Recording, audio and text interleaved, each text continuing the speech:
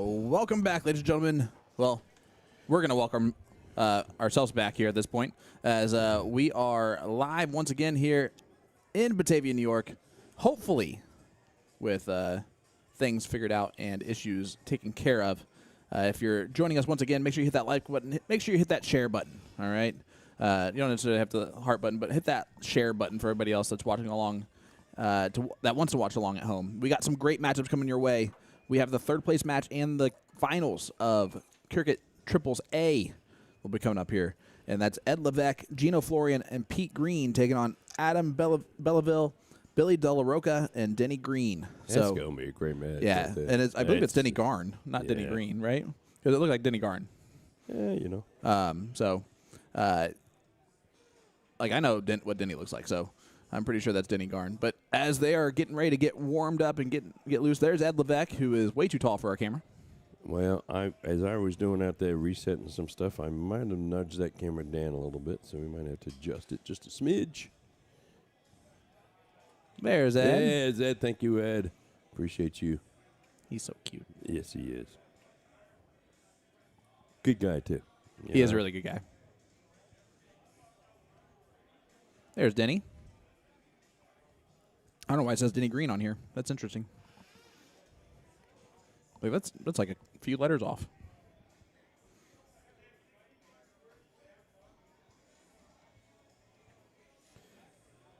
Folks, if you have any issues watching the stream, let us know. Besides the fact that it's not on Facebook. Yeah. Maybe we fix that sometime this weekend. Maybe not. We'd rather not get our Facebook page deleted right away. Yes. So we're going to have to figure that out, which we will. Not overly worried about it. All right, this is Adam Bellevue, who just threw those 3 darts. Adam, Billy, and Denny. And again, taking on at least the really good twosome that we've seen since year 1 in Ed Levesque. Tall Ed, as we used to call him, Gino Florian and Pete Green. Pete is the one player that he's the bigger guy in the back there that I don't know as well. But seen him play before. He's obviously a great shot there. This is the third place match of the A triples. So the winner of this gets the Philly legend and the 2 Canadians in the final. That is Billy Del Rocca, am I correct? Yep, Della Rocca. Della Rocca, okay.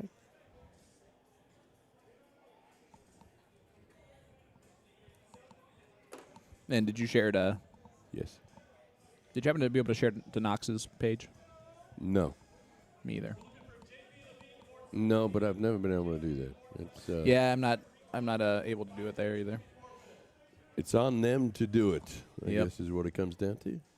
But pleasure to have you all along. Yeah. Thanks for joining us. It looks like, Sean, that in the next couple of hours here, we're going to have a couple finals. We're going to have some king seat matches and then a little bit of singles. Yeah, for sure. Let's combo action, too, huh? Let's head on over to CompuSport and look at the current bracket that is playing out right here. So, again, we're in the third place match. This one, Stinky Beavers waiting in the finals. Justin Fawcett, Steve Warnock, and Tim Neal. Okay. The Philly legend.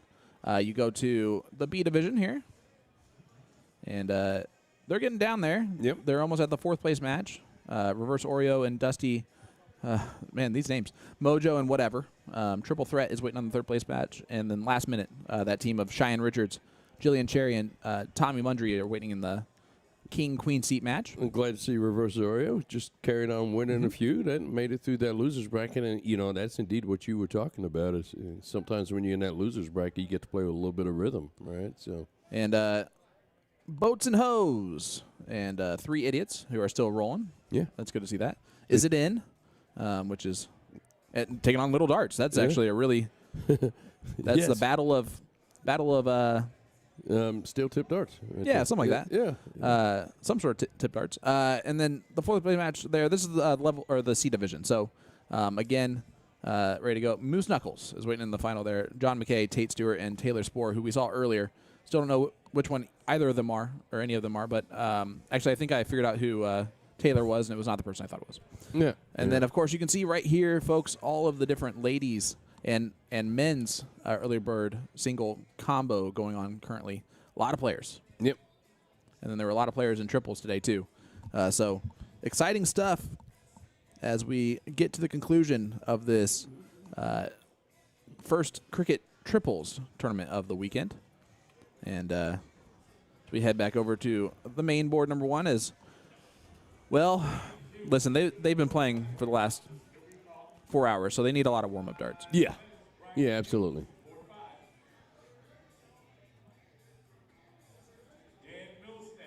Like, hopefully they're not just waiting on us because they don't need to do that. Please don't do that. We're ready. Crotch goblins and tush push. Yep. All right. I like that. It's a wonderful setup. Folks, thanks for joining us. We are To The Point Streaming. My name is Jason Ives. I'm joined by the past world champion, as we like to, one of the stars of the Bulls movie. If you get a chance to, Star is a very strong thing. well, you know, I'm here for you. One of the actors in the Bulls movie. If you get a chance to rent that, I personally did it on Apple, but I think you can do it on Apple or on Prime or on YouTube. But it is a fun little movie. Let's not expect a Academy Award performances in the dramatic division. It's a rom-com. It's a fun little movie. It's got a few little laughs and some great one-liners, and a lot of darts. So if you're into that kind of stuff, please watch it. Well, look at this. I'm into this right here. Boom goes the dynamite Out for of Gino the Floria to gate. start off this match with a niner. And that followed the 7 opening from Adam Bellevue. Here's Denny Garn. What do you know about Danny, Sean? Denny, sponsor player from X1 Elite, has been for a long time and just a very solid shot. Okay. He's one of those guys that is kind of under the radar that just makes it far in events consistently. And I guess sometimes is known as Denny Green when he plays the Knox Amusement.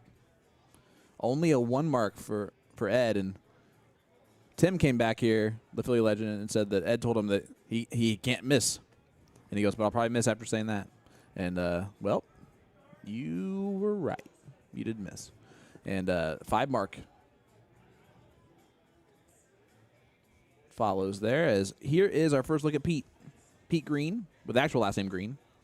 Although I hate him because he's the type of person with last name Green that I have to say green just like the color. Yeah. Because he has a stupid E on the end. Well, Mr. Green opened up with a nice 7 mark there of his own. Yes, he did. Congratulations. Thank and you can see just the rhythm and the speed of what these guys play. It's a whole different level, and consistency is not much of an issue with these guys. They are rolling. How about this? Craig's in the chat from Fatality Games. What's up, brother? Hey, Craig, how are you, sir? Watching us from overseas. Still, it was so much fun to play against him, and I got whooped, but it was an absolute blast. I love those guys. You talk to him a lot. And what he's doing with Fatality Games, guys. If you're in the grand board, if you like soft tip, or if you just like a laugh on a Friday night, tune in to Fatality Games. It's a fun little show Craig's put together there, and he's worked hard at it. He's been doing it for a little over 2 years now, and does a fantastic job. And yeah, Tush Push right now is rolling. Yes, Crotch Goblins here in leg number 1. I think if you're watching along at home and you are familiar with both these teams, obviously you're not going to be as surprised as someone who just knows one of these teams, but this is definitely a little bit of a upset potential, especially with how well they're shooting too. 6.0 is 6.5, and we're about to see their third member of their team is averaging a 5. Holy goodness. Gino's throwing a 7.5 and getting walloped in this leg. And he knows he doesn't have to blame himself for that. Yeah, nice finish there on a double bull. He's like, hey, I did my job. Yep. Gino, the cheat code. Florian. So Denny stepping up, 6.5, trying to close out leg number 1, take that 1-0 lead here in the race to 2 in the third place match. Let's see if we can just hit that one bull. There it is. Denny did not miss much right there. 1-0. So we bought the Yamaha. So 1-0 lead here for Tush Push. Again, reminder, the winner of this plays against Stinky Beavers in the final, which is the great trio. Yeah, we don't have to write comedy. These guys just write their own names. Yep. And It's we go forward from there. insane. Gino with a nice opening. Yeah, not as good as the last opening he had, but very good indeed. But yeah, the team of Steve Warnock, Justin Fawcett, and the Philly legend, Tim Neal, are awaiting the winner of this match in the finals, where the winner of this match has to double dip them. All right, Gino, let's... Oh, excuse me. All right, Ed, let's see something here. There you go with a big old white horse. Come on, Sean, give it to us. Boom goes the dynamite there for Ed Levesque, and I don't know about that. Skip back to the line or from the line, but that was pretty good. Do you know one time he averaged 107 in a match? Really? Nope, it was in a leg. Okay. All right. But You know. I guess he wouldn't stop talking about it to Gino and to others when it happened. So Gino his nickname is Mr. 107. Denny 5 marks that, and look at this, man. This is Pete's first throw. This is And they're about to close out all of the wedges. well, it looks like we could be heading to a game 3, Sean, and Oh, for sure. you know, one team's dominated the first leg, next team's dominated the next leg. It's going to be interesting to see what happens in this final. It seems like whoever's going first is steamrolling the other player or the other team. Gino behind him, points though. Yeah, but with 4 wedges, isn't it just better to close 15s at some point? Yeah, fair. But you never know. This young man right here could step up at a 9 mark, Oh, for sure. change everything. To prove my point, he just hits 3. Mm-hmm. All right, Ed, confident shooter? Yes.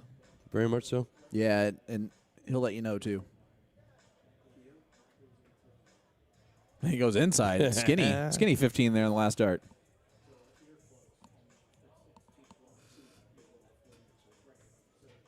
But a 3-point lead here. Denny, I'm going to say most of the time will hit more than 3 bowls with his 3 darts.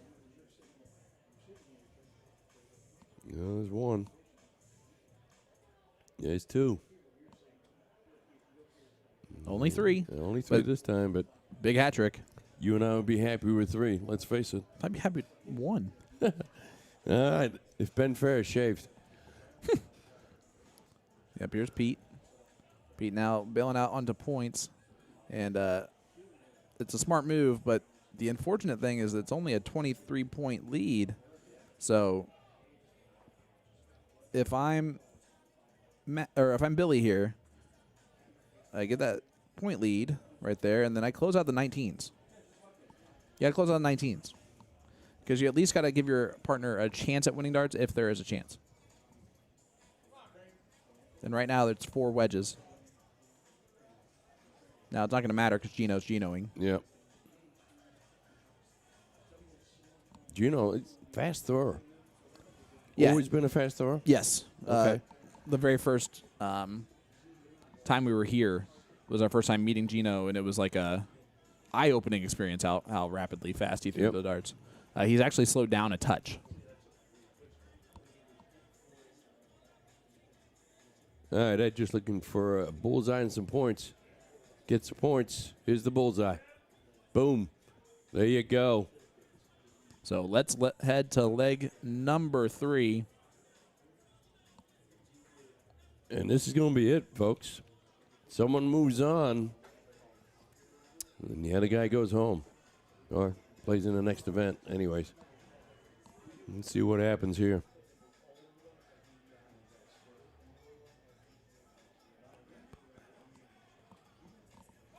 I'm going to guess that most of the time Ed's going to beat this little. Or tie it.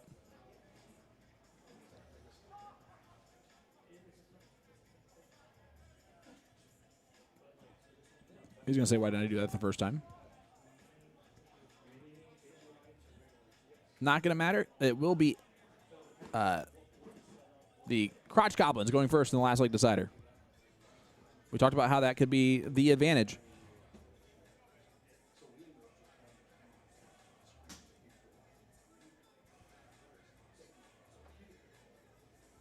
So here we go, Gino. Gino, baby. Boom goes the dynamite. What a start. Off and running. That's the start you wanted. No points on that fight. He just kind of stayed with the flow, went around the board. What's the answer? Yeah, just a wedge close. Let's see if I can keep this confidence up high here. Yep. They're going for perfection. Oh, you blew it. Yeah. Gino, that goes your confidence, buddy. Just sit down. Go to timeout. Yep. Go to timeout, Ed. Actually, just go spend a minute outside. You deserve it. Well, a 4-wedge lead, but no points. Listen, that's fine. Let's see what happens. They've only thrown 6 darts. Yeah. And they have 5 wedges closed and a mark on the 15s.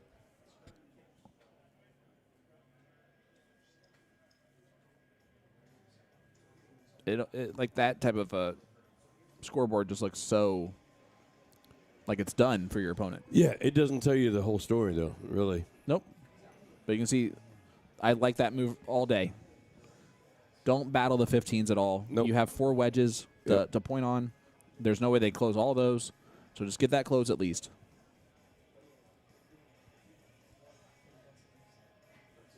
I like that move at this level, right? Fair. All right, Juno stepping up. These 3 bulls and a few points. He's not going to be able to finish it right here.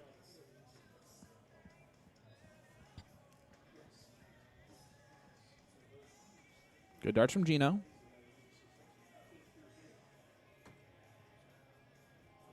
All right, wrestles a point lead back. Yep, still not over. Yeah. They're scrapping. They are scrapping. All you can do is stay alive. Reminder that the match right next door to this one, this is the triples B.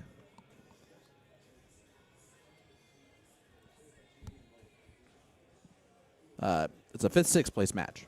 All right, well, this is your last opportunity. You're behind in points, and you're behind 4 wedges, and you have the darts.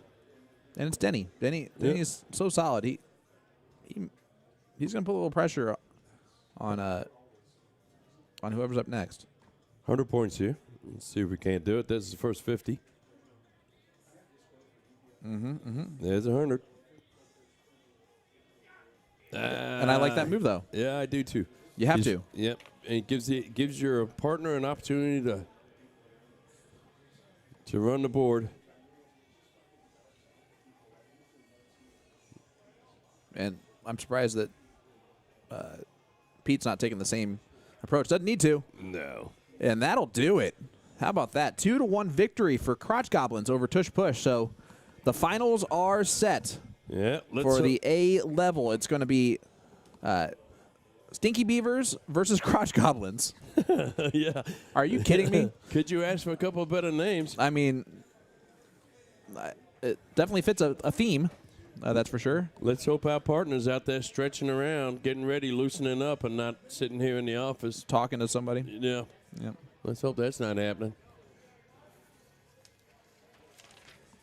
As we fly over to board 2. And that was game number 2, so that's over. All right. Yeah. Sweet. Good thing we got to see that final winning dart.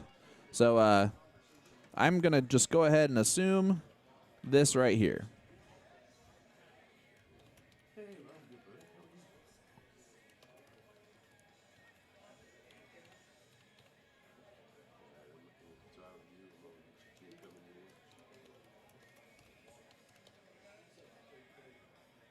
have a feeling this is going to be the next match that we see on our streaming board.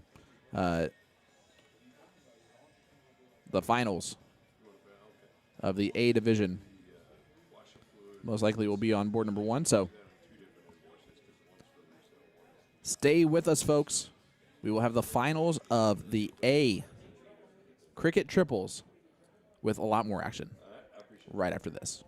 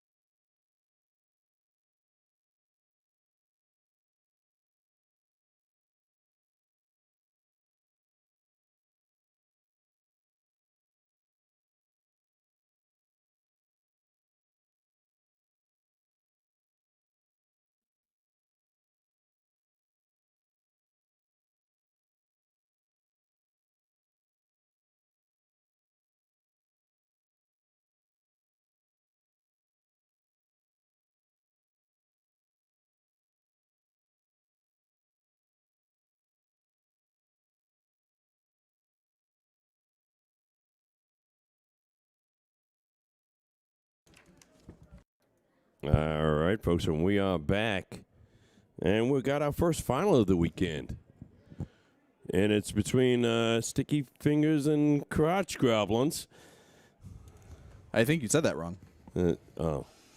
Stinky Beavers and Crotch Goblins. Beavers and Crotch Goblins. Yep. Both have similar themes. Yeah. In very similar ways, actually. It's kind of impressive. So, this is kind of crazy, stat-wise. Who would have guessed that our first final of the day would feature the Philly legend, Mr. Tim Neal? Yep. Not feature him. He's not like the A player of the whole thing. But this is a good battle, a really good battle that we're going to have here in the final. It's a shame that it's a race of two, right? Yeah. But absolutely. you got the king seat holders that have to be double dipped, and the beautiful thing about CompuSport now is it puts the number of hearts or lives you have left next to your name. So you'll see that if you're on CompuSport, they have 2 lives left. I actually can show you that right now. See that right there? Yep. Says 2 as the 2 hearts. Crotch Goblins have to double dip Stinky Beavers, meaning they have to win 4 of the next 6 legs to get the job done. Otherwise, the Canadian/Tim Neal team of Justin Fawcett, Steve Warnock, and Tim Neal will get the title. They're taking on, well, guys from this area that are about as well known in this area as you possibly get, and starting to become really well known across the country, if not already doing so. In Ed Levesque, Gino Florian, and Pete Green. And, you know, we're planning to see the best threesome in the building today. All right? So, yeah, I mean, folks, this is the time. If you have an opportunity, please share the feed. Get your friends. This is the match to watch right here. Yeah, you will not be disappointed in this one. That I can tell you that. So I Warnock came over to me and just smiling. I go, yeah, you're welcome with the person I gave you today, huh? He goes, yeah, he's all right. He's fed a middle.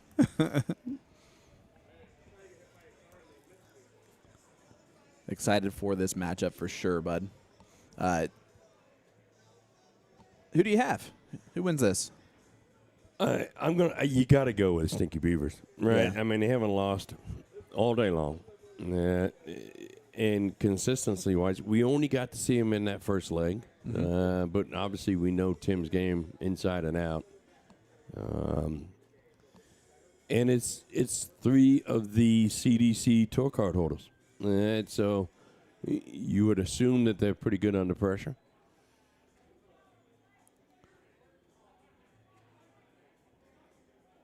Yeah, exactly. I mean, and we did see a bad game at a Crotch Goblins. We saw one bad leg in the semifinal. yeah. Who do you think is going to be the X factor in this? Because I think that is important to really think about and consider. I really think Ed's going to have a big part to play, and the reason I bring up Ed is because we saw a little bit of inconsistency in that previous match, and we saw him hit a white horse, and then we also saw him hit a 1 mark. Yeah. So, with that kind of inconsistency, we know we love Tim, and we know that Tim's capable of some of that inconsistency, but he tends to play to the level of his teammates.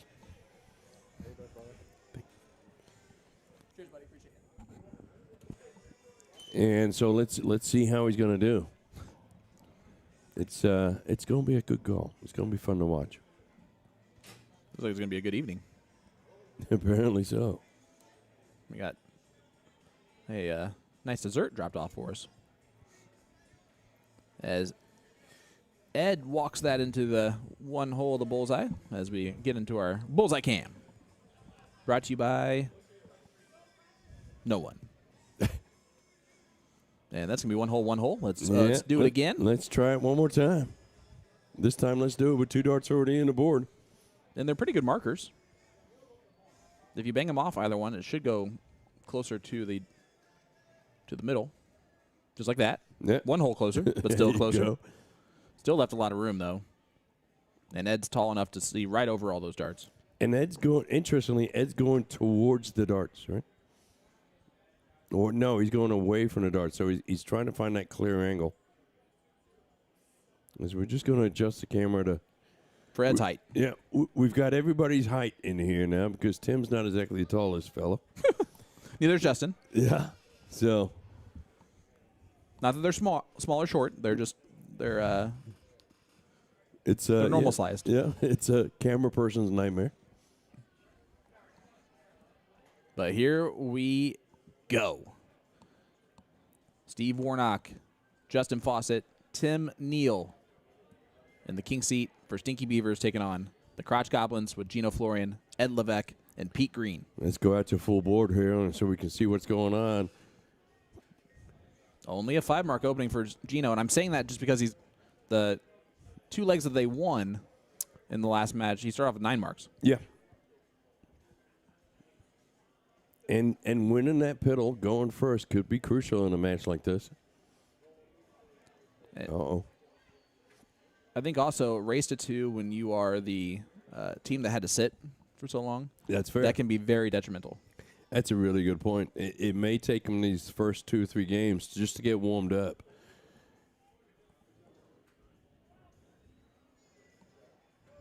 And that is there you go. Great darts from Ed. Yep. Let's see how Justin was able to. You see that perfect form. Keeps that elbow in, straight back to the eye, straight out. Yeah, if he has issues with his game at all, it is mostly in that space between his ears. Because the form and the throw and the talent is definitely there. Yep. Someone who's not going to have a problem with the space between his ears, and that's this guy. The lefty. The Philly legend. Only a 3, though. And that's Tim's trademark. When he's disappointed with himself, he claps his hands before he retrieves his darts. Mm-hmm. You'll see that quite often. Gino back to being in fuego. Yep. As they are steamrolling this first leg, huh? And you do see that a lot at this level. Especially in cricket, they'll just steamroll right through. One team will steamroll the other. Not often do you see too many close games where it's back and forth. But they're a pro when you do. Oh, yeah. All right. Ed going straight for the win and does that with 6.75. 1 dart. Yep. 6.75 for Ed Levesque in leg number 1. And, well, Crotch Goblins are 1 leg away from tying this bad boy on up. As we head to leg number 2. It's going to be Warnock going first. And, it's important to point out that Stinky Beavers did actually have to sit for about 2 hours waiting on this match to happen. So not completely surprising that you see him struggle right out of the gate here.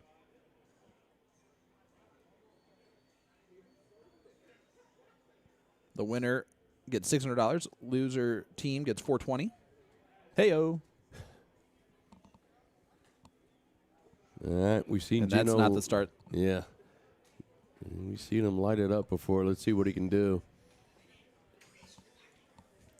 We mentioned it before. When your opponent has a bad round, very often you'll have a bad round just because. Yeah, we'll see if Justin can pick it up here. Needs a trip right here.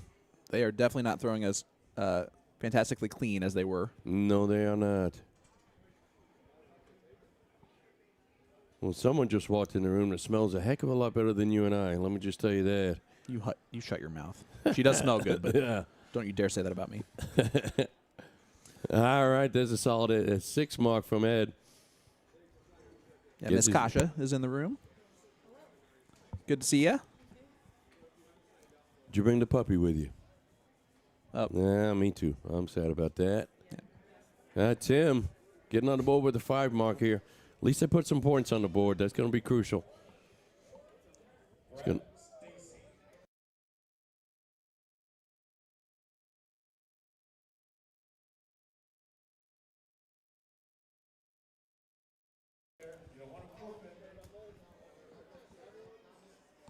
As Warnock going to step up here. Going to look to, Well, he hasn't had a good opening match, and he hasn't had a good opening round, but he starts out with a great dart right there, trip 17. There goes the 19s. Back to the 17s. That'll work. Build that point lead up a little bit. And, folks, we might have a match right here. Potentially. Gino going to be looking at 20s. Needs another one. It's going to have to waste darts at the 20s. Unable to score on that third dart. Still 2 points behind. I'm a little surprised in Gino. Usually he knows that math ahead of time. I could tell that he had to pause and look at the screen before he threw that third dart. And that was with hitting what he wanted to hit, really, with the first 2 darts. Or what he could assume that he was going to hit with the first 2 darts. Interesting that Fawcett closes the 20s and only gets a 19-point lead. That's playing with fire when you got Ed Levesque coming up behind you. But it's also, I think, a little bit to do with the cricket strategy for steel tip versus soft tip. Fair. And these gentlemen being mostly steel tip players. But no harm, no foul. All right, Tim had a 5 mark last time. Let's see what he does. See how aggressive he gets. Very aggressive. That'll do. Work. That'll work. That's why he's the Philly legend. Does he get more of a share if he carries the team? No. Just checking. No, the Canadian conversion rate won't allow that. Tariffs. I was thinking the price of the dollar anyway. But It's fair. all right. The sniper. Who's had a rough go of it, but showed some life last round.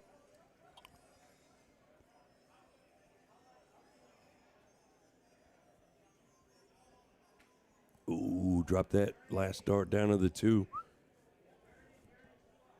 Well, It's going to make him waste a dart on the 15s to regain that point lead. yeah, and there they go. Oh. Uh-oh. I would have thought those would have gone 9 times out of 10. All right. Can Justin throw in a big round when he needs to? He's only thrown a 2-5 in this leg. He needs to do better than that. I could do that. Pressure's on right here.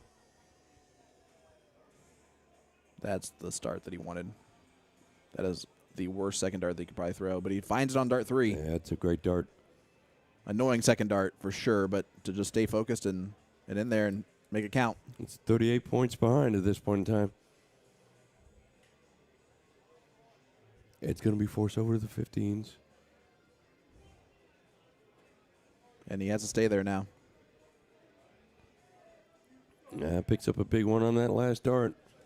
All right, Tim's up again, 37 points behind.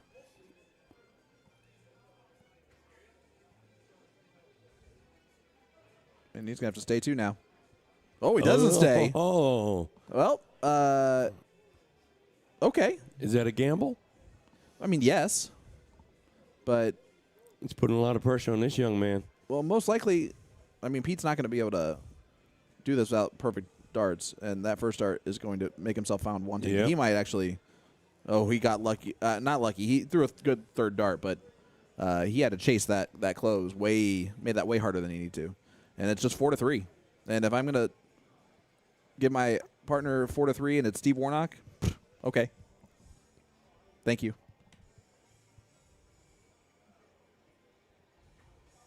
Now I will not take it because that first dart is in a horrible position. Yeah, but he's not going to get the win there. Only 2. Now, Gino still has to hit 3. And I know that that's usually accomplished quickly. Yeah. Well, it definitely will be. Yeah, that was easy. As Gino just made that look simple, and Crotch Goblins made that look simple as we're going to the double dip. They already got 1 scoop of ice cream. All right, this is it, folks. This is kind of what we wanted, in all truth. What, Tim to lose? Well, nobody. At least to get back to earth, like be humbled, Yeah. I just want to see 3 good matches right here. We're going to start off with a nice piddle.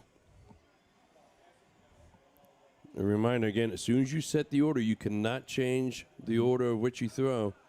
It's pretty far out. The sniper, Snipped. he missed the entire target there. And then some. Yeah, he remember I talked about the whole thirst issue of Yeah. of things when you're sitting for a couple hours. And you're Canadian? Well, it's not just being Canadian; it's anybody.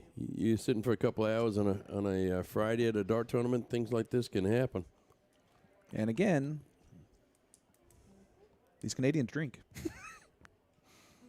and they usually do it pretty well and functionally. But all right, Gino, setting tough. up first 3 darts. Let's see where he goes.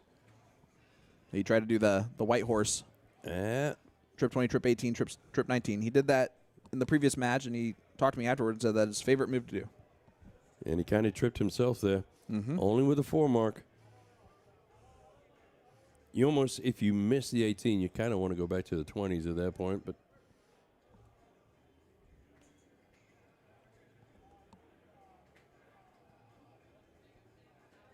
there you go. Big last. So we have a couple of opening round 4 marks. Yeah, that'll work. Especially because the 1-4 mark was for points, the other one was not. But Ed's going to clean up his partner's work. And big darts from Ed Levesque. What a way to 7 go, mark. Ed. Yep.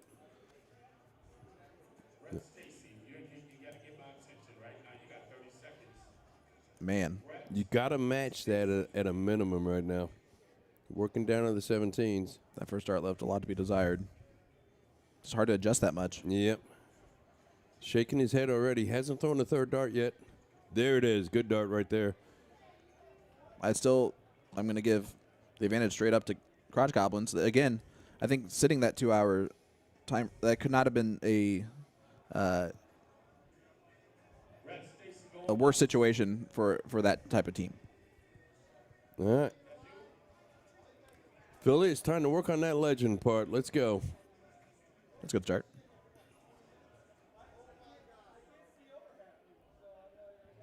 Yeah, that's good darts right there. Solid 7 mark from Timothy. Good old Timothy. Brings Gino back to the line. The gentleman who brings an ungodly amount of shoes to a tournament. Really?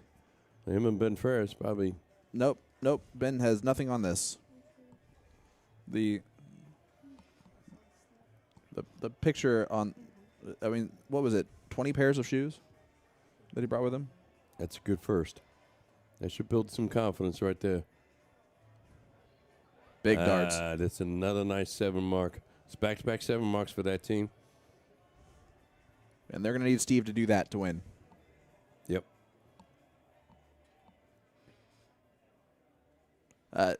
Jennifer, he is on Stinky Beavers. Yeah, big last there from Ed. Closing down that 17. This Western New York team is starting to heat up in January.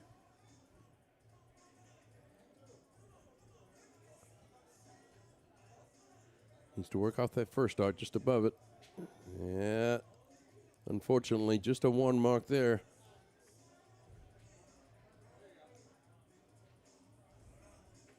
As me and Sean sit back and watch our share of Tim's winnings slip through our fingers. Yep. $55 is going to turn into like $35. Yeah, It's disappointing, you know? I mean, I still think we should keep him hired. Well, yeah, for sure. We need him for the weekend. Tim opening up with a solid trip 16. Oh, 7 mark bring us back in it a little bit. I like how you just put yourself on their team, too, just now. To bring us back into it. I'm here for it. 59-point lead. Ooh, okay. Did that door just creak open a little bit here? Oh, a lot of it. And you could not be happier about it by how you sounded there. Yep.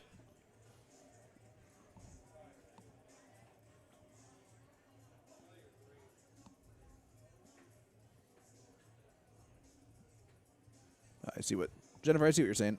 And you're right. I do typically make that shift on the scoreboard to represent which team is on which side. Good call. Criticized by Niels all over the place. Oh, no, that's fine.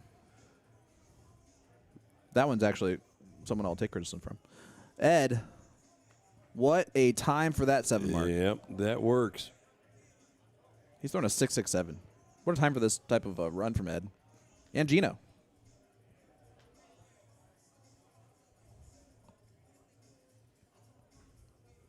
The only people that are not happy with the timeline of this is, well, those three gentlemen that are closest to our camera. That's a nice one. Good Yeah, darts. that'll work.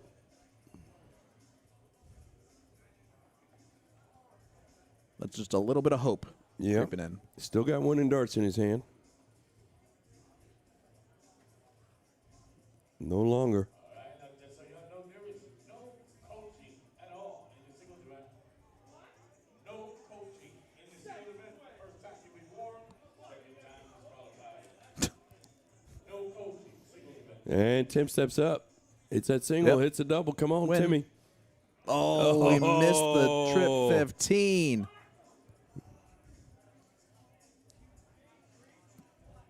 Well, I know what he'll be working on.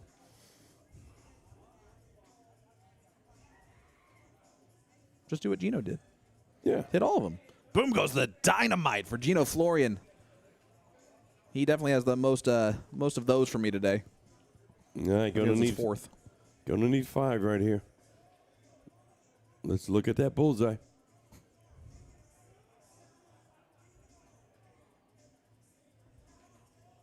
Yeah, I mean, got a little Yep. quick on dart 2 and Yep. dropped it low. The consolation bowl on dart 3. And you don't want Ed coming up right behind you. He needs 3. There's 2. And there's the third.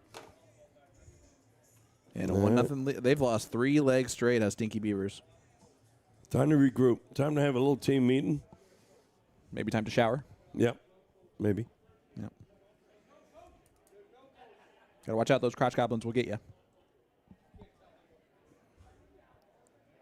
And here we go. Leg number 2. Don't you love team names when it comes to these? Here is Steve Warnock, the sniper.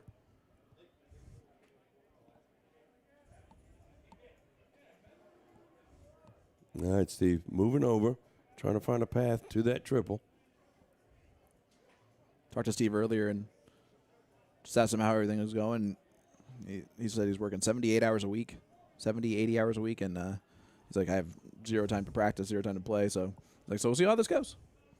And I said, something that's a better thing. He's like, yeah. And he shot really well early on today. We've seen Gino do some amazing things with his first 3 darts. That time he did go back to the trip 20. He snatches his darts out of the board, but that's more than bare minimum. Yep.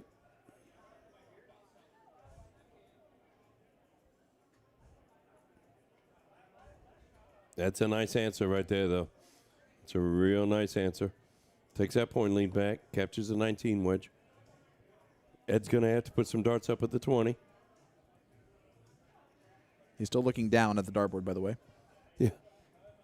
And that's huge. Yeah, there's nothing wrong with that. Huge last dart. Now, does Tim waste a dart at the 20 just to shut it down? Yes, at some point. No, not. Okay. All right. A little flyer on dart too, but yeah, it'll you can do. that every now and then. It's all right. It all counts in large amounts. I always say if you're going to miss and do a double of that number. Unless you have the single left. Well, leaving that 20 Ooh. open seemed like an advantage. It was too tempting. And Pete, unable to do much there, and this door's wide open. Yep. Right now, close the 20s, put some points on the board. All comes down to what order you do it. Of course, he gets trip 20 on dart too. There you go. That's Big a last. big dart right there. Takes that 64-point lead as well as a wedge lead. Again, I don't know what else you can expect if you're watching along with us, dart-wise, as Gino, another boom goes the dynamite. His second of this match. Wow. Gino Florian. When he's on, he is very on.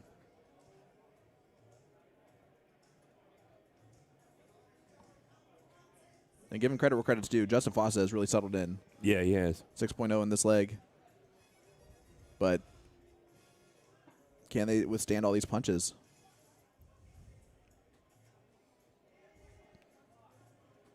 That's the only type of player that would be blocked out after that first dart, just because it's... Yep. Makes you wonder, does he struggle shooting down on the lower side of the board? Because he is a tall man. Not that he's shown. There's been plenty of times where he's drilled that dart on dart 3. And a little frustration there. All right, Tim.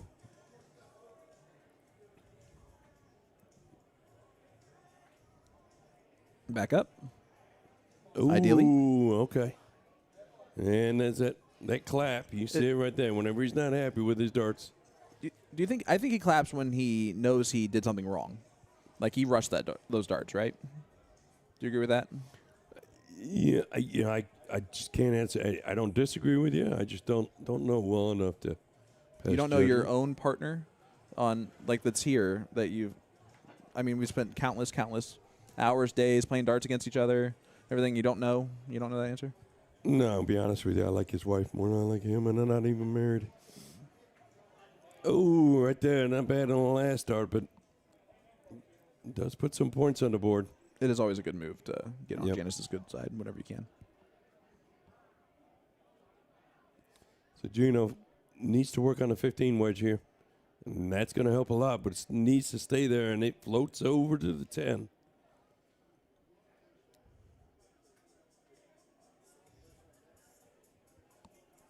All right. Little dance move for us. A little highlight to the crowd. Tricky. Needs to close right here. This start's crucial. There it is. Big fat part. Great fat 15. And we all know sometimes that dart can be the hardest one to throw. All right, Ed stepping up here. Finds himself behind. He's got to work on the bulls. Shot at the 18s. Yep. Yep. And drills it and puts a lot of pressure on Tim to hit 3. But listen, we know Tim really well. Yep. Oh, now it's tougher. Wow. No, it's impossible. There's that Wow. clap. Yep. That's a It's a clap. 4 and straight, man. Yeah. Look up to the right. This was a BTA final. As There it is, ladies and the gentlemen. Crotch Goblins whoop them 4 straight in the Yeah. final for that double dip. And that's the last you'll see of Tim this weekend. Lieutenant Dan, ice cream. And Well, congratulations, Crotch Goblins. our champions of the Cricket Triples A division. And Big shout out to Stinking Beavers. It's tough when you get to sit for a couple of hours. you just call them the Stinking Beavers? Yeah, Those Stinking Beavers. those Stinking Beavers.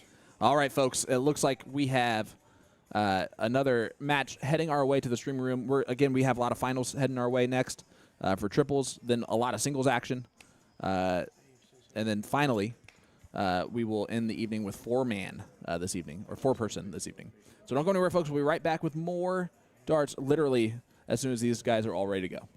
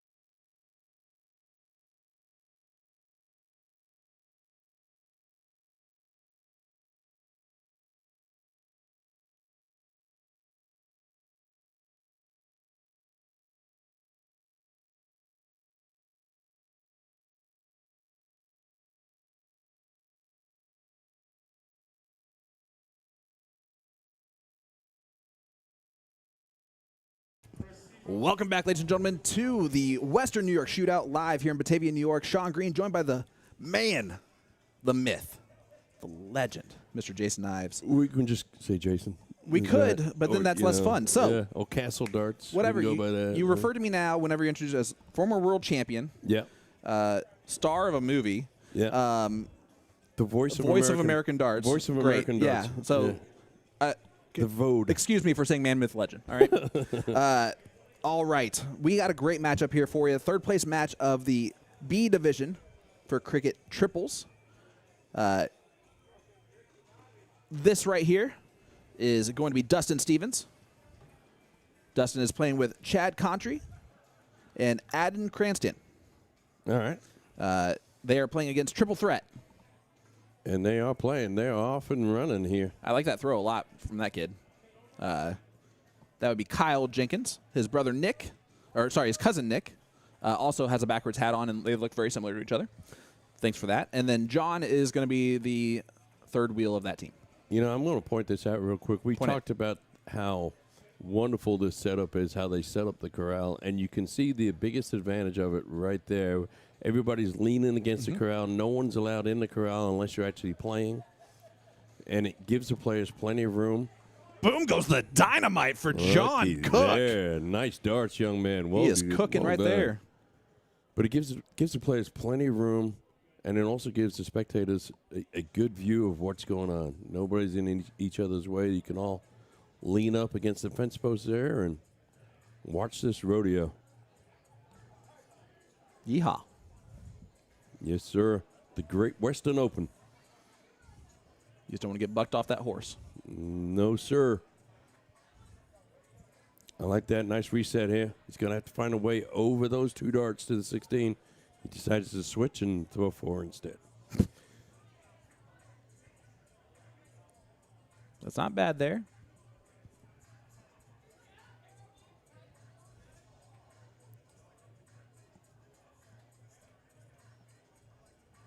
Both these teams struggling on the 16. You'll see that occasionally from 16s to 15s. And we've talked about it several times earlier. When you're shooting on level 2, you'll see some greatness like you saw with that 9 mark we just saw. And you'll see a couple of 1 marks like we saw earlier on here. You'll see stuff like that, right? Like miss what a level 1 player would say would be horribly, then drill it perfectly, and then miss what some people would say would be horribly. Yeah. And You just described my dart game in a nutshell. listen, Yeah. takes one to know one. That's for sure. Thank you, sir. Todd is great at just bringing us in all of the things that he needs to bring us in. After this match, we will have the finals of the C division of cricket triples. Now, this team's in a commanding lead right here, but it's going to be crucial that they don't have rounds like that. It's an open round, no marks scored. And all it does is just opens the door, gives the other team a little bit of hope. And I'm just grateful that the team names are Moose Knuckles and Boats and Hose in the last. And there it division. is, opening up with a trip 5. Ooh, floats that one over to the 10, though. Just on top. But they did give themselves a wedge, a way to score. This one's going to try and shut down. He's pot committed right now. He's got to stay there. And he is able to close him down. So we're going to go to Bulls. Yeah, great darts from Nick. And Dustin. Ooh, all right. Floater 2 out of 3 ain't bad. Just check with Meatloaf on that one. There's not a whole lot wrong with this throw right here. Nah. Reminds me of Dylan Cheshire's. Really? Yeah. He's got that same wrist motion on that front. He does that.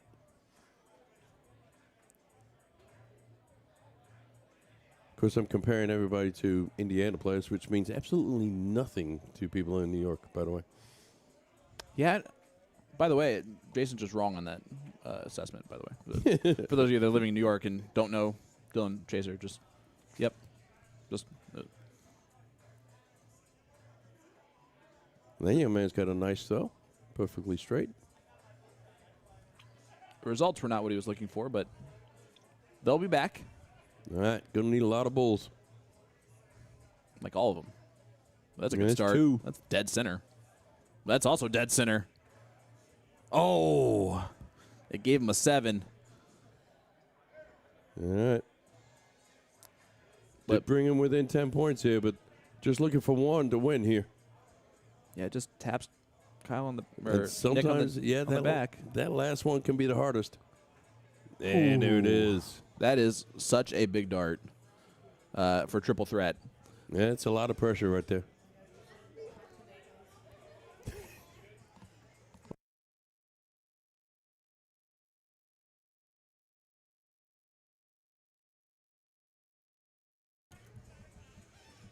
All right, let's start off leg number 2. Adden going to go first.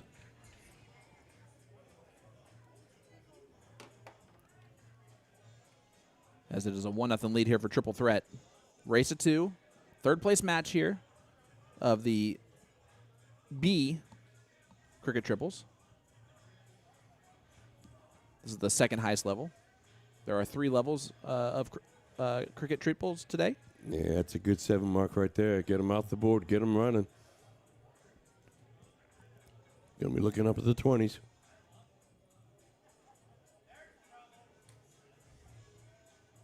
And again, we can map out for you guys at least the next 2 matches we have, as long as timing-wise fits for the match over there on board number 2, which is the finals of the Cricket Triple C division. Moose Knuckles, John McKay, Tate Stewart, and Taylor Spoor taking on Boats and Hose, Chris Bavoda, Kyle Minter, and Scott Dubois.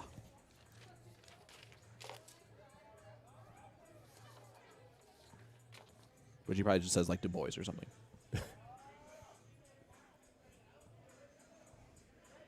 Only a 2.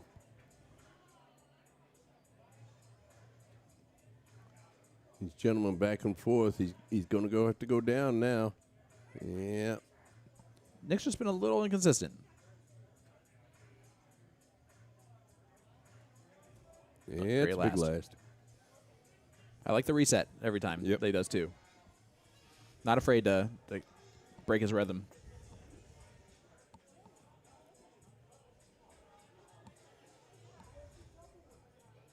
Adden's got to stay there. Oh, ideally. A little bit more than a bed and breakfast.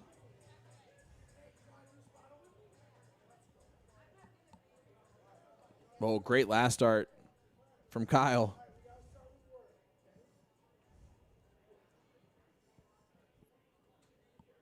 Now watch this young man's follow through. If he follows straight through, it generally goes pretty straight. It's when he goes off to the left or off to the right, excuse me. It does some weird stuff. That time he got fortune on that last off, picks up that trip 18. Yeah, his release is a little Inconsistent. well, I was going to say Dave Chisnell-like. That's fair. Which I know no one wants to have that comparison. And it's not nearly as bad as that. But I would say that there's just a little bit in there.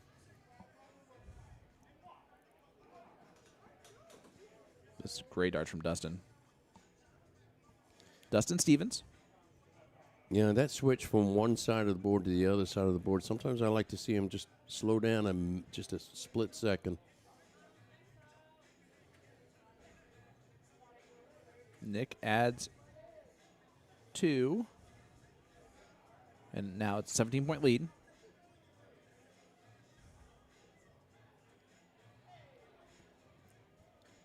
He did go down in the Huge. 19s, took a big gamble on that, and it paid off for him. Paid off in big ways. That could be a crucial throw right there.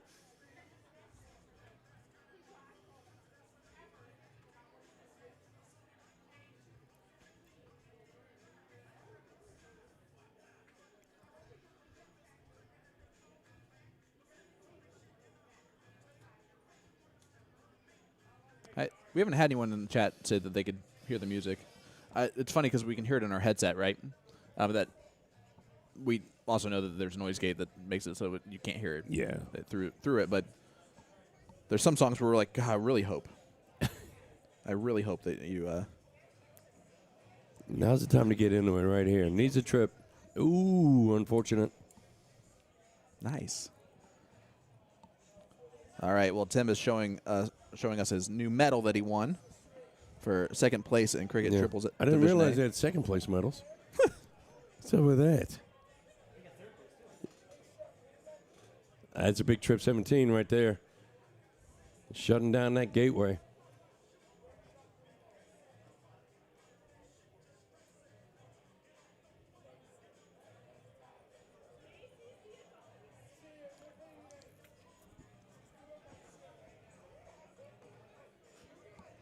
Good darts there. Yep. Bringing them back in, opening up another door in the 15s. This young man's got some choices. He's going to go the point route. Staying up at the 18s, unable to hit either one of them. Does pick up a single, builds that point lead. That's about 25 points right now.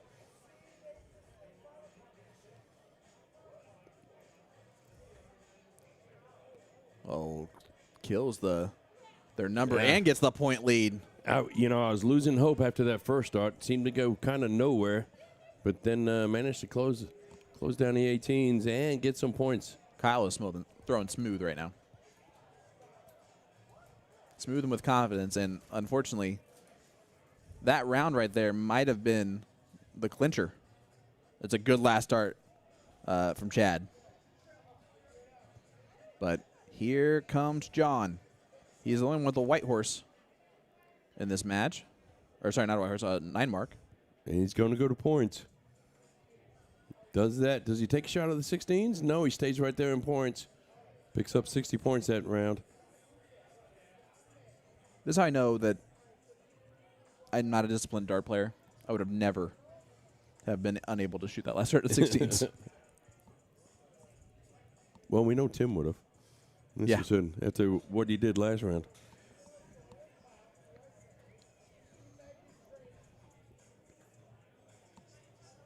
Oh, that's a beautiful first start and can just add some points. There you go. That's a nice visit. Time is going to be running out here for Dusty Chadden.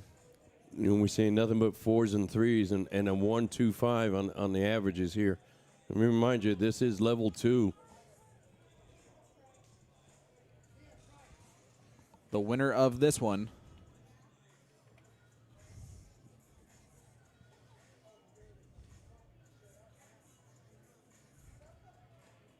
plays the last minute. That's right. Cheyenne Richards, Jillian Cherry, and Tommy Mundry in the finals. So another one where the king-queen seat holder has been waiting for a very long time, as that will do it. Triple Threat does move on to play against Cheyenne, Miss Cherry, and Tommy. Is that going to be the final? That is the final of the B division. We have the final right now going on of the C division. As we jump on over here. And so what we're looking at here is the best players in the C division. They made it all the way to the final in the corral. As they turn around and pluck their darts, they can see that big crowd watching them.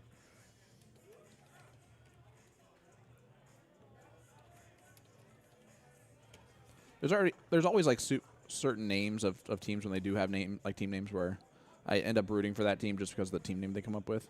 Yeah. Boats and Hose is always going to be one of those. We see a little dartitis. This is what dartitis looks like, folks. Mm-hmm. And we say that with nothing but love and sympathy for that young man.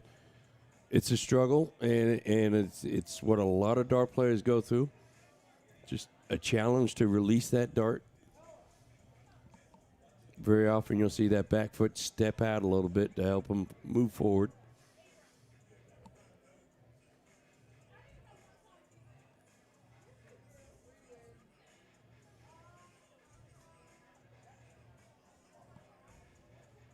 That was either John or Tate, by the way. I'm going to say John, probably. Tate's probably the one you were right. Oh, look at this. There you go. Level Great. 3-7 mark, folks.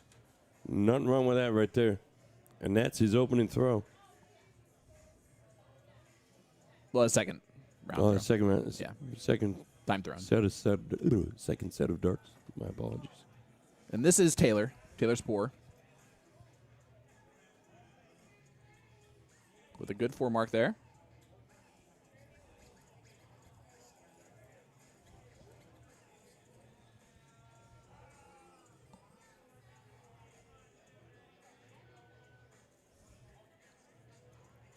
I'm also always a fan of the Ricky Bobby jerseys.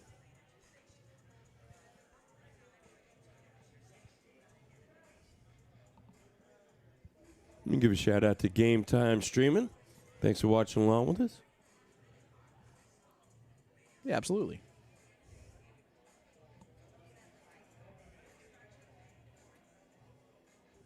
Ooh, disappointed with that last dart. Just fell a little bit short of the trip 16.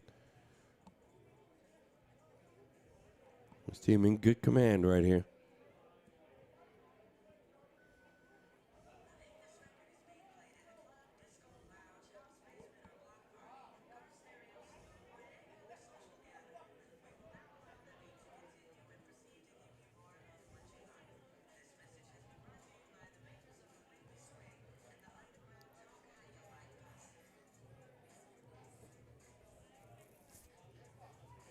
He's struggling. You'll see that sidestep right there.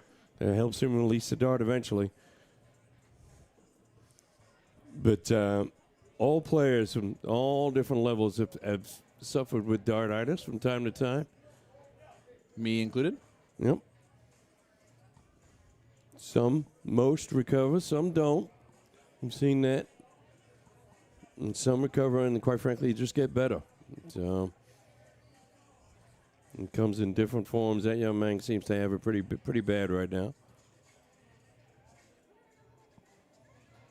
Oh, that's a solid 5 mark right there.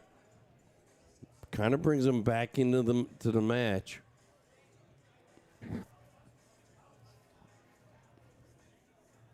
And closes down to 16th. That's a smart move. Now he's just got to build points. Now it's on this young man to close down some wedges. You've got the point lead. At least get rid of that 20. He goes right at the bowls. And C division strategy, right? Yep, that's fair. Here is Kyle. Yeah. Conley's able to take that point lead back on that first start. He's going to be shooting right at bowls from here on out.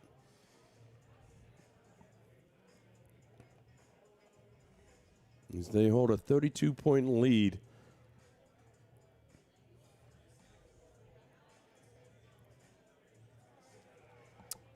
Picks up a loose 15, picks up 2 loose 15s. Yes. I don't know how you. Yeah. That's impressive to fit both those right there.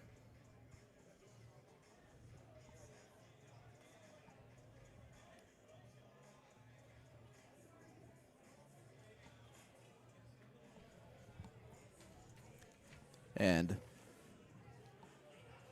Scott trying to just find 2 bowls here. Might go back and point on dart 3. Nope, stays there. I'll be interested in finding out if it's more exaggerated when he goes to the streaming board as opposed to when he's in the rest of the hall. I'm going to say probably not. With me, I was the same way. I had a step. Mm-hmm. But I wouldn't step forward. I would sidestep. Yep. And I had to. If I did not do that, I would not throw the dart. Yep. And I got pretty decent being able to do it. It's just, it's just frustrating. It makes you feel like silly for some reason. Like there it is. Like right the fact there. you can't even do it. It's crazy. All right. Boats and Hose takes leg number 1. And shooting a 5.18 right there. Nothing wrong with those darts for a level 3. Nah, Chris shot very well in that first leg.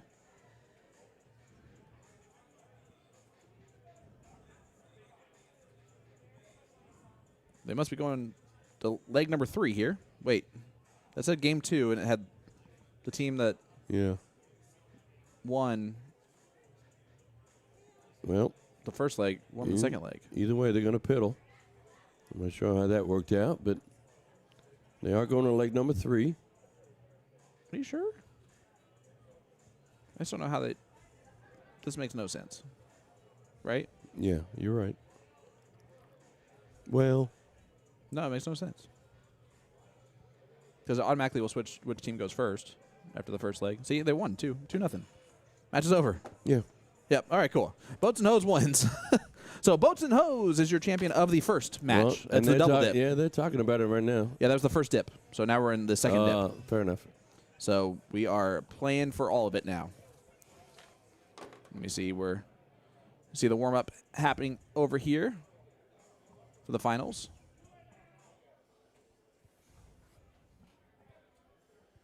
Of the B division. We will go there next.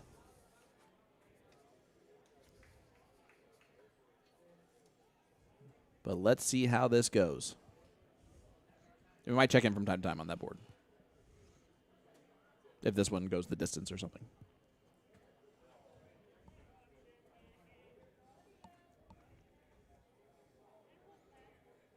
Just because it's always a little bit awkward and weird if a team wins a level and we didn't stream them once. Yeah.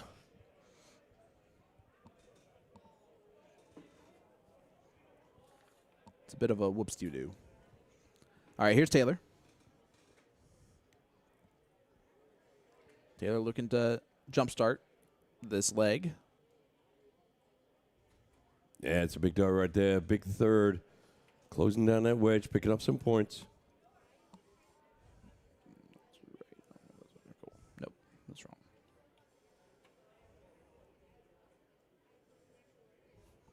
All right, here's Scott. Scott is struggling with dartitis. And again, that's him trying to throw it without stepping.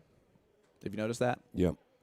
And it just, again, the frustration of it is, why? You're just like, why? Yeah, he's managed to close the 17s, and let's face it, he's in the finals. Yep. So he's powering through it, and just the courage to be able to do that is something that's very admirable.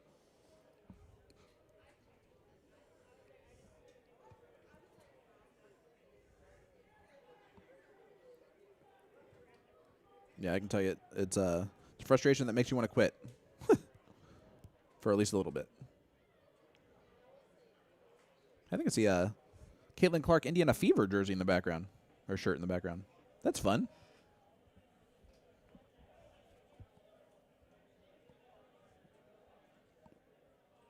All right, you got the point lead, but you're down a couple of wedges. John's been playing very well. Yeah, I'm okay with those 2 darts. Yeah. I mean, the second dart he would have won closer to the triple, obviously, but who cares, right? He shot the dart at it. It just happened to miss. Go back to points. And that is a great first dart from Kyle. Yeah, it's a great second dart. I would not have boomed him because it would have been an 8 mark, but it would have been a heck of an 8 mark. And yes, I realized how that sounded right away. Takes a point lead back, though. Starting to get in control of this match. Got to work the 19s.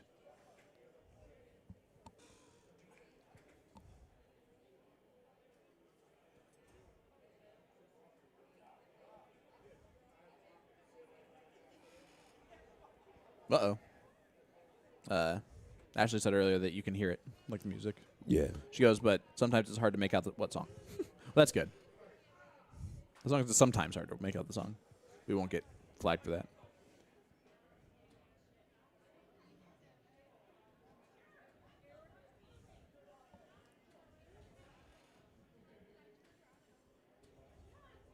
Only 2 from Scott, but he's still hanging around with a 2.5.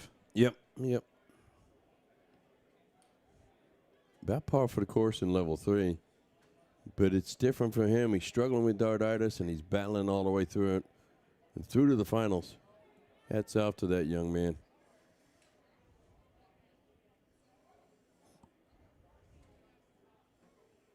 Chris has been throwing extremely well.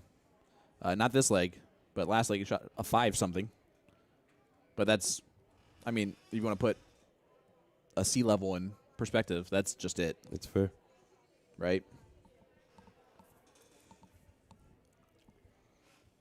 Again, everybody, thank you for joining us. Make sure you hit that share button.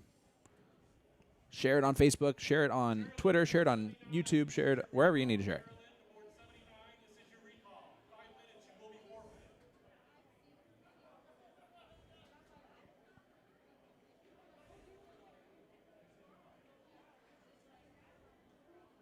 So this is the 10th annual Knox Amusement Western New York Shootout. Okay. And I always love a tournament where when someone makes an announcement of something, you know that they mean it. Mm-hmm. And so we just said, you got 5 minutes to get your board or else you will be forfeited. And they mean that at the 5-minute mark exactly. If you're not there at the board at 5:01, they will forfeit you. And they will be unapologetic about it, and you will probably just understand because you've been here before and you understand that. And in the singles events, they ban coaching. How do you feel about that? Weird. Yeah. I don't like that. I think it's there's no reason why there couldn't be. It's not like, I mean, sorry that I have a friend and that's going to help me out and you don't, but like, yeah, they did say the first time's a warning, second time you will be removed from the tournament. it's just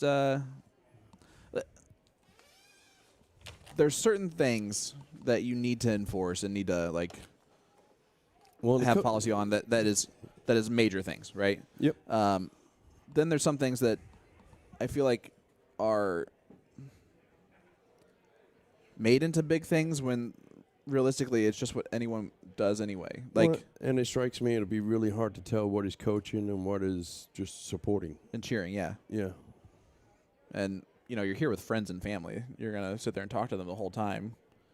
Well, it would be easy for me to just accidentally start talking tragedy. if you visit the board and you have a bad round, you have, let's say, no marks, and you come back and your buddy that you traveled with said, all right, keep your heads up, let's go, come on, we got this. And he's not playing. Is that coaching or is that supportive? I think that's supportive. But I think if they're like, what should I do? And be like, close 20s, I think that's coaching.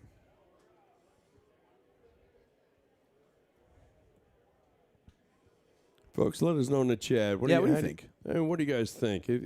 Should coaching be allowed or not allowed at certain events? Of course, we're really only talking, and all I've heard about is the singles events here. Yeah. I'm certain that coaching from your teammates, if you have a partner or if you're playing triples or 4-man, it's not going to be an issue. But Joe in the chat asking a question, can any level of a player enter the blind draw tonight? How's that work? Yeah, just come on out. Sign-ups close 15 minutes before the tournament starts. So starts at 9. Be here probably no later than 8:30 to ensure you get signed up. You don't need to bring any stats or anything like that because it's a blind draw. And you'll get a random partner. Yep. And don't be late. And you're going to have a good time. When they shut it down, they do shut it down. Yep. They don't hesitate. Yeah, there's no exceptions to that rule. You got to be in line 15 minutes before the event. And they have a person sitting at the back of the line making sure nobody else is entered at that point. So do not be late. Great last start there from Boats and Hose and Scott. Yeah, I need to shake Scott's hand. He's a battler. Love seeing that. Yeah, the amount of exhaustion. Yay for Tim. Thanks, Tim. I'll be here all night. I'm the drink smuggler. Nice. All right, leg number 1. Yeah, let's see. We'll flip over to the other board right quick. Let's see if we can catch up with that. That was Boats and Hose. So Boats and Hose has now won 3 straight. They're 1 leg away from victory on that other board, and I'm just going to update the scoreline there. As we're about to be taken to Paradise City. As Moose Knuckle, sorry, this is not Moose. This is last minute. Jillian Cherries actually was the last minute member to join the team. This wonderful human being here. And that is a good throw. Yeah, that's very solid. Look at those averages, folks.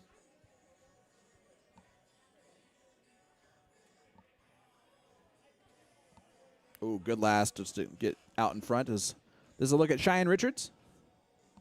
We will go right back over to this conclusion of the other match just to get a look here at the Blonde Swan. This one does look like it's going to go to a last leg decider. They did win leg number 1, did the last-minute team, so they're 1 leg away from winning, which is why we're staying here for a second. But it looks like John... Yeah, I remember his name. John is going to send this to a last leg decider. Maybe not. No winning darts here for Tommy.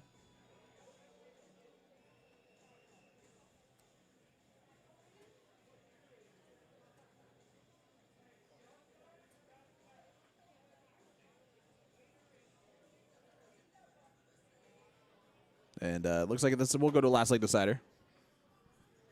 Oh, well, come on. Hit the dart so we can move on. Come on, Nick. Nick did not hit the dart, so... Well, still not winning darts in the hand of Jillian, but she can definitely make this interesting.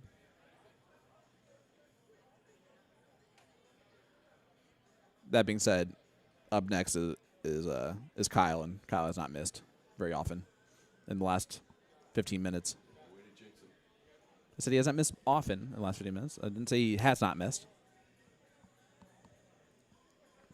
Oh, jinxed it hard.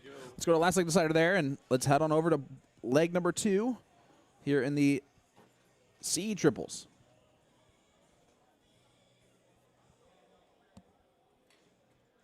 And this, for the first time, Boats and Hose has the advantage in the tournament.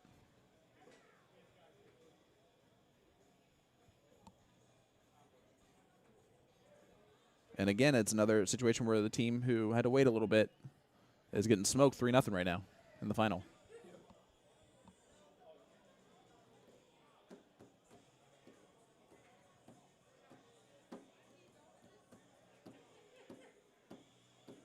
And it's just it seems more conducive to like a race to 2, because it can take a little bit of time to get warmed up again, and by the time you do, you're already in the double dip. And by that point, anything can happen. Yeah, that's what we saw in level 1. Mm-hmm. But we saw a whooping in level 1.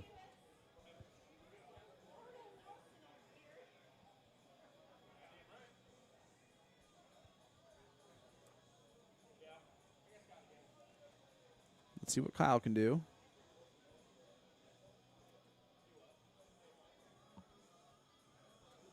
Big last start from Kyle. Nice last. And Boats and Hose. Gotta have them Boats and Hose. Has a huge advantage once again. 2 wedges up and 26 points.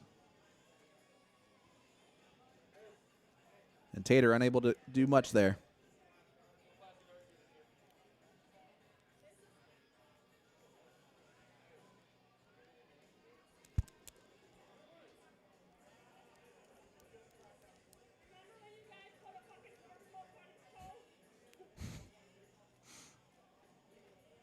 I love when people are watching board number 2.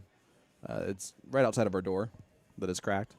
And while our sound doesn't leave here the room very much but it's so quiet back here that we hear everything kind of go through the tunnel of that. And some of the stuff that's said is just wild.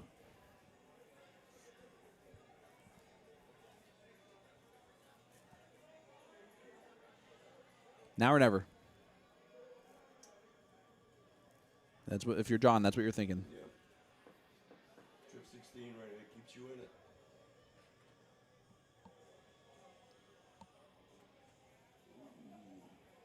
Only managed to pull out 2. Well, there you go. Information from Davey Seam says Scott Du Bois has had the yips for 5 years. He was a high-level A player and is working his way back. Well, yeah, I admire Scott. If you know him, please tell him he has our appreciation. Certainly does. And there are many players that were really high-level A players who got dartitis and then came back better. Ram Guevara, Mike Maloney. Yep, Mike Maloney. One of the first streaming matches I ever watched. He was struggling with dartitis.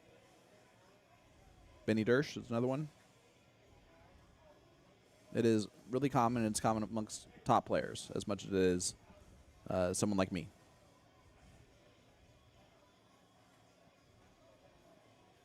Kyle not able to do much there. Did add 18 points,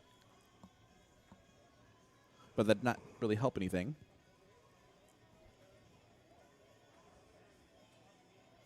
All right, picks up a couple of bowls.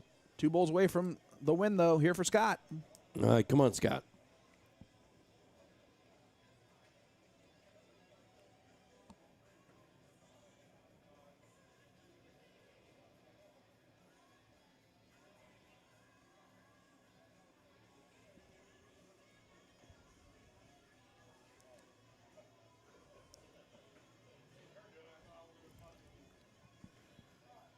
Believe it or not, folks, I've seen worse than this when people are struggling with dartitis. It's a terrible affliction, but you can work your way through it. And this young man's sounds like he's been working a long time at it. Wish him all the best.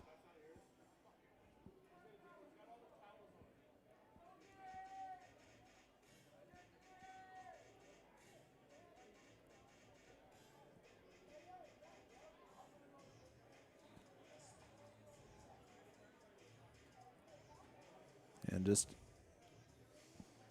It's plucking away at it. Yeah, but you know. it continues to just be not enough. And here comes Chris. Chris has been playing extremely well. 5.0 in this leg.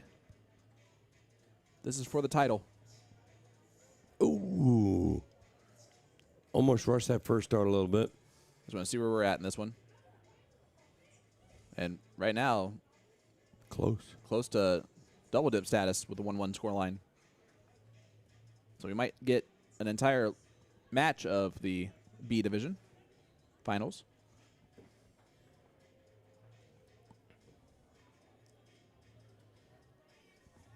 And there it is. I believe that's it, right? Champions. Yep.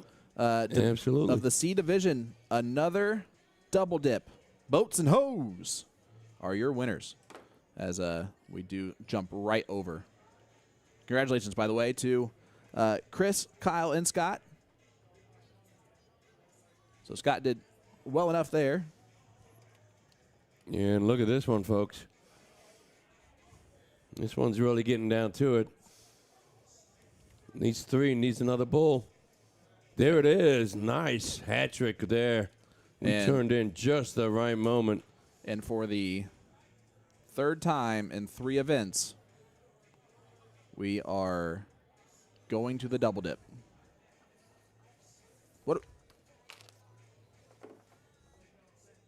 What do you attribute that to?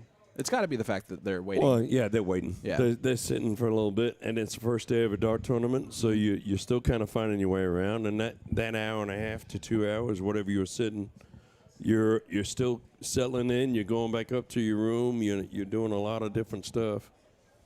When in theory, they tell you should be playing. You should be playing against your partners or whatever it takes to just stay in rhythm at that point in time. It's common in all dart tournaments. It's unavoidable. And there's not a whole bunch you can do about it. As we see the piddle here for the back end. Here's Miss Cheyenne Richards. She's stepping up. Love the way she takes her time, focuses, perfect form.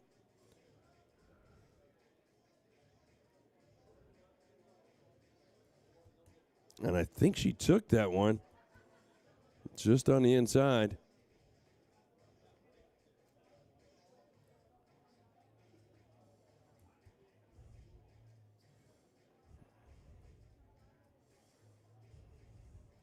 And she did take that one, and she's stepping up to the hockey. In the opening round, catches that piddle. Crucial.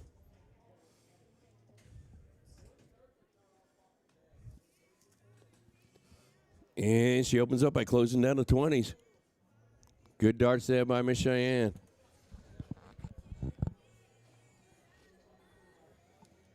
Yeah, Cheyenne shooting extremely well. Yeah, it's a nice answer with a 5 mark there. 19 points put on the board.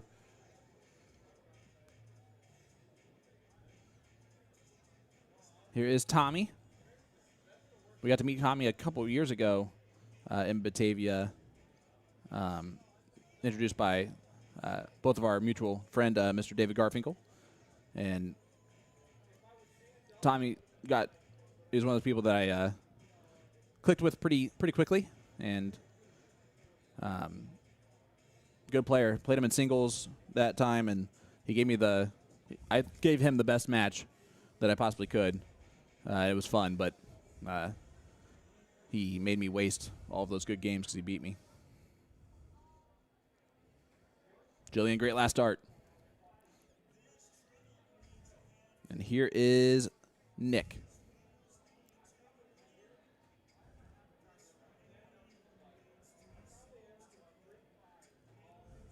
Good darts there from Nick. Just solid darts. Nice 5 mark. Closes those 20s, which is going to be crucial. Cheyenne works on the 18s. Opens up with a 6. Boom goes the dynamite. Cheyenne Richards. Ladies and gentlemen, the Blonde Swan. Throws in a 9er. And that's why she goes first on our team. Yep. Ooh, almost answers back with a 9er, but ain't nothing wrong with a 6 either. Good follow from Kyle.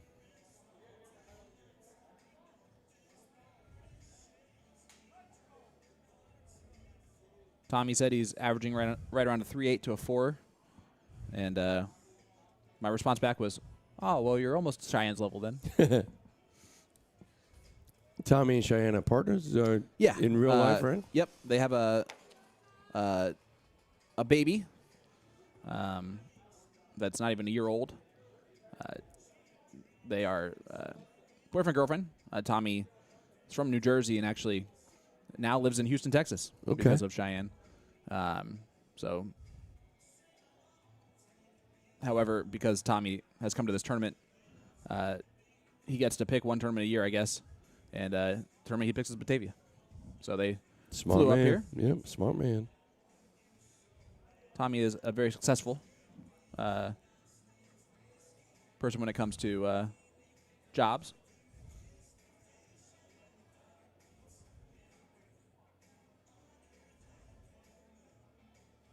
Which it makes it a little bit easier to travel a little bit more.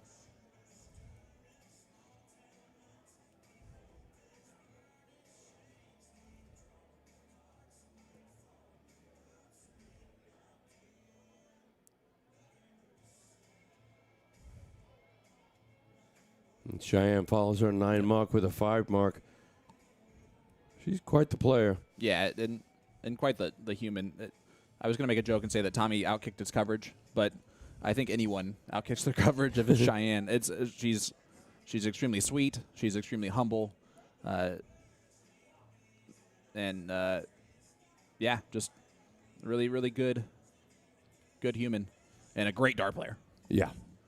I mean, fantastic dart player. Not female dart player, dart player.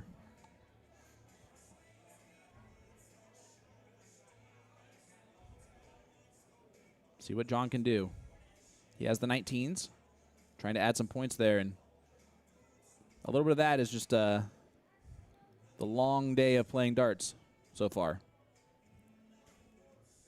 Which this will be about a 5-hour tournament. That's not terrible at all. No. We're used to 7-8 hour ones. Yep. Well, and it just speaks to how well it's run, 100%. I mean, time flies when we're having a good time, and it's 4:17. The last event that we're covering today starts at 5. Are we gonna? Well, we'll talk about it in just a second.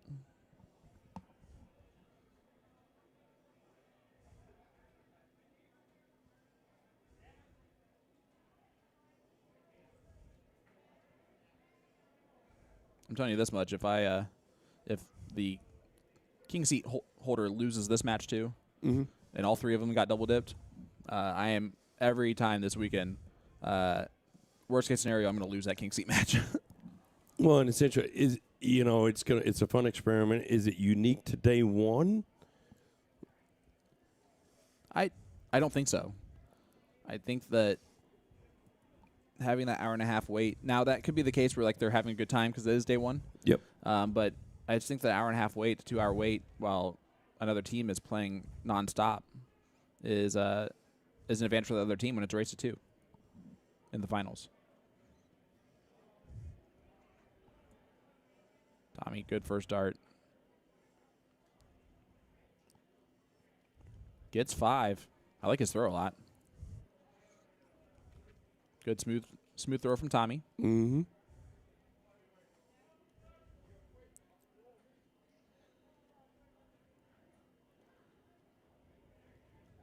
Yeah, this is one of those things where it's actually a little bit of a mixture of A and B in this B level.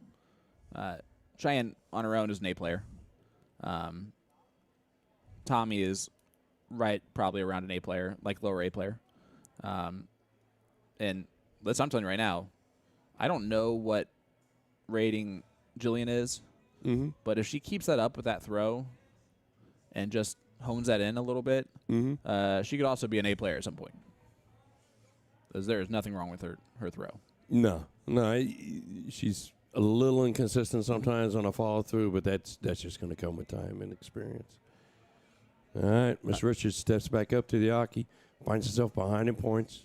And I love the amount of people that are watching in the streaming corral. Right outside of it. And that's been a constant all day long, quite frankly. Well, she asked Kyle a question. Can you hit 3 bowls? And if not, can my boyfriend hit 4? And, Yeah, Colin with a nice double right there. This to take the first leg, and this is a huge 4 bowls needed. Whoa. And that is miles away. Yeah, and it's just tough to adjust that. Does find 1 on dart 3. It makes it 3-1. But you expect John to hit this the majority of the time. I like how his jersey says Yvonne, by the way. That's a good first. Yeah, there it is. Yep. Triple threat. So much comes down to that first dart. Even if it doesn't hit the bullseye, it gives you a good target to shoot at. Triple threat is threatening the double dip. And again, for the first time, the team coming from the loser side has the advantage in the finals. They've won 3 of 4, 3 of the last 4. The other 2 finals were 4 straight to the challenging team.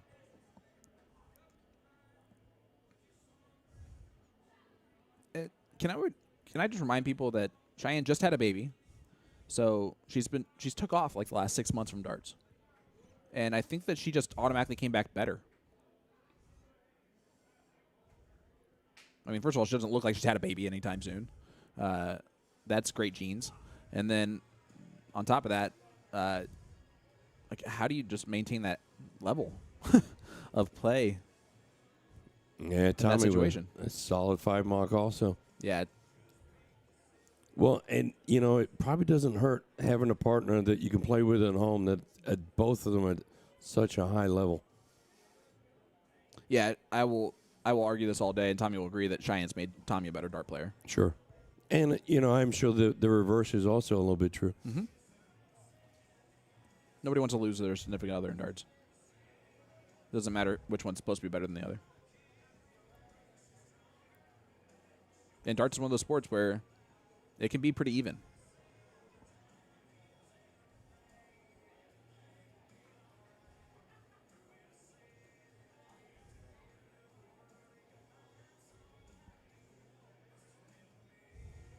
All right, Cheyenne going to be looking at closing the 18s here.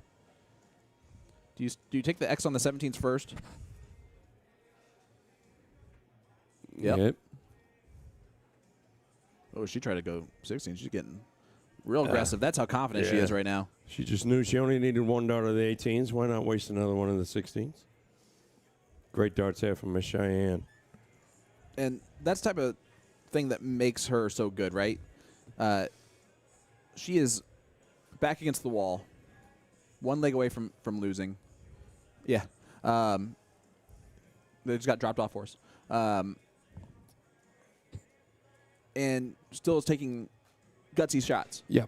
Still taking very confident shots. And that's, and I think you said the word right there is confidence. That makes it the biggest difference in all dart players is the amount of confidence you have when you step up to the hockey. It's easy to be confident when you're standing in the back of the room talking to your friends. Are you that confident when you're on the line and the cameras are on you? I know for me the answer is dead no. But Cheyenne is a elite finale champion. She is a mixed CSI champion. She is she's accomplished a lot in this game, and for a very long time, she was a great youth player before taking some time off.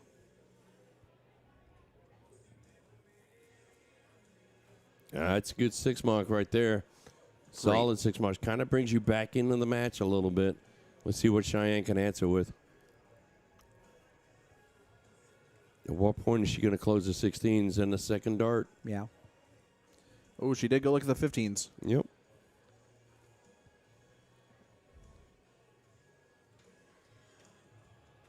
Aggressive move, but that's how she plays, and don't step away from that now.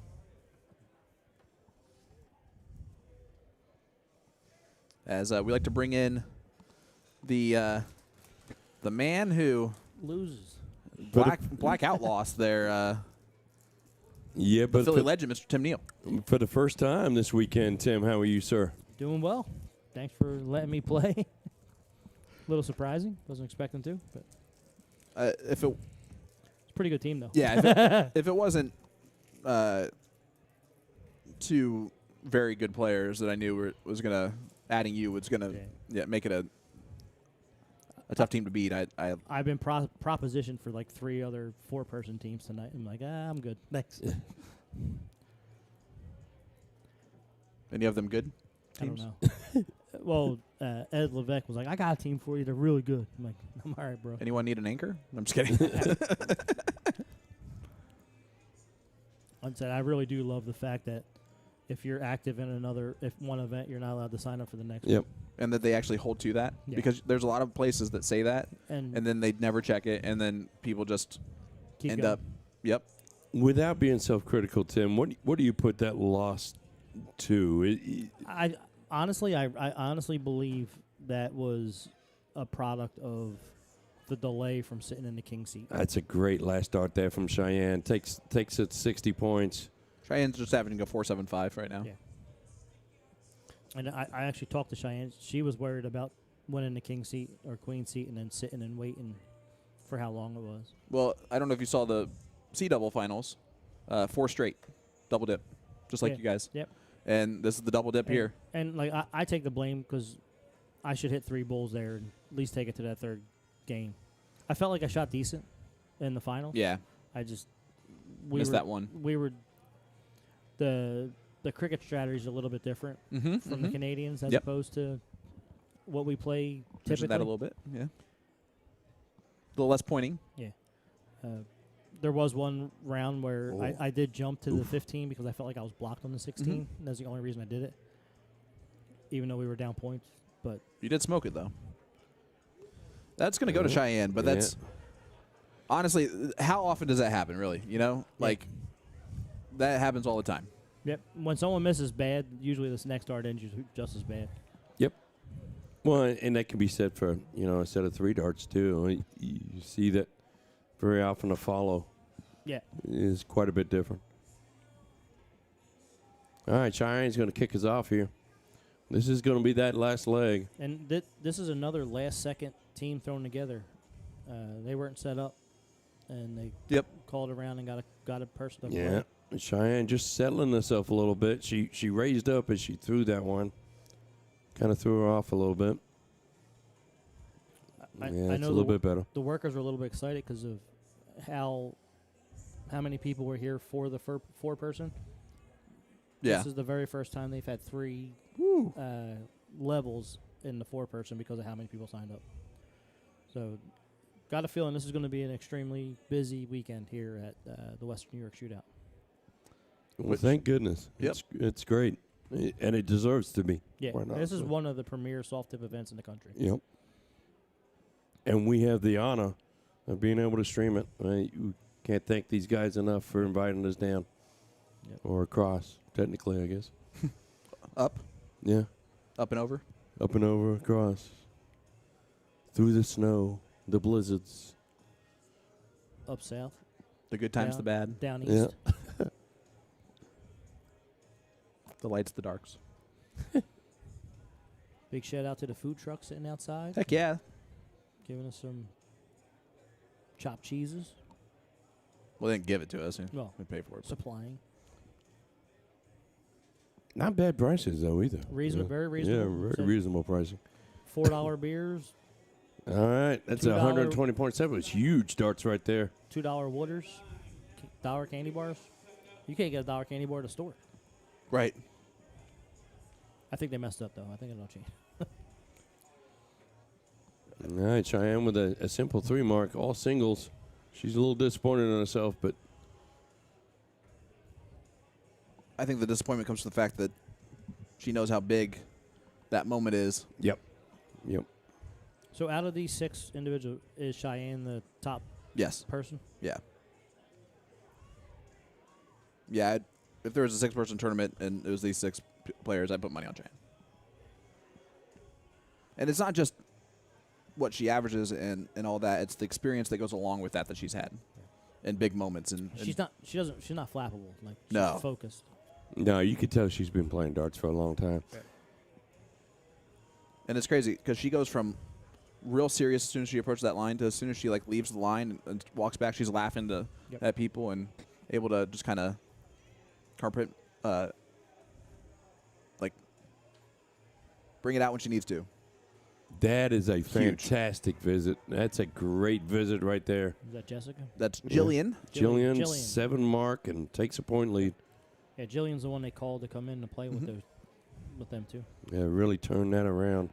She's a good, real good shot. very good, That was her throw is phenomenal. And that was a big pressure shot, too. Well, Cheyenne's only thrown a 2 right now, and that is a huge miss on dart 1. Then she goes Maloney double on dart 2. Oh, well, okay. She got away with it with the 3rd dart, but on dart 2, just go inside. Yep. Yeah, 2 darts left and two marks to hit. If you decide to take that route, just get rid of it. That being said, Tommy has the same exact shot here.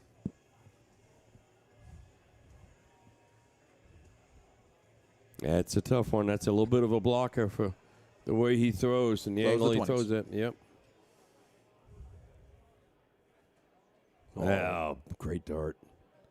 Just threw it harder and hits both of them. That's in. Yeah, 2 doubles. 2 triples. Yeah, that's what I meant. Yeah, he's going to fix that on the board. Board don't lie.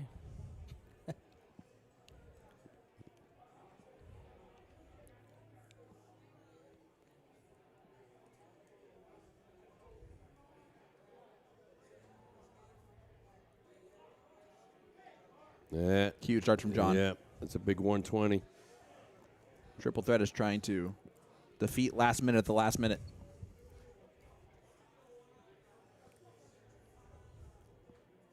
Yeah, as someone who's not a fan of team names in these tournaments because you don't know the names of people, some of them are pretty funny. Yeah.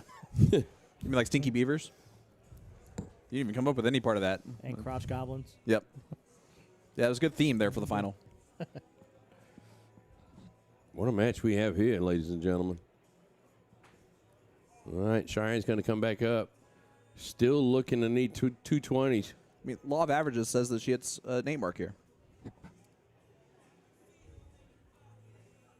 Not going to do that. Would like 4. Oh, no. That is such a tough last dart. Yeah, she's having a tough leg. And in the last leg decider for the double dip, that is the very worst time to have a bad leg. Oh, look at that. That's a huge third. Yeah, that's some great darts. That's daggerish. Yeah, that's Kyle putting a nail in a coffin, kind of. Tommy's going to need to do something big here. All right. Closes the Bulls.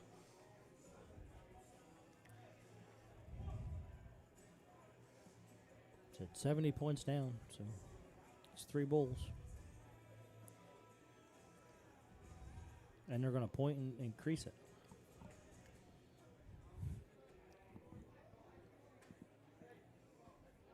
I mean, winning's winning, Yeah, basically takes it out of reach. and that's what you want to do, especially against great players like they're playing here. Yeah.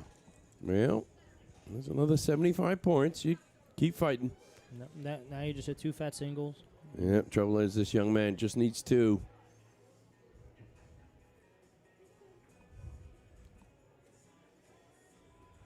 Uh-oh. Uh-oh. Is there winning darts now? No. Yes. No. No, because No. So they'll still be back. And when I say they'll still be back, it's Kyle coming up next, who has been. She might be in the best situation to close the 20 here. Yeah, she might do that, and we'll see what she does. Moved over for the Bull, though. Well. It's a good miss. Yeah. Happy little It's a accent. good miss. Yep. Because now if they happen to leave this open, now they have winning darts. Yeah. Not going to I happen. mean- Nope. Yep. Just did it with being the best player in that match. Great darts there from Kyle Jenkins. So the winners, triple threat, complete the 3 tournament double dip where every king seat holder lost in the finals of all of the triples matches. How insane is that? That one was the closest, though, as triple threat takes down last minute. Huge run, great match for both teams. John Cook, Kyle Jenkins, Nick Jenkins. Congratulations once again to the cousins plus John as they defeat Cheyenne, Jillian, and Tommy. Well, My pop said, so glad we're back on the air. yeah. We are too, Dad. We are definitely. Well, folks, we know that 4-man is starting in about 25 minutes. Singles is going on right now. And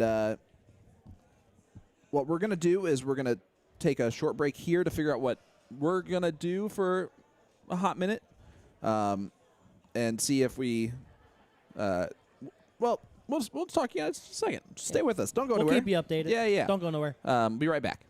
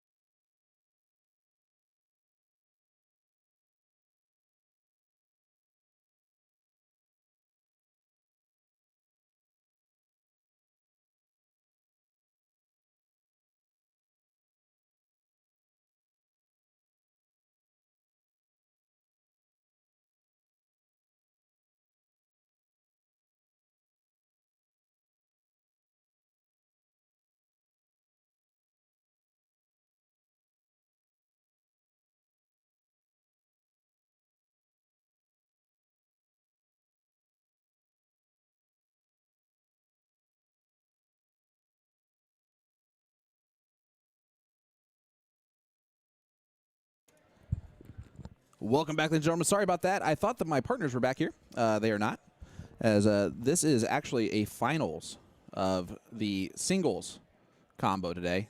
I don't know how many of these we're going to do. I'm going to do at least this one and see what happens. But Billy Gregory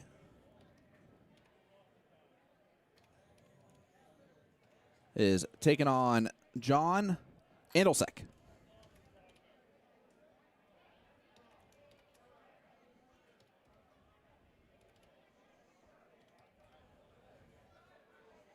It is going to be a race to 2. 501 cricket, 501 is the format here, as that's a hat trick. And I definitely should have found out who was who as this was going on. Good last start to leave tops.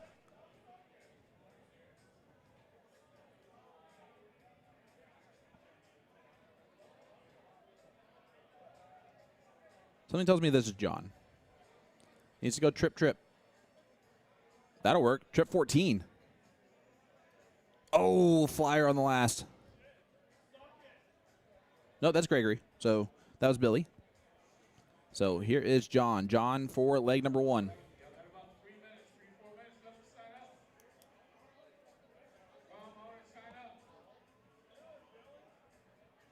Did not hit it. So now John, a chance here to steal leg number 1.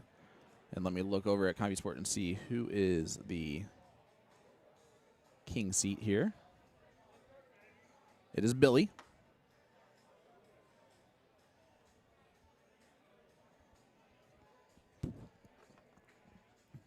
And John busted.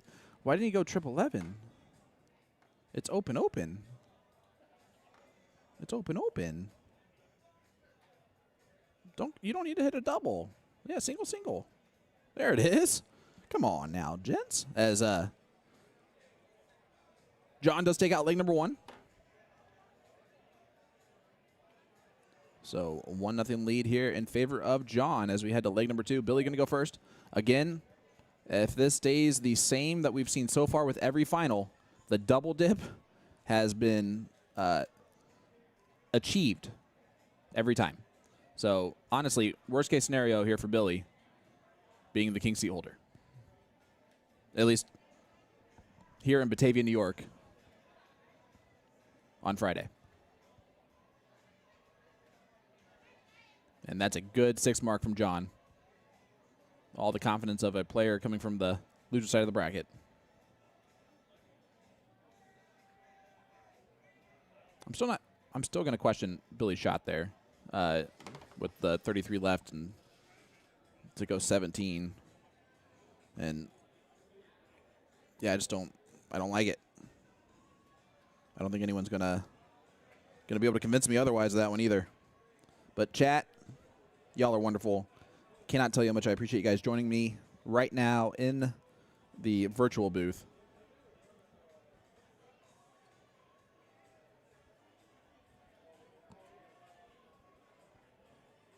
Janice, you should have left ND a long time ago. But not to celebrate anything with Tim because he did terrible there. Let me know where you're tuning in from. Letting me know, who do you have in this matchup? Is it John? Is it Billy? What do you guys think about this triple dip situation that's happened, or double dip situation that's happened all day? What do you attribute it to? We asked Tim, and Tim also said it was the weight. We asked Cheyenne. She said it was the weight. The only people we would not talk to were the C. Actually, I talked to the C guys too, and they did not really say it was that. They just were a little bit disappointed in how they played. But honestly, right now, this is just as much as John shooting well as it is Billy also shooting well. 5-7-5 playing a 5 in the B level singles.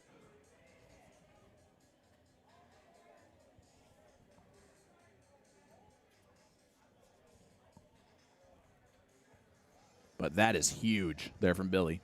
5.6 playing a 5.0.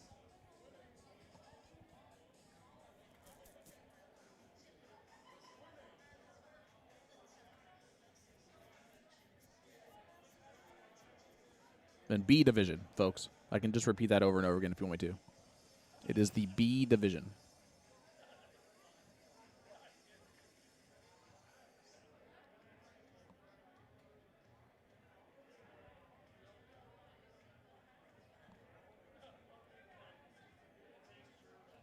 There's a song playing out there, and I don't actually know what the song is, and I know that's probably going to make people make fun of me. But I like the – it makes me want to dance, though. Makes me want to move. Want to move around.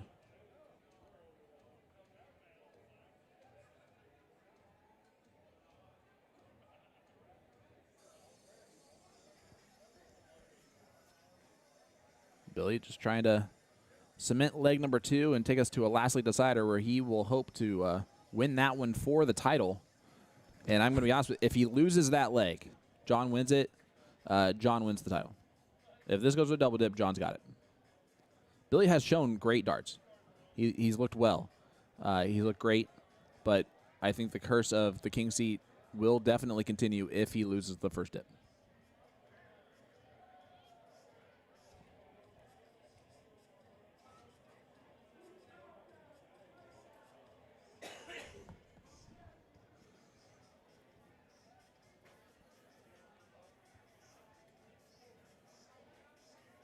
As finally joined once again by the man, myth, legend. I walked back here with a final going on that I told you guys was a final, and y'all weren't here. Well, you know, it's a little crowded in the hall. It's very crowded in the hall. What, did you become a celebrity for a second or something? No, just find my way through. Nobody knows who I am. Kind of like that. Not a former world champion. 1-1 score line as we go to a last leg decider here for the first dip. Well, we know how this one's going to play out. I mean, it's 1-1. Billy shot a 4.15 there, but he was averaging a 5.7 through the majority of that. This is the B-level finals, by the way. Wow.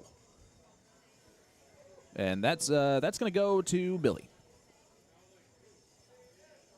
So Billy Bob Gregory is going to go first here in the final leg. It's going to be 501, open and open out, which that changes everything, right? Yeah. Going first in 501, double in, double out, or single or open and open out is massive. And I can stay here right on the bullseye cam.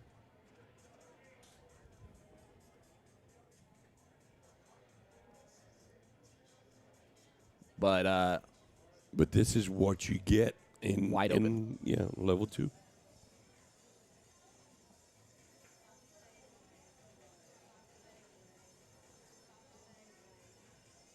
Good last. Yeah, big last.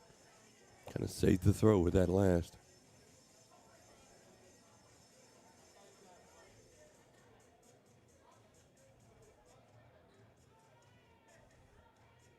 Let me see a hat trick. Ooh, just on the outside. We would have if you wouldn't have said anything. That's fair. The wind of your curse blew the dart.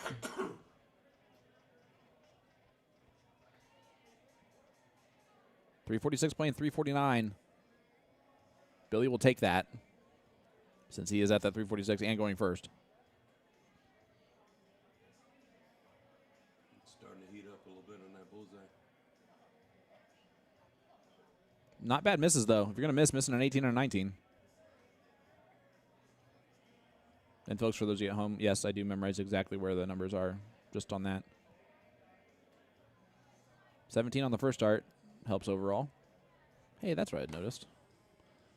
I knew there was something weird about the scoreboard.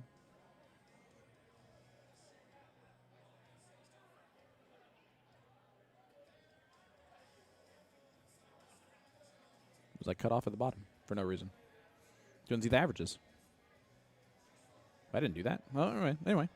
Sometimes that stuff happens. So put a lot of pressure on. Okay. Solid 120 right there. Yep, as we're going to go full bull here. The only way Billy hits this is with 2 triples and a double. Can I go bullseye? And I just love so much when people just know that and they don't shoot the wrong shot. And I did not expect Billy to do that anyway. All right, 148.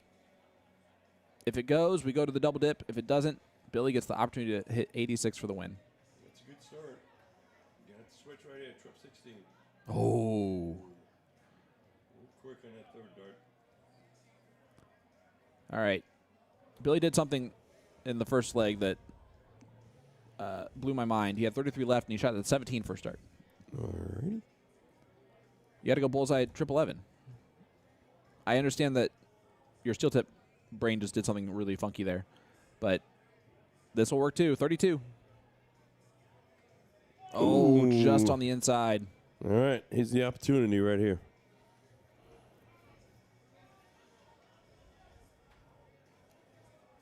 Got to make that first one count. Single will work. There it is. And, well, shockingly, ladies and gentlemen, we're going to a double dip. Yep. It's insane. It really is insane how Well, you see strange things like these on the first day of the tournament. A lot going on. People getting used to the room, getting used to the crowd.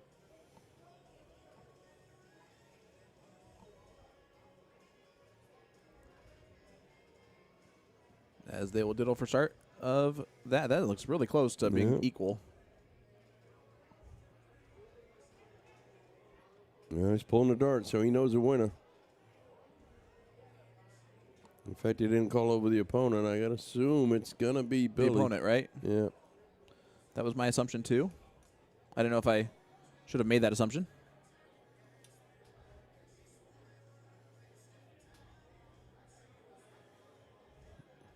All right, Billy's going to start us off here.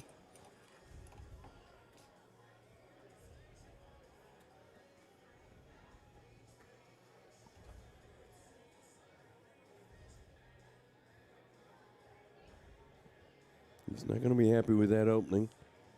Let's see if John could take advantage. Not so far. Kind of blocks or put a roof on that bullseye. And he went trip 20. And hit it. Oh, sorry. My bad. Like we saw first leg. These guys are close all the way down the board. That's the first ton we've seen. A nice low ton there. That one from John.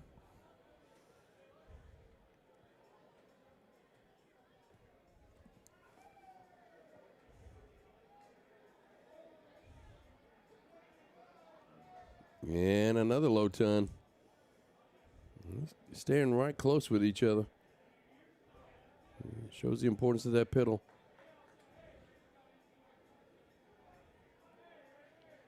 Wow. And that's a hat trick.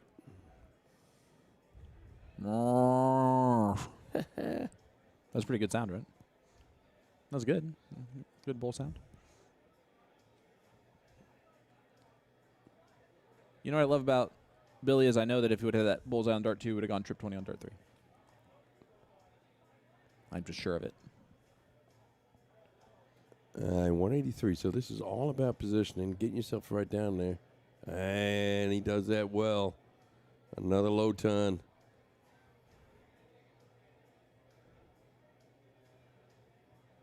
He's got to be feeling good about his position right here, especially with Billy opening up with the first off 4. Got to go trip 20.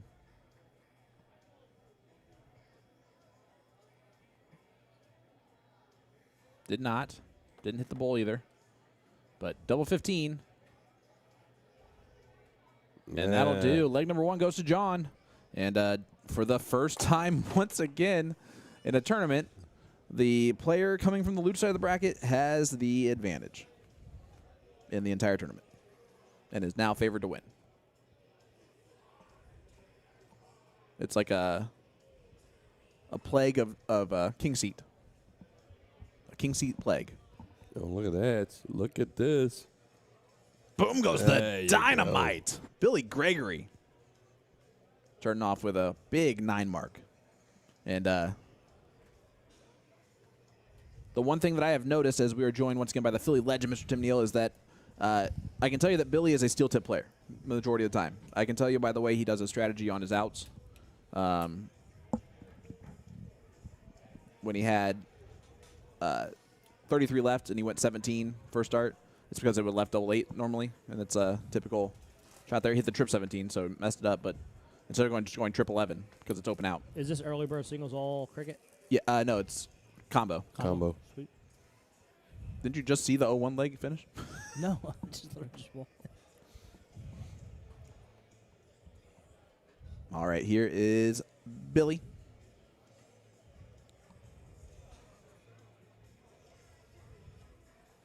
He has a very soft throw.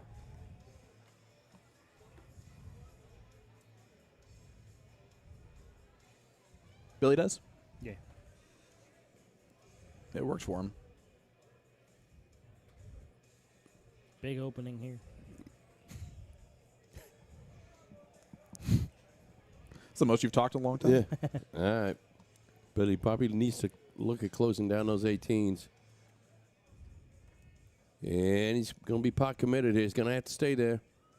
Does that with the third dart. Bet he wishes he hit that one first. Hits the trip on the third. Put some points on the board. Really in big control of this game.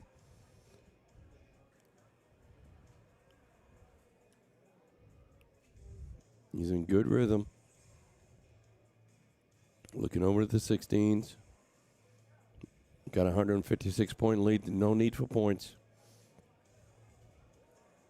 Gonna be Only disappointed manages leaving it. one. A little bit of an opportunity for John. Let's see if he can take advantage of it. Gets on the board with some points. Nowhere near enough. He needs more.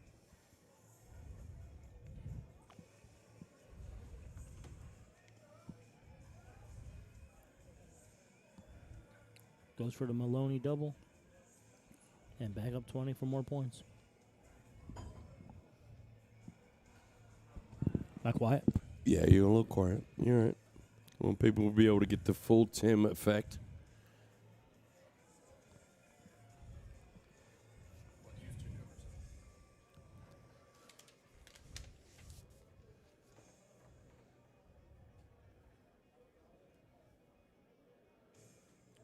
Oh, drops the Ooh, third one. Yeah, kind of floated right through those two darts, right through the center of them. It's a product of not throwing the dart and trying to place it.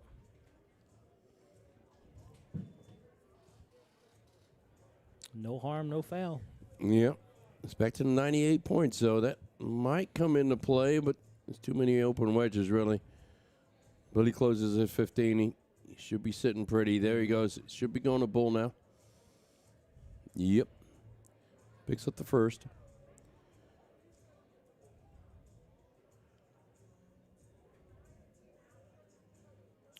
He's throwing a little bit harder now. Would have liked to have seen that earlier.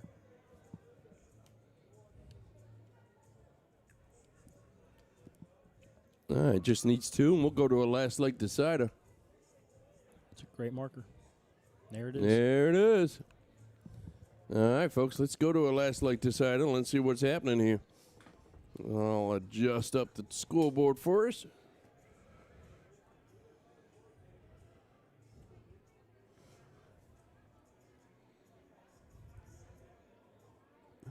As we're going to see a piddle.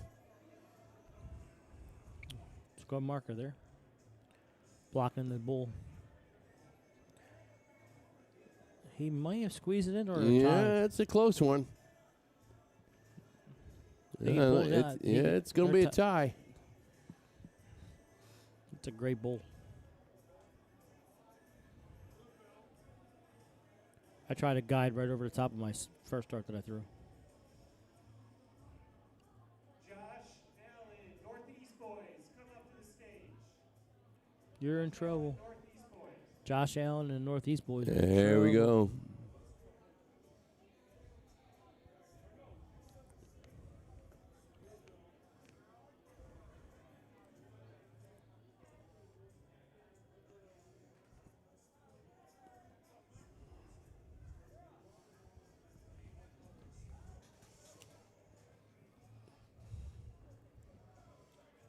And we're off and running.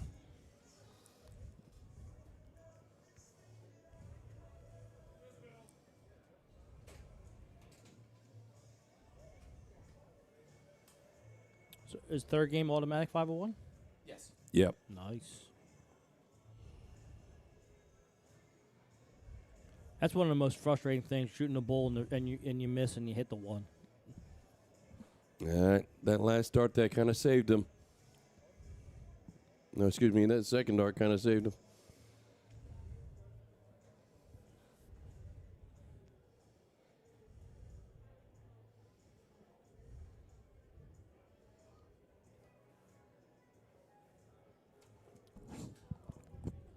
Sean and Jason are writing love letters together, and they leave me all by myself.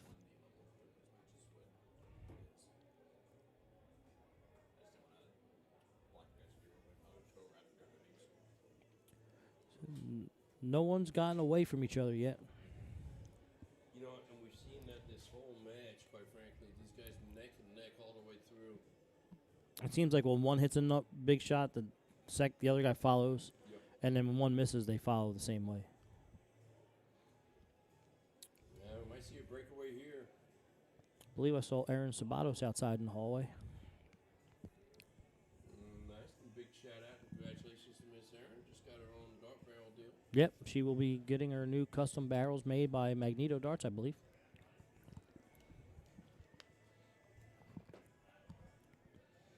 So we got a few contingent coming out from the Indiana-Ohio border. Yep, Midwest area. I think they're going to be shocked with the talent, especially on the women's side here this weekend. All right, here's the opportunity right here. Stay focused on it. Stay right there. Leaves it wide open. Yep, didn't really take huge advantage of it. Not a terrible score, but only a 55. All right, Billy. He almost has to throw a perfect dart to have a chance.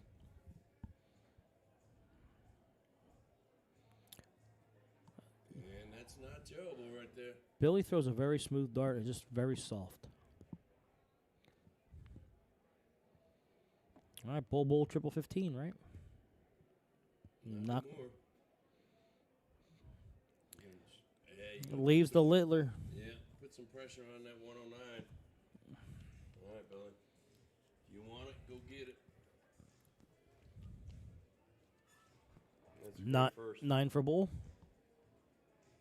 Oh, 19 for tops. Hey, drills it. Let's. What a great dog. Single holder actually won. And that's a What a first match. right there.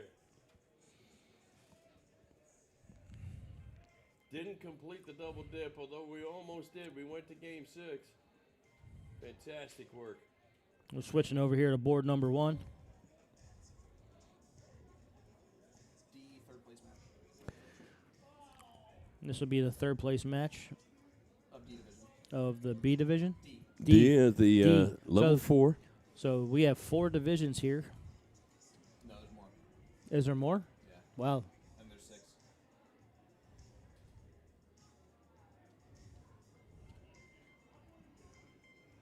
Well, they're not shooting like D division people.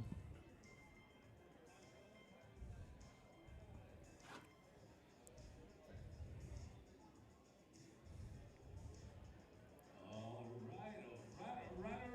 We are getting ready to start the 4-person event right now. 4-person event. Get ready to go off.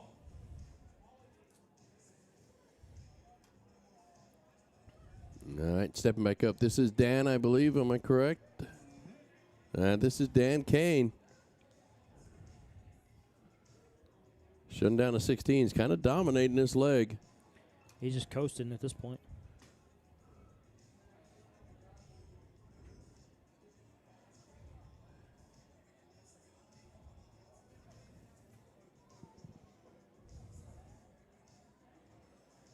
You'd be disappointed in that shot. Is that Ralston? Yep. Thomas Ralston. All right, Dan stepping up, looking at the 15s. Needs to close them down here. No need for points at this point in time. Went for the trip on that last start. Just on the outside. Picks up 2 of them. Oh, that's a great first from Thomas. Now he put some points on the board. Put 30 points on the board that visit. Kind of brings him within touching, but it's getting late in the leg. Not much left. Especially when Dan's able to close the 15s on the first start. He switches over to bulls. Just outside on third. Yeah, picks up the 1. He's in a very commanding position here. Thomas really going to need a hat trick here. Needs 3 bulls. Not going to get him. Unlucky on the third. So it's no pressure on Dan here. Just going to need to pick up 2 bulls for this victory to move on. Let's see how he does. All right, in the full first event. There, Oh, it does first that with dart. 1 dart. Look at that. Just leaves it in there, turns around, and shakes somebody's hand. Effortless. Yep. You will flip and ditto for home team. Flip and ditto for home team. Anybody can ditto. Big shout out to those guys. Great darts right there. As he moves on, we're probably going to see him again in the finals here pretty soon. Yep.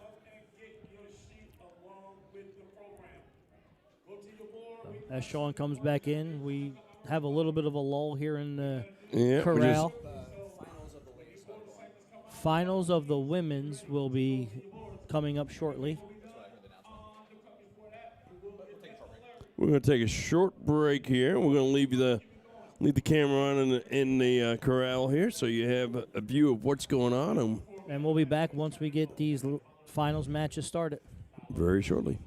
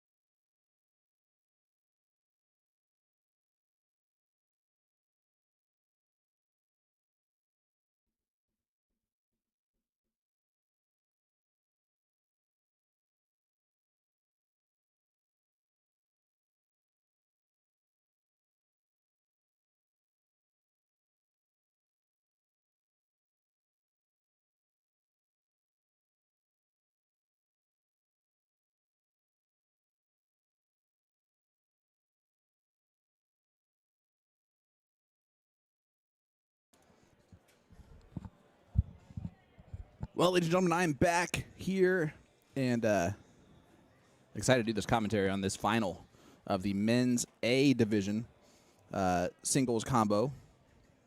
And it features a good friend and honestly someone who supports someone who's on live streams all the time and just is not always on the live stream himself.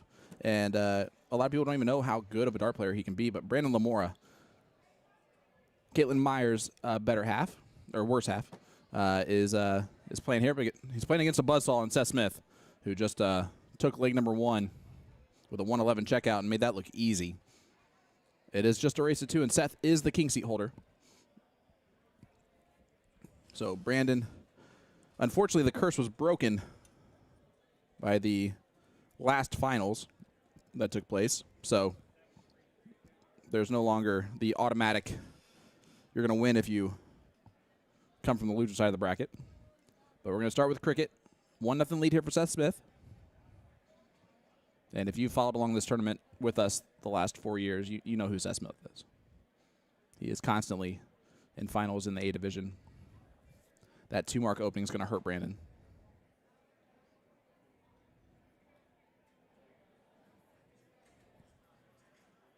See?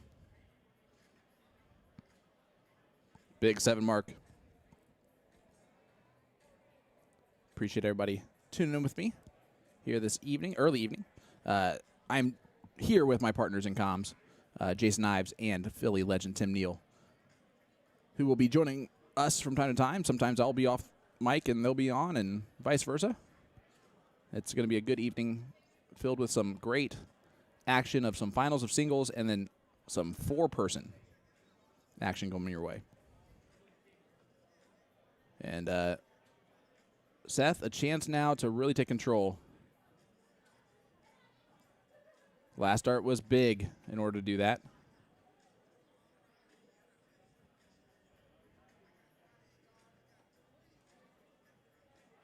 And I'm just checking out the format here for the 4-man. See if it tells me. It should. Okay, well, yeah, this could take forever. I doubt it, but we'll see. It is a race to 4 in the 4-man, so best of 7. Woo, yeah, that could take a little bit. I believe they play on 2 boards, and it's kind of like NDA in Las Vegas as far as the formatting goes, where it's all the same game that they play and same everything else. It just happens to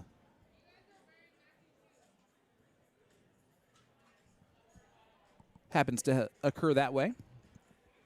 But Brandon needs to get going quickly or else this match is going to be over and this final is going to be over. As I'm joined by the Philly legend, Mr. Tim Neal. Phil? What's up, brother? How you doing, bud? Doing great. We got Brandon Lamora, who is Caitlin Myers' better or worse half, but big supporter. And it's cool to see Caitlin back there supporting him in this final in the A division of the men's side. But while it's cool to see her supporting him, it's not helping.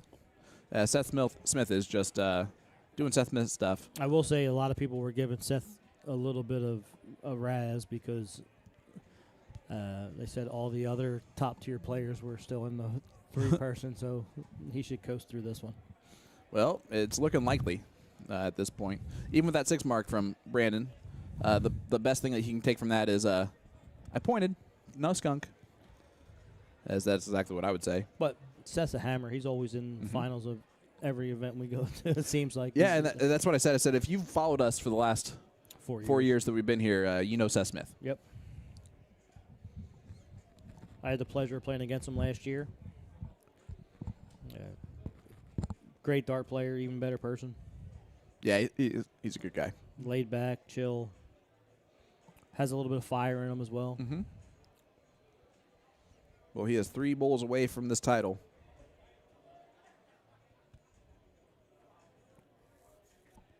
And now 1 bowl. That'll do it. Yeah, it goes double, almost dead center, dead center. 1 hole out for both of them. 4-7-6. And, well, that's what we like to call BTA of that final. That's You put your foot on the gas, step on the throat, and don't let up. It was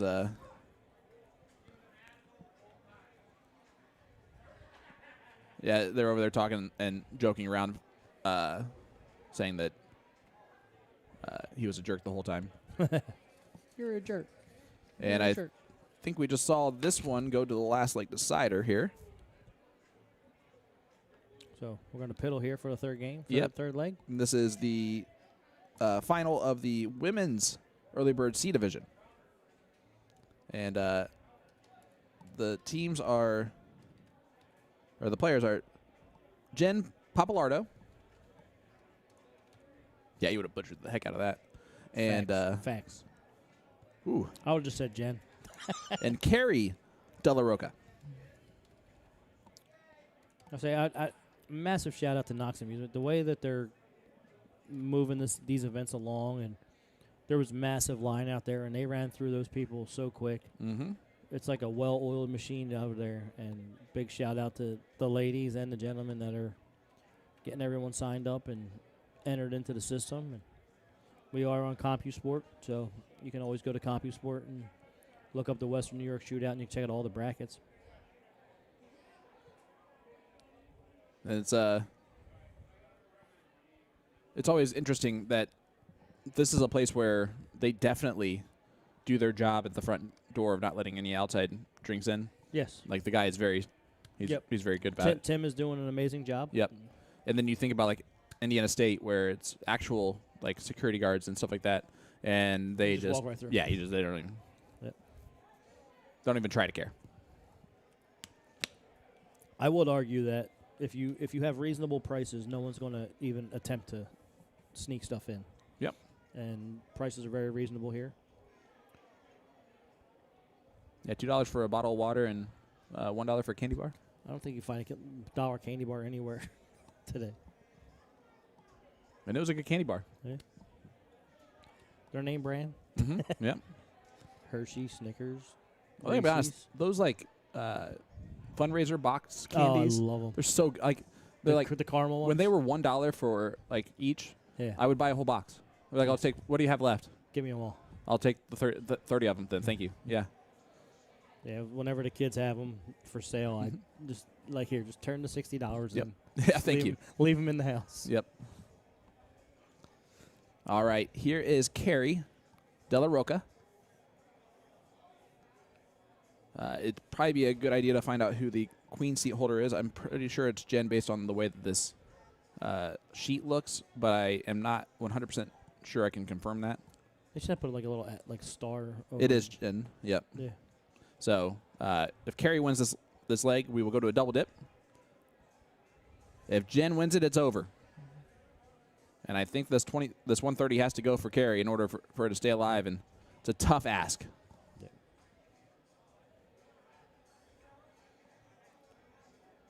Oh, That was a great dart. it sure was. All right, hit that bull. Does hit the bull. A little bit of pressure. Now, does she go 888 or she go double 12? No one goes triple eight. I'd go 888. She needs to go single 12, though. That's fine, too. 15 for the match. Oh, she hits the triple. And Carrie is going to get a chance here, 46, to send us to the double dip, I believe. 610 wire or 16 double 15? 16. 10 For double 18. Okay. She shot the steel tip way. Ooh. Single 18 for the continuation. And she hits the triple. They're both too good. Overachievers in the house. Sucks to be good. All right, so one more time, Jen, for the title.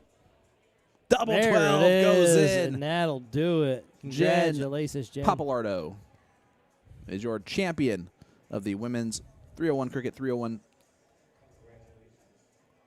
C Division Finals. Congratulations to both ladies, including Miss Della Rocca.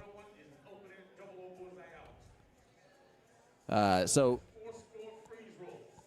the format for the four-person team. Have you seen it? I have not. It's a race to 4.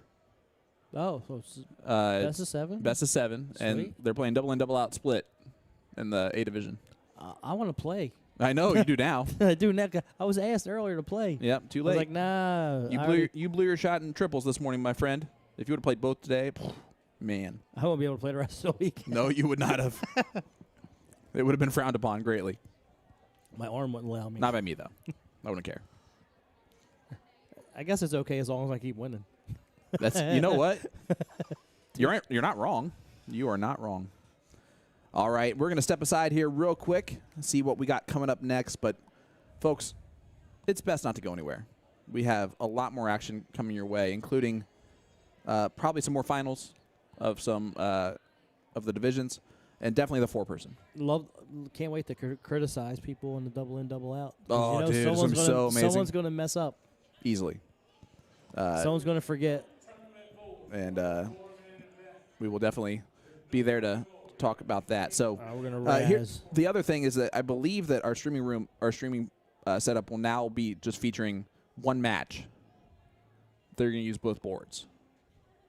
Kind of like an NDA Vegas situation. You know what I'm saying? I believe they used 2 boards in that.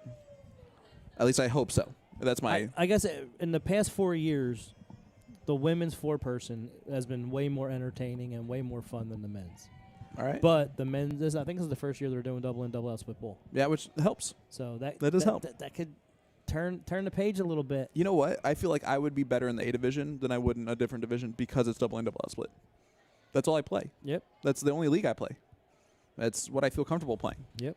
And even though I'm going to average like a 22 or 23, at least I win a lot of those legs because of the math. Again, I can't stress enough. If you're ever able to make this event, this is Go. Now, the dart hall's amazing. The people that run the tournament amazing.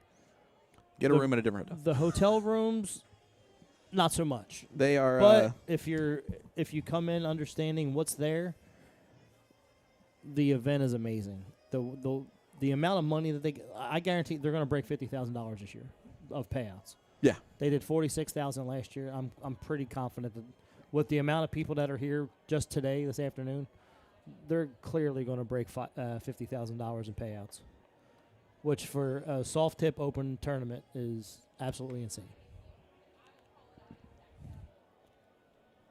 And that's all credit to Knox Amusements, Brian, Todd, Jenkins, and the rest of the crew. The ladies are way more valuable than the guys are. Always. Like, I mean, collecting the money, entering people's data.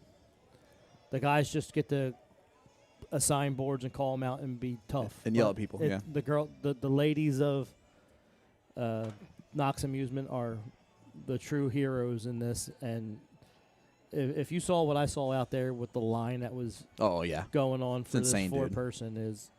And how fast they got through them. 4 or 5 different people taking sign-ups, entering them all in. All right, Tim. Amazing. If we don't take a break now, we're going to end up we're with matches stuck. right away. So we'll be right back, folks. Don't go anywhere.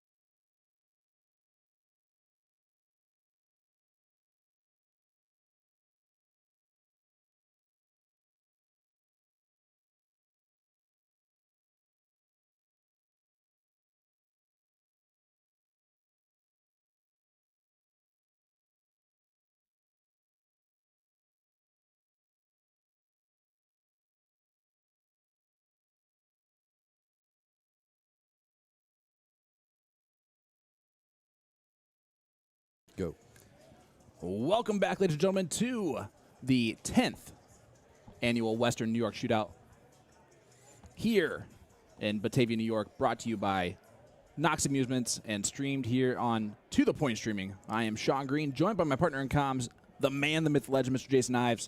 Jason, we are here for a unique format of the four-man, or four-person, as these are ladies, doing battle here in this one. It is truly unique. Tell us about it, Sean. Yeah, so it's a race to 4, best of 7 for the ladies and the men. On the loser side, it's race to 3, best of 5, and you'll notice that both boards are going to be going on at the same time here. One side's going to be 0-1, the other side's going to be cricket. Okay, and they're playing 2 matches at the same time in the 4-person. So they set it up to where 1 and 2 plays 1 and 2, 3 and 4 plays 3 and 4, 1 and 3 plays 1 and 3, 2 and 4 plays 2 and 4, and so on and so forth, so they can play the same at the same time. and I love that because, 4-man can take a long time at times, but if you're playing on 2 boards at the same time, surely it's going to cut time in half, right? It should technically cut the time in half. There are situations, though, where it's even more interesting, right? Because you have, say it's 3-0. Yep. And you're waiting to see what happens in that 4th match before you even know if you're playing another one. And then if it's 3-1, you're playing 2 matches still on the same board. And one of them may not even matter. And one of them may not matter at all. And before the end of those 2 matches, you could be tied 3-3. Yep. Yeah, that's fun. And it's a great time. And then the last leg would be a team 7-0-1, 1 score, everyone plays. Okay. Which is a little bit Newfoundland style of league play. But we are really looking forward to being here. Is it your phone or is it mine? It's yours. It is me. Apologize about that. That's all right. The old man strikes again. Yeah, well, you know what? I know you missed that part.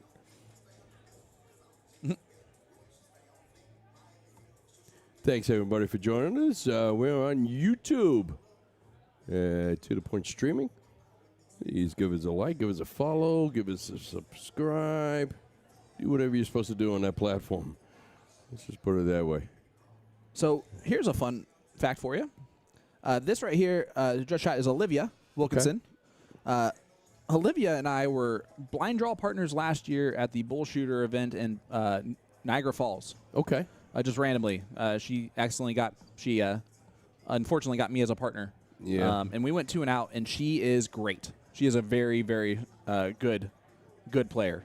I felt terrible that I didn't do anything more to help out the team. But oh, look at this. Look at this. Get ready with your boom. oh, good looking darts there. Not sure what she did with that last. Probably shot at the 15s, I'd imagine. Yeah, just pulled it a little bit. Yep. So here's Mo Stevens. This is Team Buckle Up. Okay. On the left-hand side, going first. On the right-hand side is the Badass Women. I like that. And that's Olivia Wilkinson and Julie Lint. And Liv's throwing these a little high. Yeah, she was super sweet with how bad I was playing. It was really nice of her. She did not have to be that nice. Well, and she's got the shirt with the badass on that, too. I like that. Well, she's part of the Team Badass Women. Yep. This young lady right here, you can tell, is a quality darter. Perfect form. Shooting almost a 3, which is hard to do in a doubles event. I think sometimes we overlook how hard that is to do. Your rhythm's way off. It's quite a bit of time before you get to shoot again. So, well done, her. This is Mo. Yeah, that's going to be Mo Stevens, I believe. And then Morgan Craig is her partner. Okay. And again, this is Olivia Wilkinson right here. Just trying to do her job and close those 15s. Got 3 of them. Nothing wrong with that, young lady. Nice job. Someone say that was badass of her. Some would say. Then here is Morgan. Now, the only reason I'm not sure is because both ladies have names that could be Mo. So you got Morgan and Monica. Okay. But Mo was in that first spot, so that's the reason why I'm saying that Mo is Miss Stevens. Bailout plan there for Julie.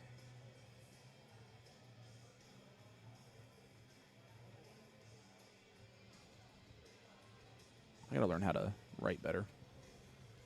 On the other side, in the 0-1 game right now, you got Sue Molesky and Dawn Terrell taking on Jennifer Wozniak and Selena Welty. And Okay. Selena Welty is a darn good player.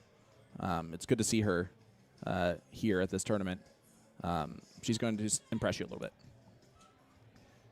But really, all these ladies are. So make sure you hit that like button. Not hit like button. Make sure you share this out and subscribe to our YouTube channel. Otherwise, we're going to have to go live on Facebook, and Jason doesn't want to do that. So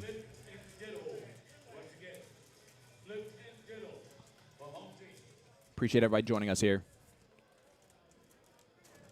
It's good to be back with USA Darts Productions, as Tim's going to eat food. With USA Dart Productions? No. Yeah. Good to be back with To The Point Streaming. See how long it's been? Yeah. I tell you what, it's a pleasure to have you back, Sean. It's great to be back in the chair again with the microphone in front of us.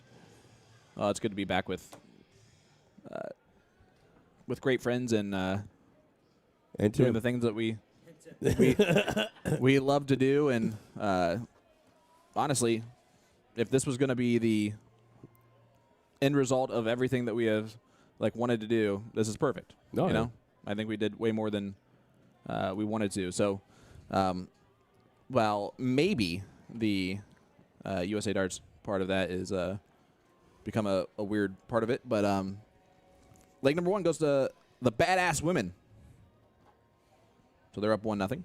And let's see how it went over here. They're still playing. Bullseye. Not an out anymore, but they have time. This is freeze rule. For those of you that are watching along at home that do not understand the freeze rule, Yeah, they do have time. the combined score of your opponents needs to be a higher number than your partner, or else you cannot go out.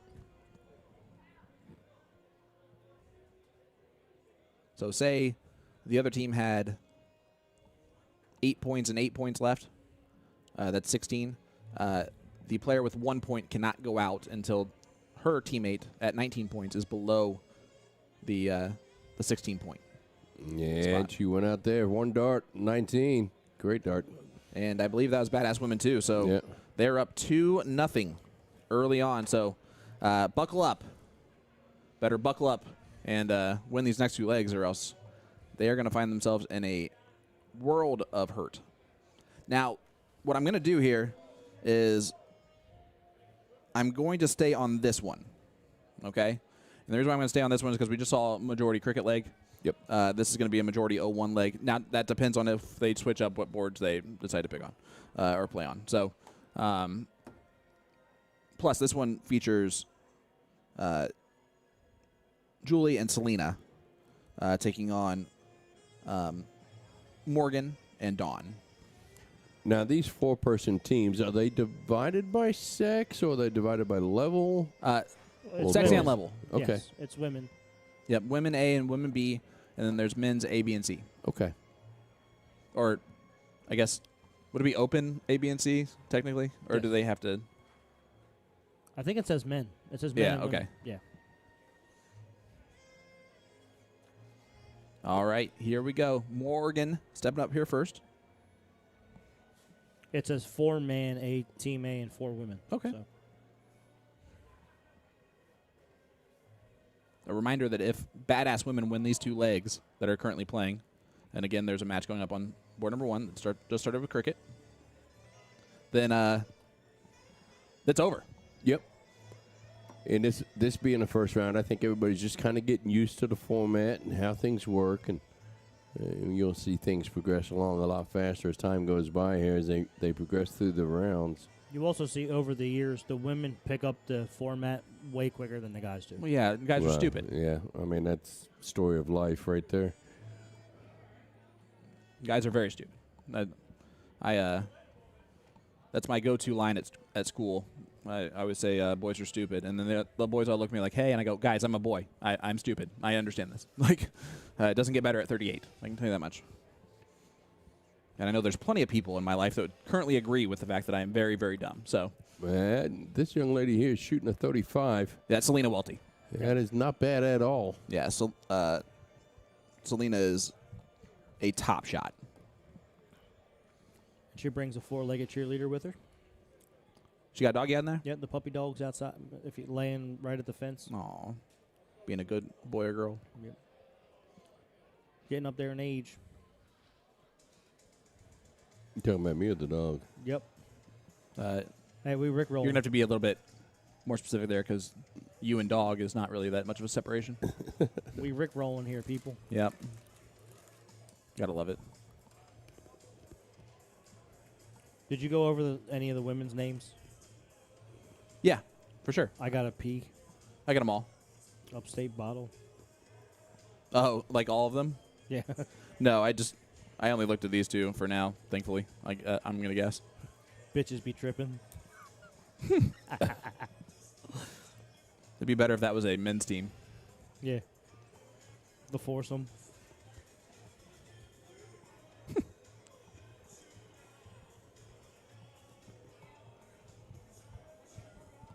Though some of the names are hilarious. I hate them because you don't know who's who. Yeah. Yeah, you have to click on the names on CompuSport. It's even worse, though, with Tournament King Yeah. because you can't click on the names to find out who the players are. So it's literally you just have to go off the names of the teams, which is why events like that run on Tournament King should just not have nicknames at all or team names. Slow start here for the ladies in this one, except for Selena, who's, of course, continuing to rock it, which is not a good sign if you're if you're trying to buckle up. Chat, let us know who you got in this one.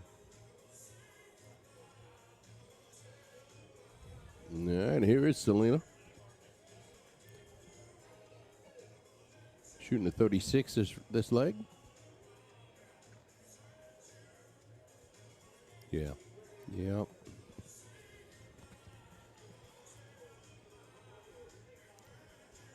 Yeah, Miss Selena's bringing it tonight.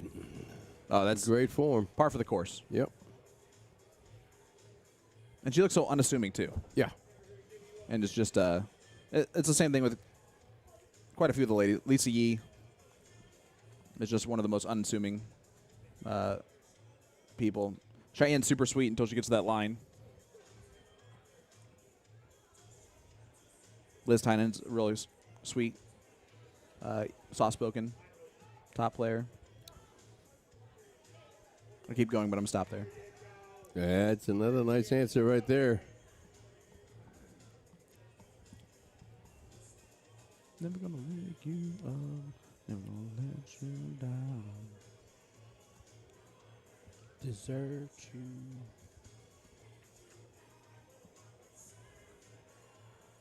I just wanna have dessert too. All right. All right, here's Selena. Gonna try and leave herself a simple finish.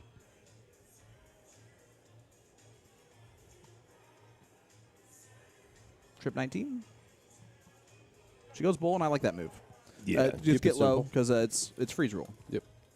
And in freeze rule, when in doubt, leave one.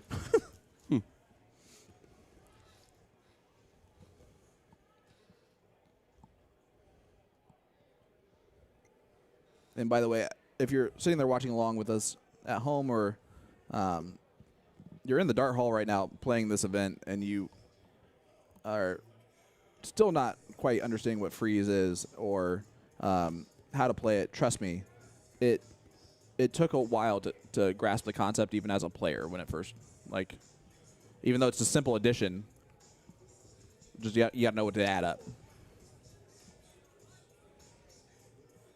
Now, I do loathe entirely when the board tells you that you're frozen. When did the freeze roll become invented? I guess when did that start? I remember it. So you know how like years just like go off and like you have no idea how many years it's been. I've been playing darts for what 38, 16 years now. Probably 10 years ago, maybe.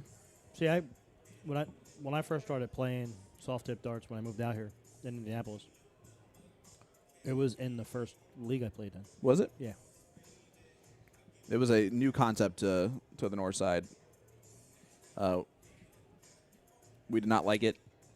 No one liked it, but love it now. It makes perfect sense. A good lesson in life right there.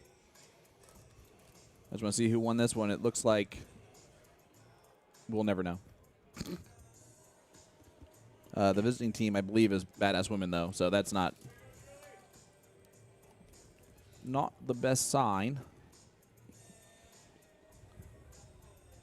Because the ladies would start first for the losing side, right? Yes. Okay, so it is 3-0 already. And it's not looking good. And Selena's up and staring at it out. At 64.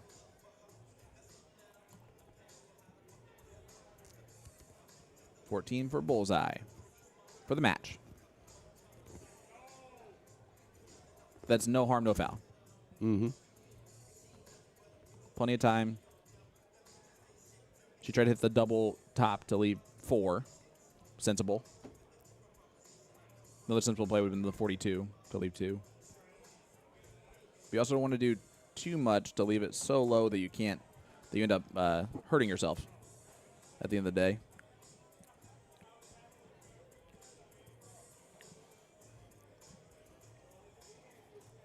It's almost intimidating for the other team when you're down 3-0 already.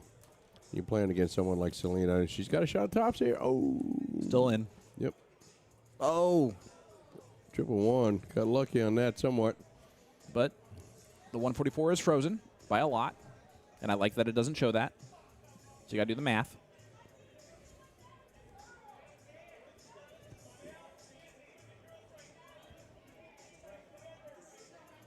I do love how the longer the evening goes on, the louder people get Well, yeah. automatically.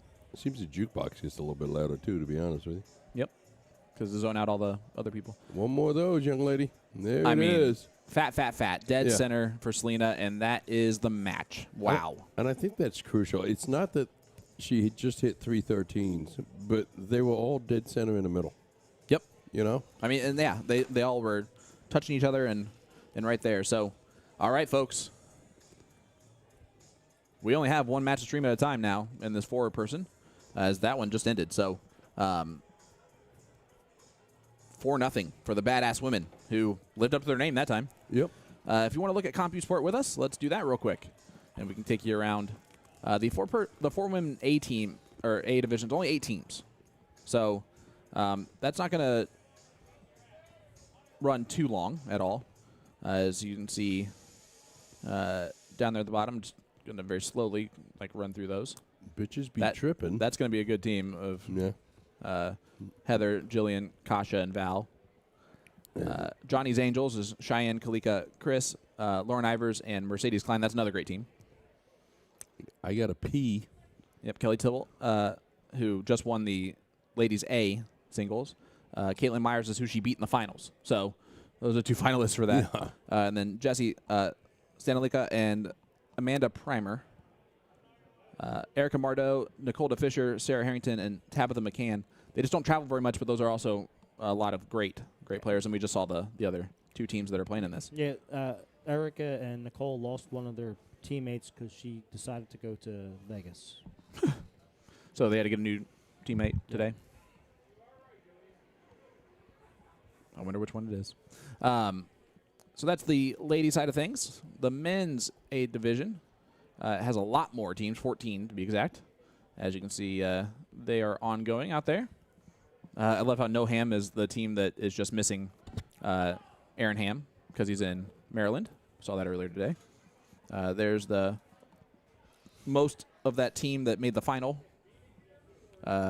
That's a great name for a team. I'm never going to be able to say that out loud. But S-Face is right there. Hot Shots. There's Paul Facey. Yeah, right, Paul. Fancy Pants Paul. I am Batman. So Steve Warnock, Justin Fawcett is playing with Elmer Kempt and Darcy Trenholm. Darcy is a.k.a. Batman. Last year at the Niagara Falls Bullshooter, he actually played an entire event with his Batman mask on. Brian McConnell, Isaac Robinson, Mike Porterfield, and Robert Law is a good team. The Where's Will Stewart team. Brandon Lamora, Joe Sallin, Robert Leclerc, and Ryan Blakey. You know, I almost take offense to that, you know? I never see a Where's Sean Green team. Ain't that some BS? Well, they probably heard Well, you're here. mine and Tim's commentary and said, well, where's Will Stewart? How about this? The Zamilio brothers. Frank the Tank and Zuby. Or Gooby. Zamilio playing with Mike and Wilbert. Maloney Spratley. Jeff Childs and Seth Smith. It's going to be a great team. That is another one with Fred. There's your Philly with the other players' team of earlier. Ed Levesque, Gino Florian, J.P. Levine, and Mark McFadden's going to be a darn good team. That's going to be a tough one to beat. And how about right the there. Connell brothers with Matt Holt? That'll be another good matchup there. So, ladies and gentlemen, the action is fast and furious and heading your way. So don't go anywhere. We're going to be right back as soon as we have a match going right after this.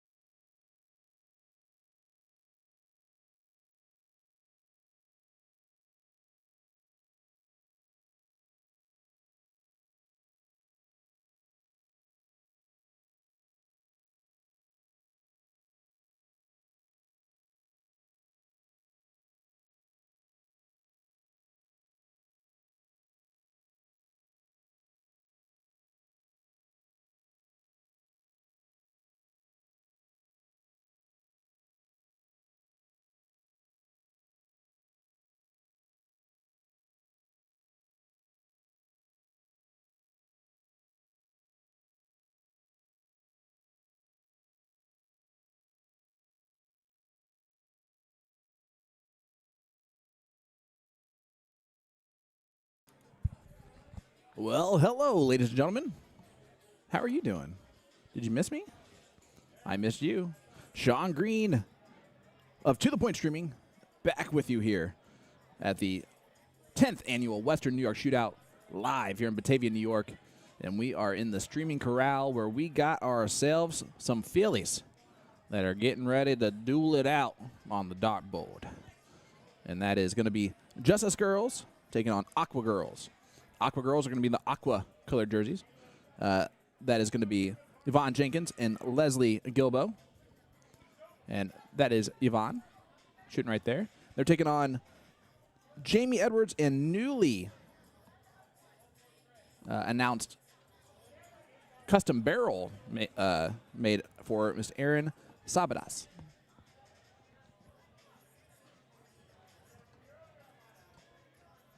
Or Sabadas, sorry. She's gonna get mad. She's literally gonna yell at me because I messed up one time. I'm Sean, and I'm joined once again by the Philly legend, Mr. Tim Neal. What's up, brother? Up? How you doing, my friend? I just went up and asked Justin Fawcett if he needed a chalker. he called me some expletives. Some expletive deleted. Mm-hmm. Good. The big word. That's all right. At least he didn't send you a letter with profanity in it. Here is Erin Sabadas, which I know it doesn't seem like that's how you pronounce her last name, but it is Sabadas. Trust me, she's yelled at me many times because I say Sabadas. She recently is going to get her very own pro barrel from Magneto Darts. Yep. And We probably said that already, but I just barely did, but I didn't say Magneto Darts, which is definitely a big part of that. Yep. It's a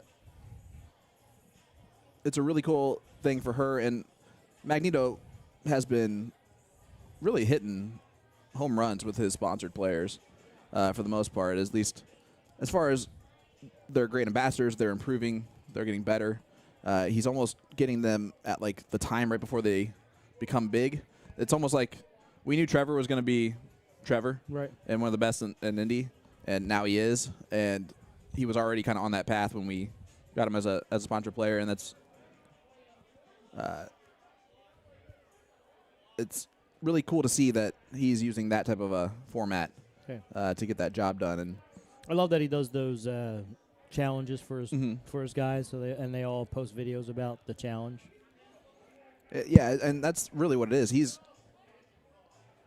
Randy has done a great job. Randy Fern has done a great job of just owning social media with this company. Yeah. He knows how to get his players to promote, to just continue to put content out there, and that's really what it is. It's in the world of the internet, and this is something that obviously we can't do because we just don't have time because we have real lives outside of this hobby / side gig, but mostly hobbies. That's a big hat trick from Leslie, but you got to put out content every day, or else you're going to be forgotten about. And it's just part of the situation. It's why. On the flip side of that, I also believe there is too much. Oh, 100%. You can overdo it, and I know he really presses his guys, his team, to post something daily. Yeah. All of them, and which might get at some point it can be excessive.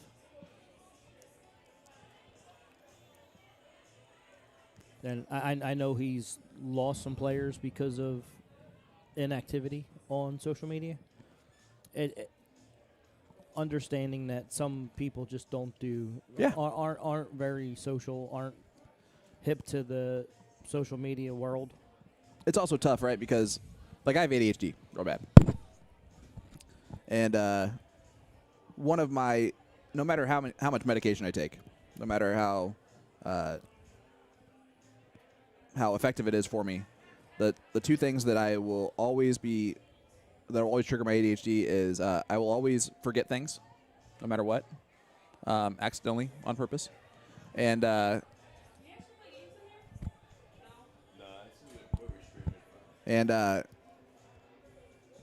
other thing is that tapping sounds, immediately I can't stop hearing them. Like it like when Jason was telling me to put on my seatbelt yesterday in the car. Yeah. Like, trust me, that's my go. Like, I'm gonna get that seatbelt on because that beeping sound, pencil tapping, or anything like that. It's the one thing that I. And you're an English teacher. Oh, listen. but I'm honest with my kids about the fact that I have ADHD. First of all, because I'm not ashamed of that. I can't help it. And then the second thing is that it's so they don't do it, and they understand when I get like, hey, my ADHD is triggered by that. Then they stop immediately, which is nice. I have good kids. They don't really take advantage of my faults. They could, but they don't. Erin's really keeping up here. She is, because She needs to. Leslie's shooting a great leg right now. And this is freeze rule, and right now it's so close and tight that one big round from one of these players could change it all. Yeah. And I think this is a big moment right here. Okay, so 122 points or more scored here from Leslie will freeze the 72. Not a fan of that first start. I'm hoping that she didn't try to 20. She has not been shooting at the bowl.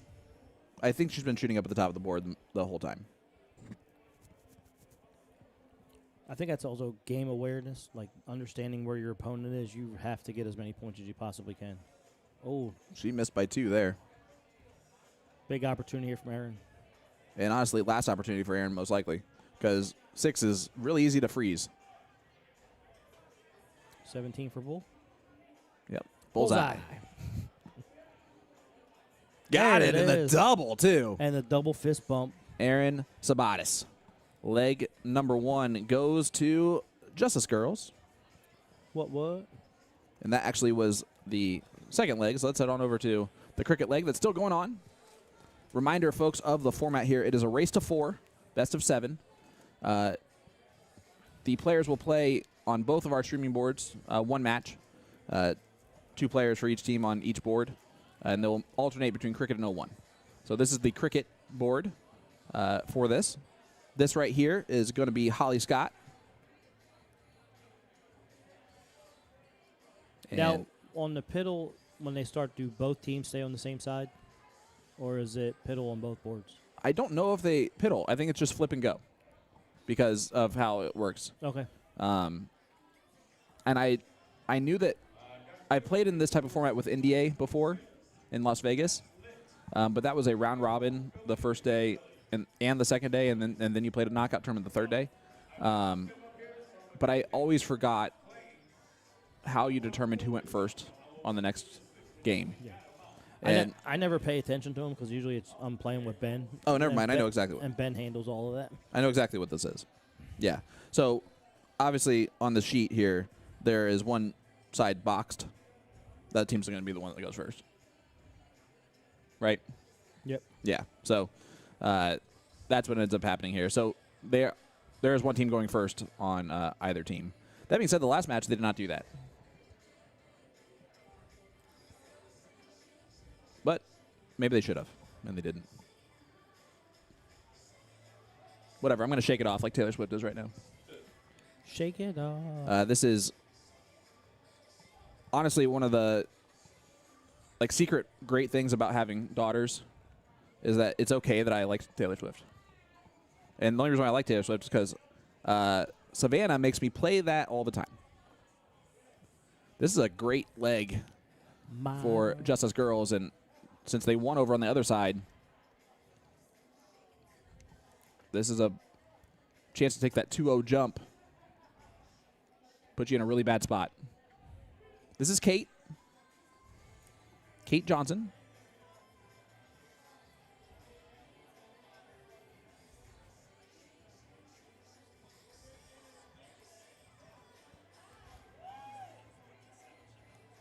And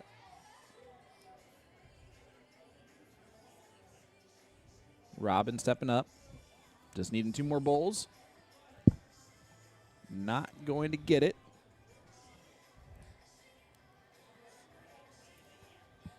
Women's semifinals in Vegas. Paula Murphy versus Tracy Furtag. Fire tag. Fire tag. Are you playing that with sound? Because I think I can hear it. I had it muted. I pushed the mute button. I know my friends' voices. I don't need to hear them. I've had enough of that. Right now, I want your guys' voices. All right. Tim's watching a different match right now. Amazing.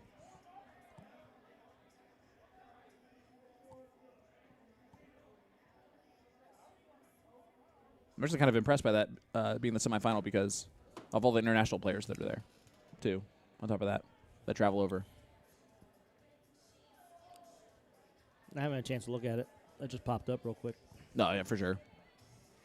And I have not looked at it either, but every year it's It's a WWF Gold event, right? right, and it brings over a lot. And the cool thing is that we'll meet some people that are like Welsh or Scottish or Irish that we don't really know that well, and they have a really great weekend. And then you're like, and then from that point forward, you see them overseas dominating, and you're like, yep, I saw it made sense in Vegas. It's also so much fun. The other fun part was having cricket and watching the overseas players learn the strategy on the spot, or try to, and how they were more talented but still getting beat because of the strategy. And there it is, big leg victory for Robin and Nancy. So it's a 2-0 lead early on for Justice Girls. And this is crazy. So call me maybe.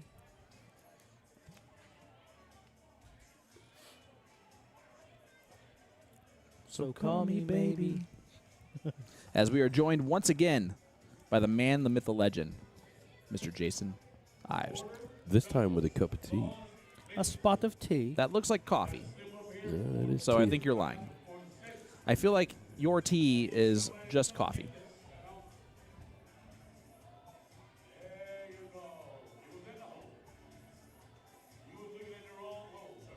The finals for the Bahrain Masters was John Van Veen versus Michael Van Gerwen. And MVG won. Yep.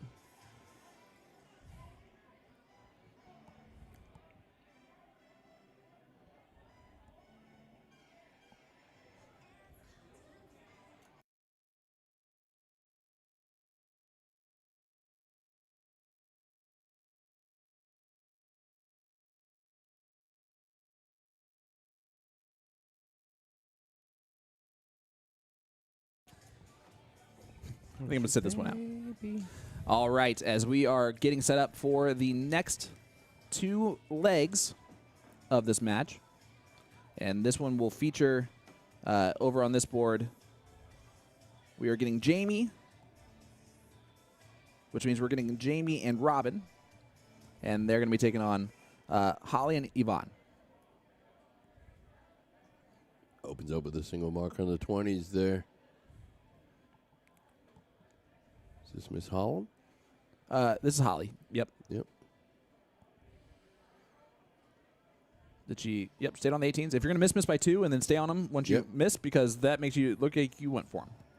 That was textbook. Well done, honestly.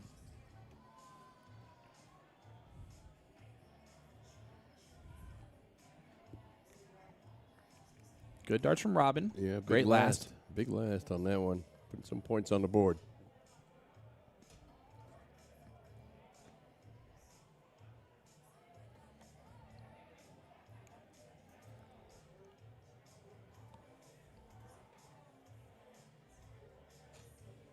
Vaughn with a good round there.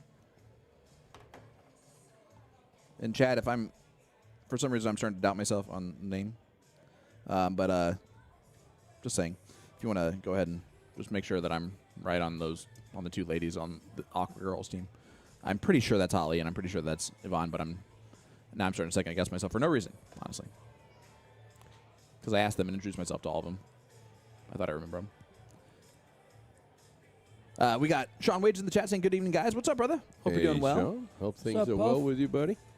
W Leak 1984 said, I'd never heard it called a piddle before. Piddle, diddle, cork.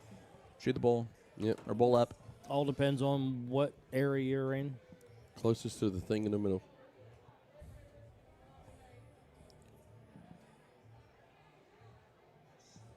Get that 20 close. Dragged it over. Excuse me. Got something caught in my throat there real quick. So you got a frog in your throat? No, it was a yawn, but it snuck up on me there. And honestly, that's really annoying with me is that I'm not tired, right?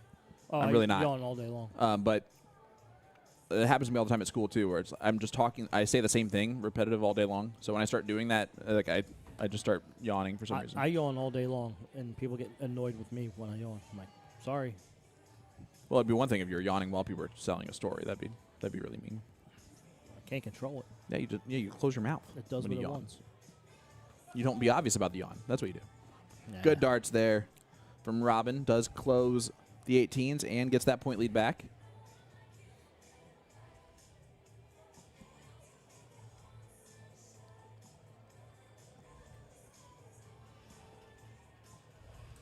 Once again, Sean Green, joined by Jason Ives and Tim Neal of To The Point Streaming, bringing you the 10th annual Western New York Shootout in Batavia, New York. Feels good to be back on the mic. Yeah, and I dare say the biggest of the shootouts that we've attended. Absolutely.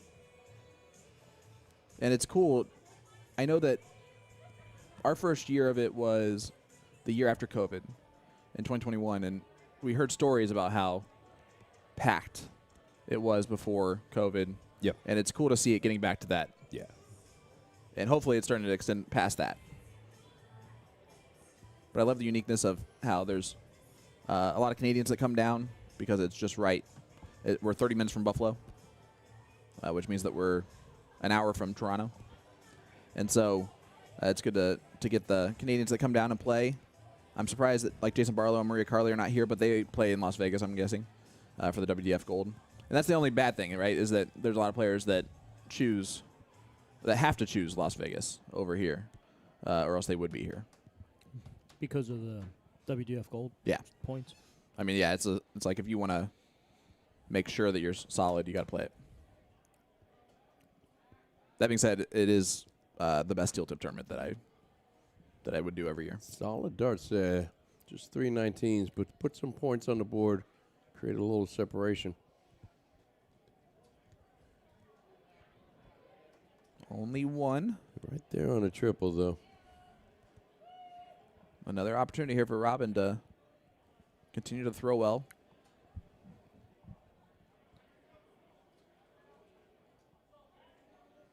It's weird how the music just stopped playing. It's weird how she didn't follow through on a second dart, but followed through on darts number 1 and number 3. I wouldn't have fallen through on my second dart either. With my first dart, missed the board below. Yeah. I would have assumed that was because I released it very late, and so I'm going to release it very early the next time. All right, close the 17s here. Put her in a commanding position. Needs another one of those. Ooh, just floated over to the 3. Unfortunate. I do want to say that the fun part about these these quad or forward person teams is that you do have to go out there and talk to the players and introduce yourself to them and talk to them for a minute because you're waiting to get their forms and their sheets and what their order is, and it's fun to the personalities, right? And I'm gonna tell you right now, Jamie's got a little sass to her. Yeah. And great darts there from Robin. Every time Makes you wonder how sass translates to a dart game. If that personality somewhat shows up in someone's darts. I'm trying to think of sassy people that I know that play darts, and I mean, I guess it works for like Don Kirby. That's fair. Just kidding, Don. I don't know. Name a sassy person in darts that you. Sassy. Well, sassy is sassy. Yeah. And yes, it does equate to darts because she makes everything more fun doing that. Yeah, that's fair. I mean, actually sassy. Needed that 17 last visit.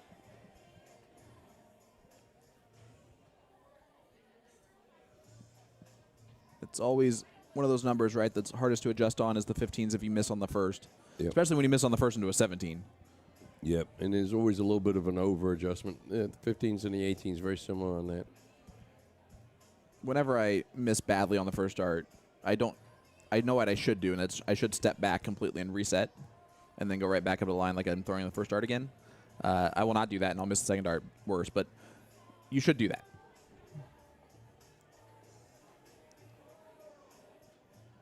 This is an opportunity. Opportunity taken. Great shot. Big round from Yvonne. Sometimes I hide.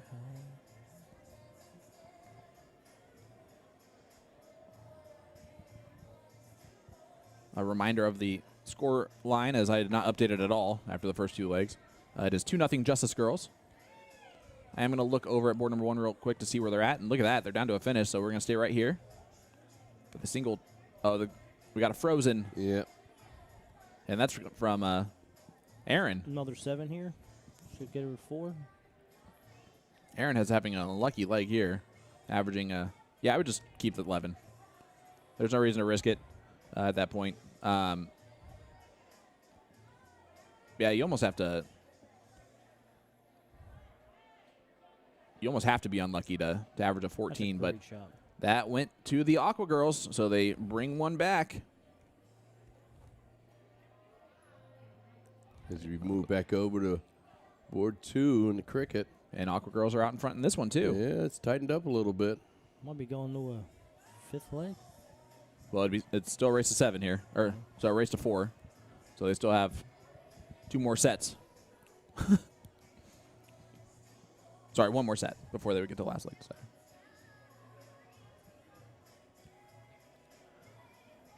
Looking at the 19s, trying to get that point lead back.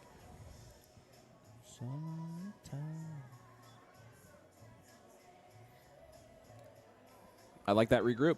Yeah. Yeah, I do. And it's just what you were talking about. He fell a little bit short on that first attempt at the 19, hit the trip 3, readjusted, and flew into the 7. Good last start from Holly. And Robin, who's been throwing pretty well, has dropped off a little bit here in this leg. Going to have to hit a lot of 19s. That's right there.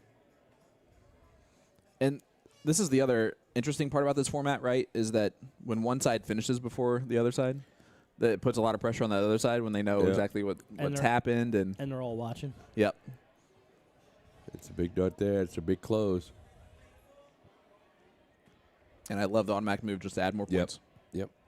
Didn't even look at the bullseye. Just went straight over to 15s.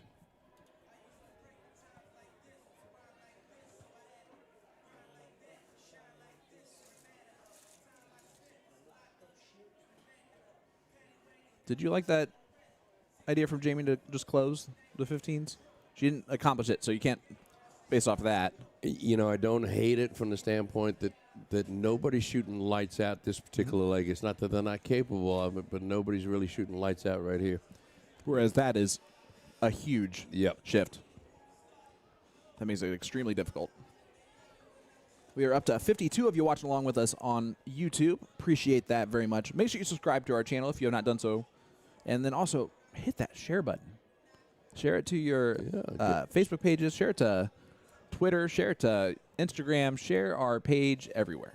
Let's get the views that these ladies deserve. I stole that line from Sean a long, long time ago, and I think it's very, very just. It's, you know, we're here for the darters. We want to promote the darters. That's really what this is about. And it's most important that these guys or gals get as much exposure as they can. And honestly, this tournament deserves it too. Yeah. It is a special tournament that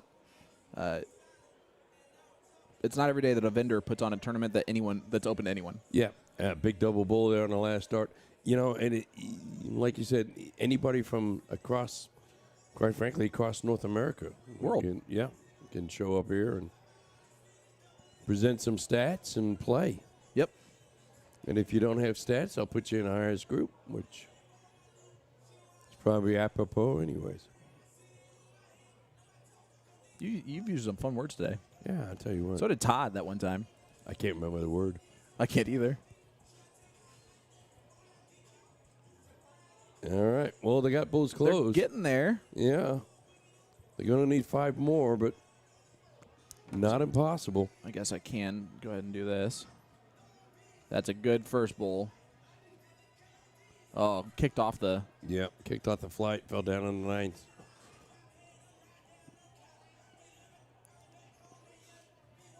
All right, let's make this interesting. Come on, let's hit a couple.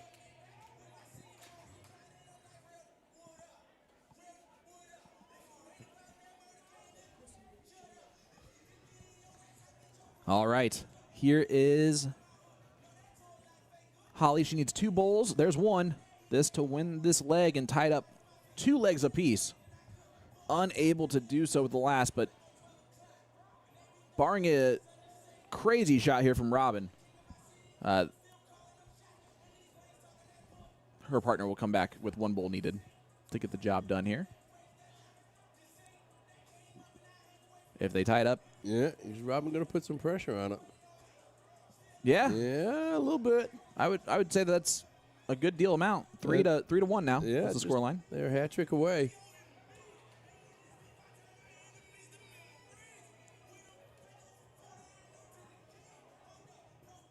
All right. Well, here's your shot.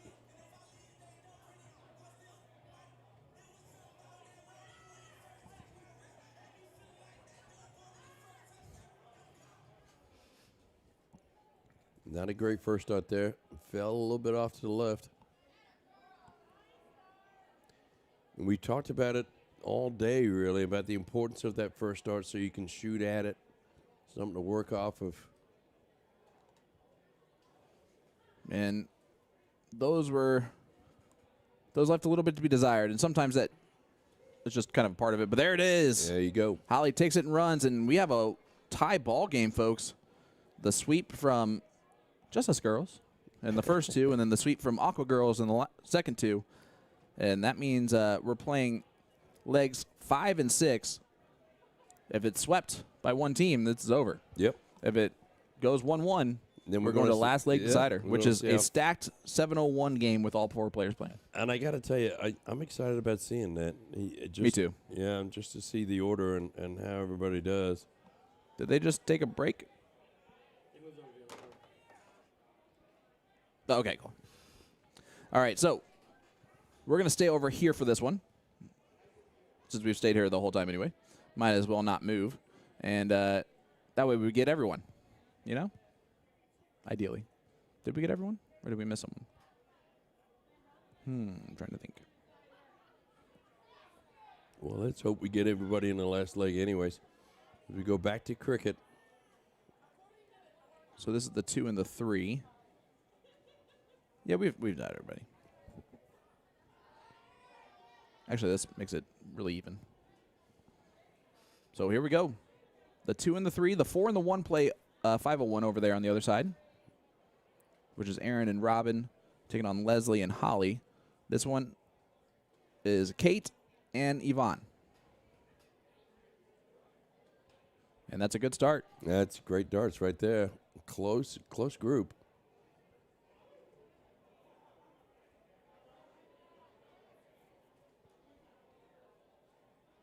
Here is Robin.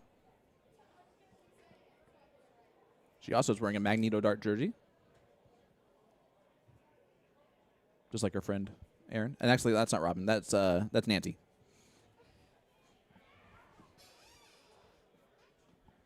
This is Yvonne. So I was right on that name the whole time. Good.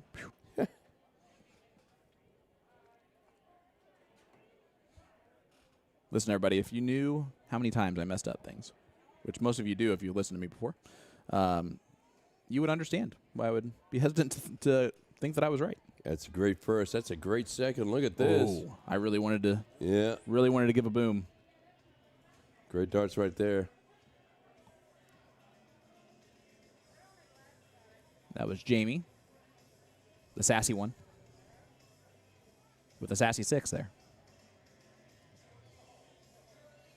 Kate, great darts. Ah, nice. That's 720s and 6 darts. Nothing wrong with that. I'm going to say it. Most dart tournaments have a lot of terrible music that plays. This has been pretty good so far. Pretty decent. Quite the variety. I heard a little Christmas carol earlier on today. I heard the Hanukkah song from Adam Sandler, too. All right, Yvonne, going to try and get that point lead back on the 20s.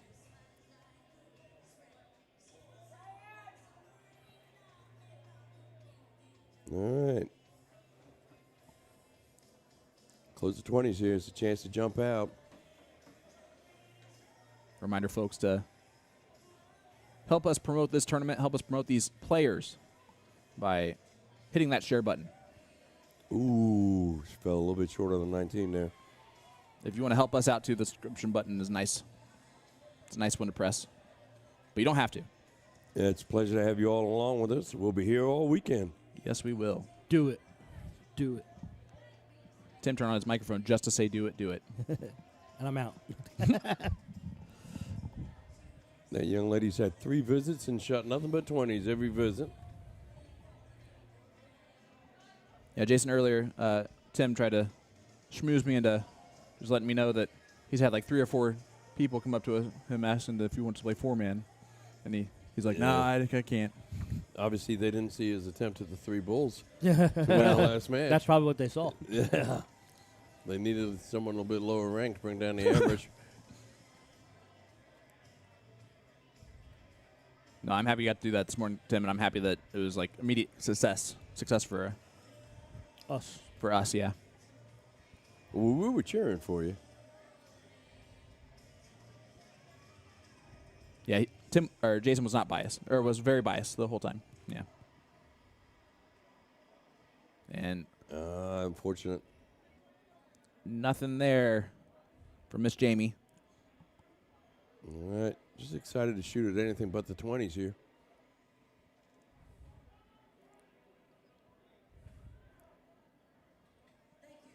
And Kate reminds me of Hannah. yeah. Yeah, and she's got that kind of a throw, too. Very consistent. Groupings are very close together.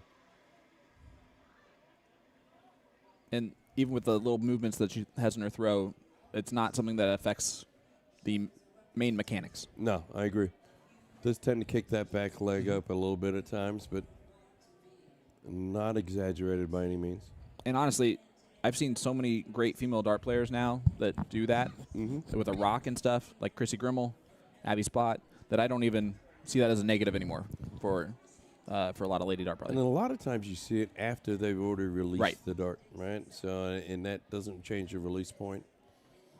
It's because their momentum's moving them forward with every Yep. throw that they're trying to do on purpose to try and extend that arm and that and the weight and the throw as far forward into the dartboard as they can.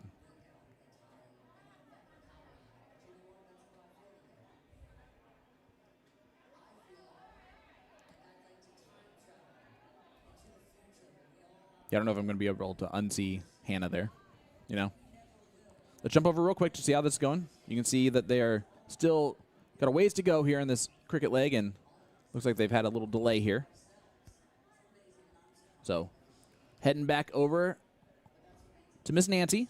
That's a big trip 17. Takes that point lead, or improves on that point lead, excuse me.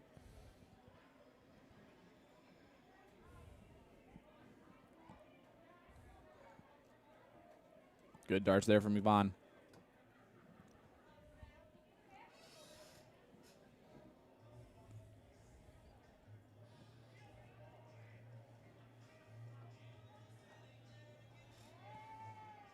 Let's see how Jamie responds. She's had some great rounds, and then she's come back with some not so great rounds, but gets the close there on the 16s nicely. 169 plays 140. Kate to the 15s. Come a little bit closer. That's a beautifully thrown dart.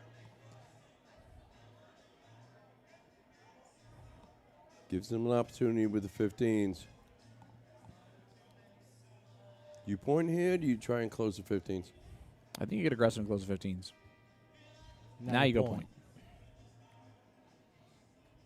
Or you close the 15s on the second dart, Yep. and then you go point.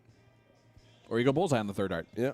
And that's why Nancy is playing and not us. Yeah, because we were wrong on all 3 of those. And She made it work with a 3.17 too. Hey, what a great area code. That's where we are. That's where we came from. The 317. What? Naptown, baby. So.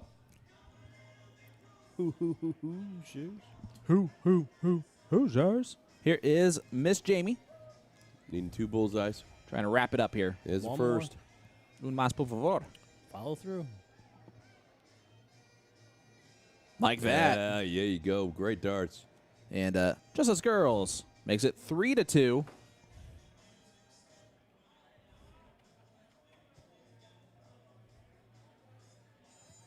And as we head on over to board number 1 to see if we're going to have more darts in this or not, it looks like we will, because Aqua Girls are sitting on 40.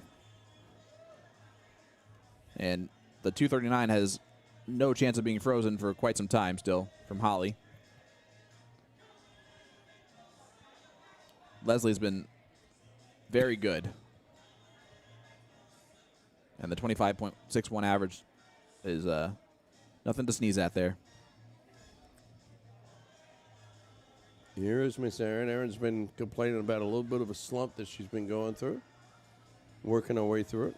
Well, that's unfortunate because you didn't even leave a finish. I don't think it's going to matter. I think it's going to be 3-3, and we're going to the last league decider. Here's the first. Ooh, 15. There it is. Squeeze it in there. Snuck it in to the inside. And we have ourselves a last leg decider. All right. Let's see it. I'm excited about this one. So 701 stacked, and it's just they play in order from 1 through 4. It goes 1, 1, 2, 2, 3, 3, 4, 4. Then back to ones.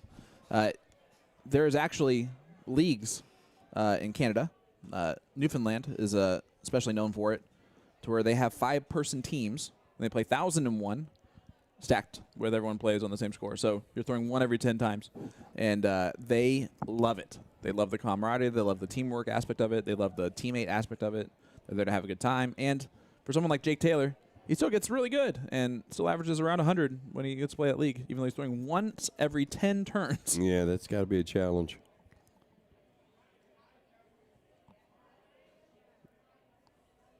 And what border do you think they're going to play all this on? You can see this one's going to take a little bit of time for them to get set up.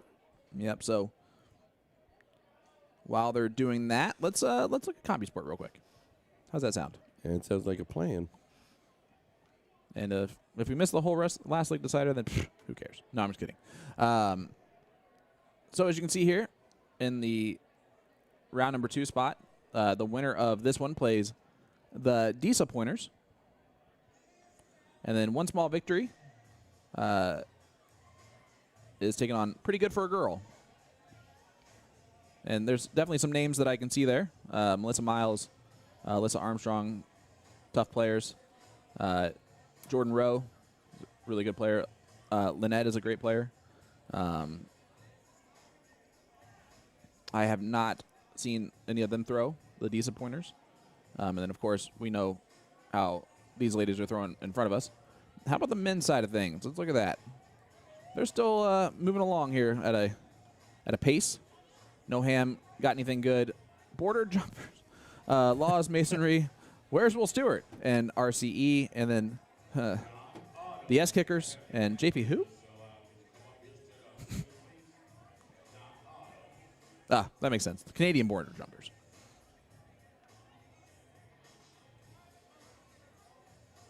So don't worry, it's only races against Canadians. And that's not a good name either. As we scroll through all these,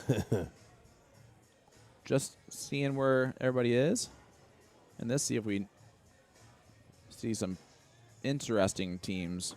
That's a good one with Devlin Lappin and Jason Chris, who came in here earlier and talked to us a little bit about streaming. Picking our brain. Tim's, really, but... Well, let's face it. If it was between me, you, and Tim, I'd probably pick Tim's brain. Yeah, too, of course, yeah. Quite frankly. He'll definitely be able to tell the most, at least. Yeah. So... It was equipment questions. I can handle those. In the top 4 on the women's side here, you can see that going on. The Upstate Bottle, Johnny's Angels, which is, I'm going to guess, with Johnny Jenkins. Mm-hmm. the foursome, and badass women. All right, I'm going to guess that they're ready to start. Haha, yes. Look at that timing, guys. It's like you knew. And we're piddling. And we're on the bullseye cam already for that, too. Psh, forget about it. Forget about it. It is going to be Nancy diddling for Justice Girls. And might want to count some holes, but I'm pretty sure that one's going to go to the Aqua Girls, who will start in this last leg decider. Holly, Kate, Yvonne, and Leslie. And I don't know if they get to pick what order they go in or if they have to go in the 1, 2, 3, 4. Because it does say 1, 2, 3, 4 on the paper. I would assume based on like this tournament and how really specific they are with everything they put on paper that you probably have to follow that.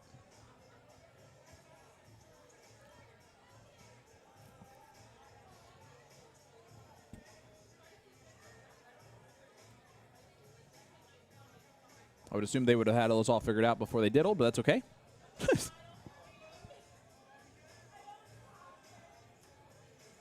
They're probably all debating right now, like, do we have to play 1, 2, 3, 4? Well, I don't know. We didn't get the Let's, last leg, so. let's update the scoreboard right quick so we can reflect the 3-3 score. Thank you. You're welcome. Could have just said that to me privately. Calling me out, but that's fine. That wouldn't be our style, so I get it. All right. Here we go. Gonna get it started up.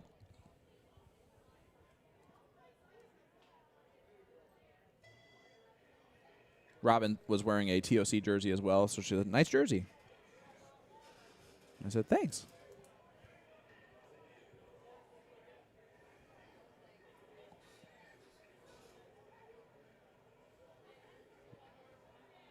I also really love when I go in there to, like, just get their information and, like, write down the names and stuff like that, and they look at me like I'm,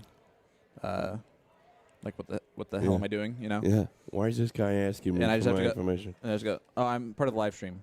I had that happen earlier, and then one of the they said they weren't streaming this. And I go, oh, well, then just believe that. But I'm going to still write all those information. But what they said was true, for sure. I remember the first year we were here, the women's 4-man, you walk out and you go, where you from? And Nicole's like, my mother.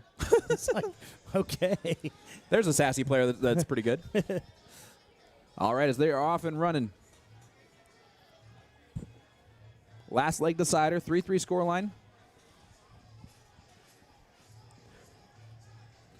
I feel like this might be a good walk-on for like a dart walk-on.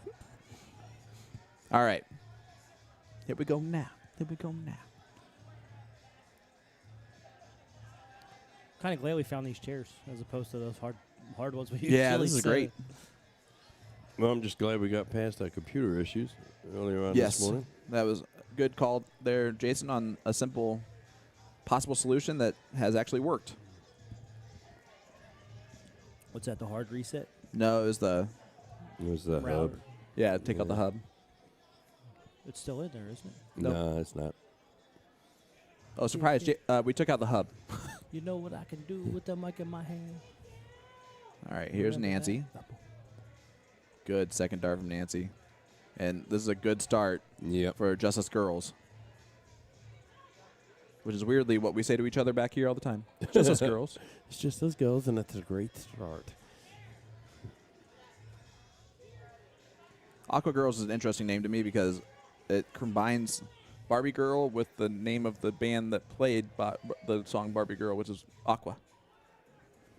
I'm going to guess it's a coincidence. They just named it that because they're wearing aqua-colored jerseys.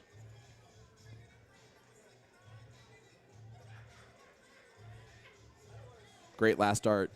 So far, they've hit at least one bowl per turn, and that is all you really need to do right now. Leslie has been the best player for the Aqua Girls. She has won 2 out of the 3 legs that she's played in.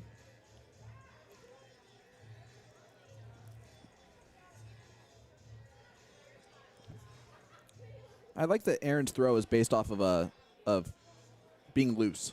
Yeah, and it's a good good low ton there for Aaron. And they're running right now. But like it's not stiff or anything like that. It's just she's if she gets stiff with it, that's when she misses. Yep. She has to stay real loose with her wrist and with her throw for it to work. It's difficult to do that. Trust me. Nice low ton there. Brings him right back into it. Robin looking for a bull.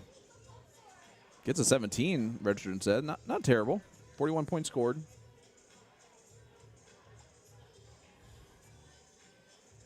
Let's see what Hannah Kate can do.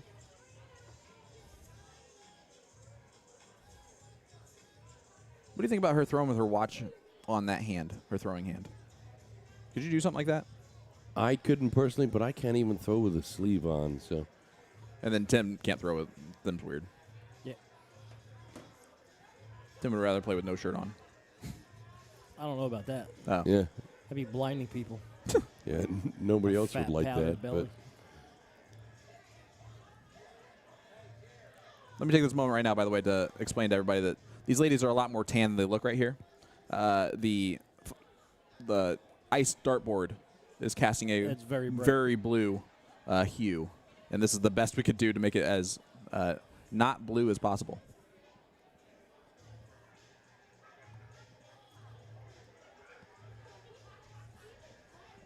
I do love how there's a song where like everyone just has to nod their head like with it. Like look in the background, they're all kind of there's a little bit of movement with it every time. I was in Bahama Bay in Philly when they recorded this. Nice.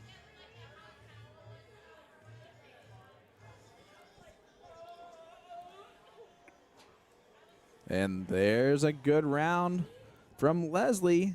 And Erin's got to throw in a low ton of her own to really stay in control. They should have the first leg to finish if she hits at least one bowl. There's that. Yep. Big moment would be if she added something big here on the last start and leaves a finish, but not a very good one. Yeah, that's a tough one. That could be rough. Reminder, this is the women's four-person B level. And that B level just shot another low ton. Down to 97, a nice two-dart combination for an out there. And a last link decider.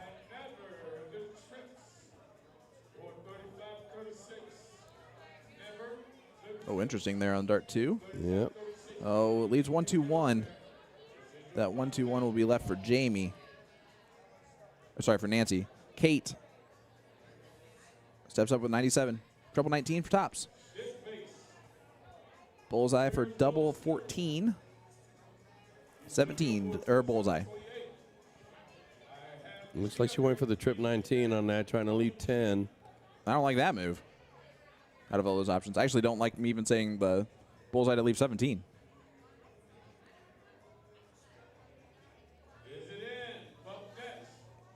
121 with an open out. Oh, that's a heck of a first dart. 14 for bullseye. Big dart here incoming for Nancy.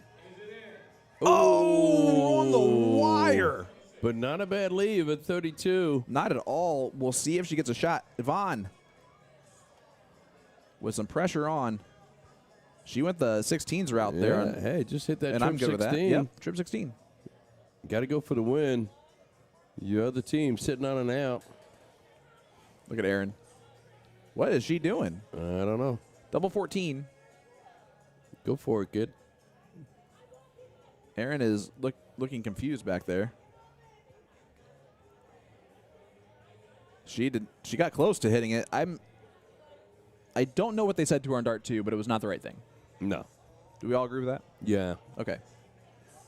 You got to go for the win on that. On the second dart, yeah. Because trip 16 would have been that dart.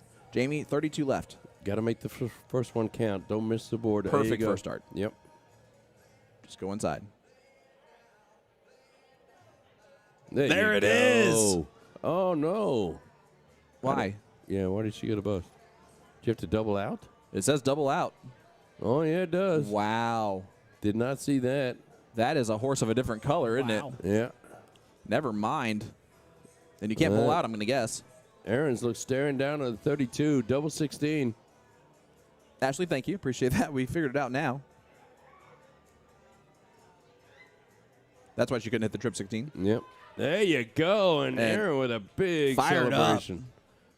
Way As, to go, Miss Aaron. Coming out of that slump. As that one goes to Just Us Girls. Way to go, ladies. Winning that last leg decider. Wow. What a match that one was. That was a fun one to call. It sure was, folks. Well, guess what? You remember how long it took us to get the next matchup and get everybody here? It might take probably that long again. So stay with us or just set an alarm for 10 minutes from now and come on back and join us once again. But we're going to go to our full look here and take a very short break. Sean, Tim, and Jason will be back with more from the Western New York Shootout right after this. Don't go away.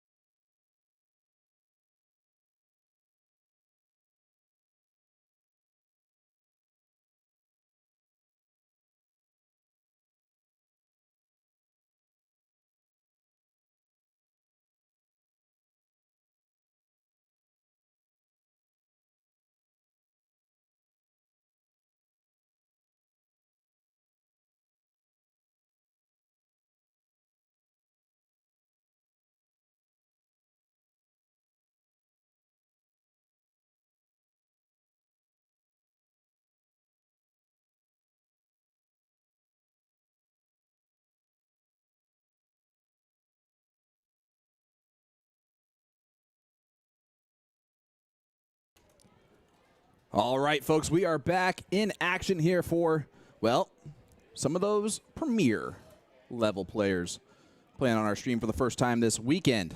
And that includes this beautiful human being in Mike Porterfield, who has, in the last couple of years, become one of the best in the country.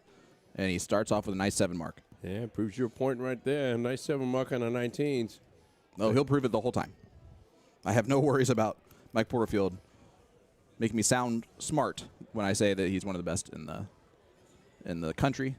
Another great player and great ambassador. He does a lot of great stuff with the game is right there, Jonathan Long.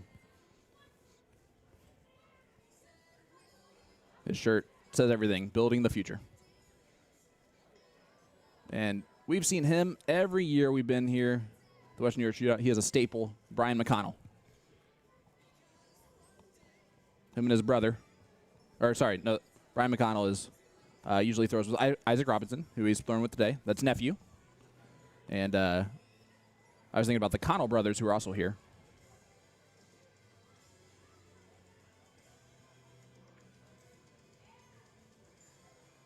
And this is Logan. I'm actually a little bit interested because Logan was the one I did not know on this team, right? And he's in the player 1 spot. And when I asked the other team, and specifically, actually, I asked Logan, or I asked Taylor on that team, who should be first on, who should be in the 1 spot, and he said, our best player. So, in his opinion, Logan's the best player out of him, John Long, Matt Klein, and Taylor, and I've heard of the other 3. If that makes sense. It does. Also, Logan's the one wearing the plain polo shirt with, like, the fun graphics on it. Parrots, as a matter of fact. You painted a picture beautifully there. Oh, that's why you don't do the Maloney double unless your name is Mike Maloney. And even then, we'll make fun of you. Ashley, I appreciate that earlier, by the way. Chat, we appreciate you guys joining us. Hit that share button. Let everybody know that we are back here with some great darts coverage. I know that what we should do probably right now is get on our social media and do the same. What do you want me to do? Just let everybody know that we're... Oh, yeah. Let me do that right quick for us.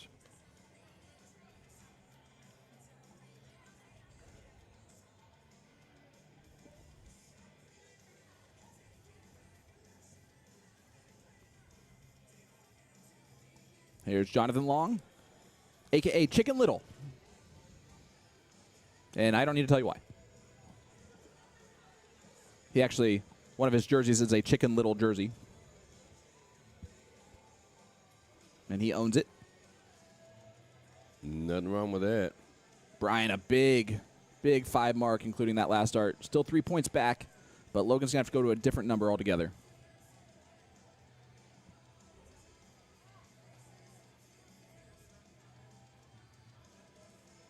Well, I don't know if Logan has a dart nickname, but Wolverine seems to work just fine. Big 7 mark.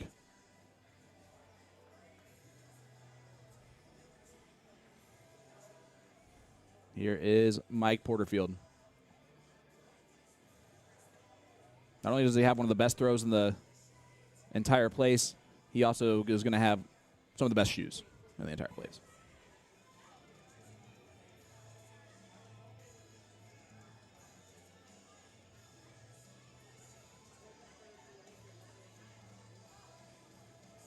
As the kids would say, his fit is fire. Typically, you know. Again, our friends, make sure to subscribe if you have not done so already. Sean Green and Jason Ives bring you this coverage with To The Point Streaming, owned and operated by 3 local guys in Indy named named Tim, Jason, and Sean. That's us. That is us. And I've only called this a USA Darts production 1 time. They are live at the Las Vegas Open, but unless you have 2 devices, you should stay right here. And maybe still tips just not your thing.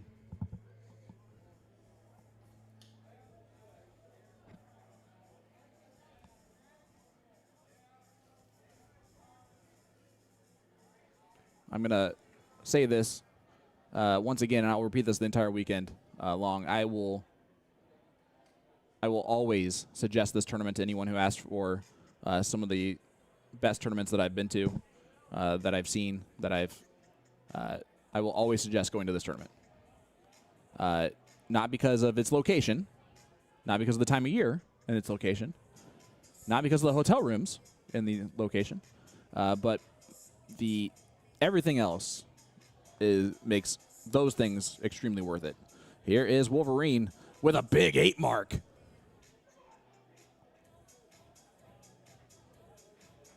And Logan and John are going to upset. And I'm going to call it an upset. I know it says don't call it an upset, but I'm going to call this an upset. This would be a huge victory against Mike Porterfield and Brian McConnell. Although BMAC does look a little worse for wear right now. Un más, por favor. And they do defeat Mike Porterfield and Brian McConnell for that one. That is a big upset victory for No Ham. And as we look over at board 2 to see if they were done, they were. I'm going to guess. Yep, because they're starting up this one now. I have no idea who won that second leg, but because it also will not show us because it alternates the start no matter what. Mm-hmm. You want me to go find out? Yeah, just like stick your head out there and ask Matt Klein, who's right there in the gray, or Jonathan. But Jonathan wasn't there, so.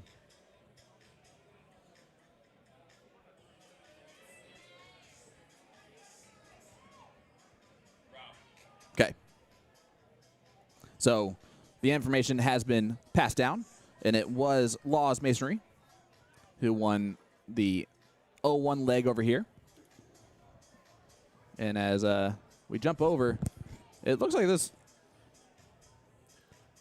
Double in. Yep. Double in, double out. Yep. Full bowl, though. So it's almost great. It's just right on a precipice. Could have been. So we're going to see Brian and Rob taking on John and Taylor in this one. Jonathan in first dart. Jonathan, a CSC Challenger Series player, multiple seasons. Has had a lot of success in it, too. Here's Rob Law. Rob is one of those players that never travels, but very talented. Yeah. He's a little bit like a Edie Farrell. That's fair. And that's a big compliment, honestly. Let's see how Taylor does getting in. With how everyone else did on the other three spots, you really have to get in. Puts a lot of pressure on you being the anchor man there. Great, Jason. Owen, Skyler, board 65, 66. You got 5 minutes. This is a recall. Please get over there. I don't want to forfeit you. How? Let me ask you this. Unless it's Sunday at the Indiana State Dart Tournament, because then it makes sense. How would you ever be able to forfeit a 4-man team? Like, how does one person of the 4 people not collect all the other 3 and get there, you know? Yeah, I understand. I don't like answering your question with another question, but do you have any doubt that Johnny would do it? Oh, no, I know Johnny would forfeit. I don't mean like that. I mean like as a player on a team. Okay. How would you allow your team any chance of being forfeited with 4 players that could be responsible to do the job? Like, you know, singles, I get it all day. Yep. Even doubles, right? Well, if you go up to the hotel room and next thing you know, it's gone. But 4 people? Yeah, I mean, you know, that's a lot. That's a lot of people to. Yeah, still fighting to get in here. And There he goes. Good dart. I did like that he won the trip 20 on dart 3. I know he didn't hit any of the single one, but you got to do something, right? You got to make up for the missed open in the last round, especially with how well the other 3 players are throwing. I mean, one is not like the other. 48, 40, 41, 8. And BMAC stays perfect Yep. here in leg number 2. Down to 61 already. It's almost a foregone conclusion at this point in time.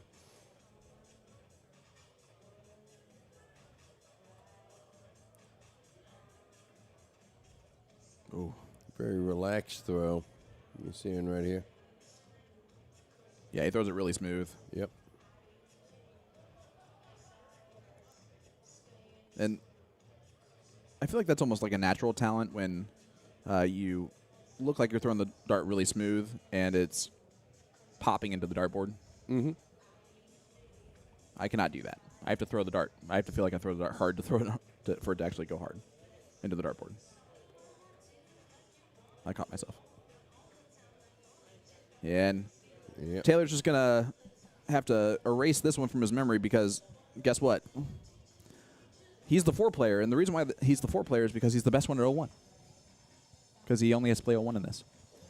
Well, and you said it correctly. You got to raise it from their memory, especially at this level. There's a lot of blowouts. It is double out, so double 16. Ooh, he leaves double 9. That's a little shaky there. Could be a little tricky. And you cannot go out on the bullseye Yep. in this format for everybody that's watching along at home. So technically the big fish is a 160.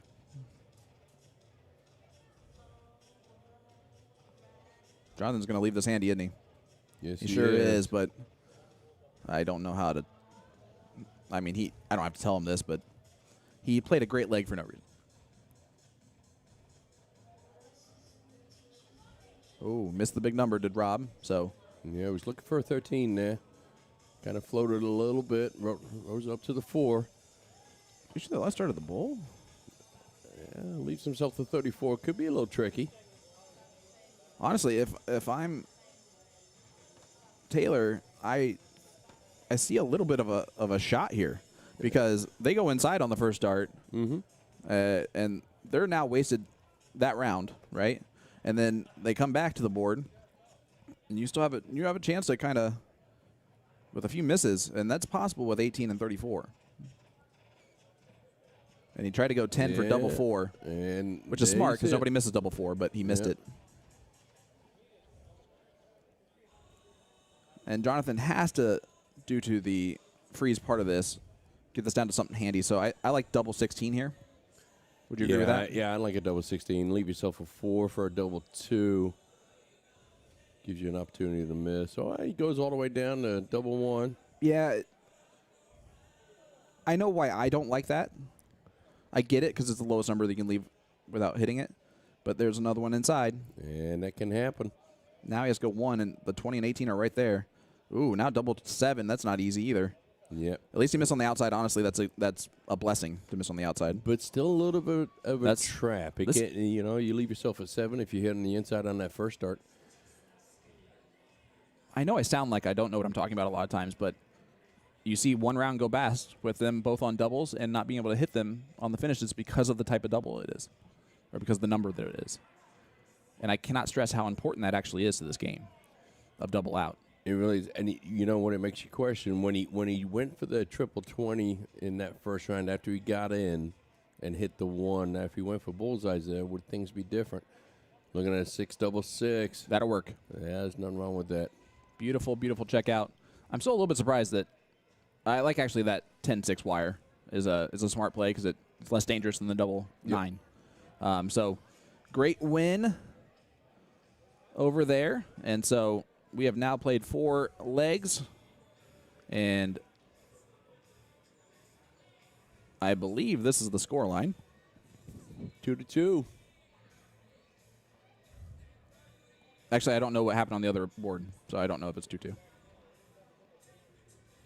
Right? Well, we'll know right after this match if they stop playing. Or you could go out there and ask again. Maybe I will this time. I'm going to put down 2-2, but we'll see what happens. Oh, they have it. It's open. That's why they backing out. I'll be right back.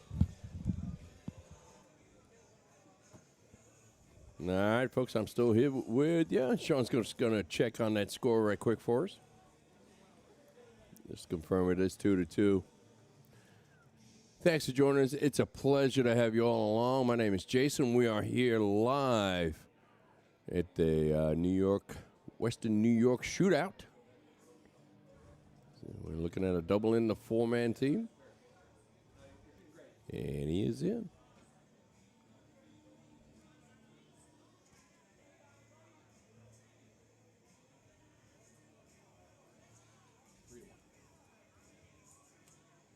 Yeah, it looks more like a 3-1 to me, Sean.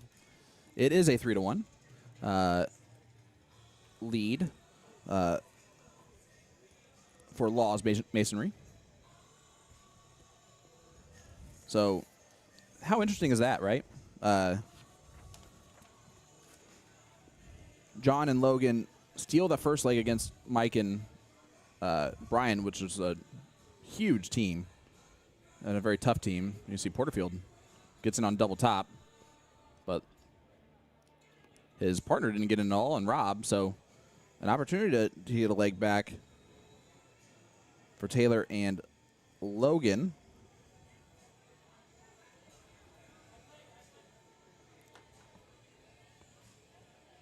Yeah, not happy with that visit. Quarter bounce out, went over to the 11 on that one.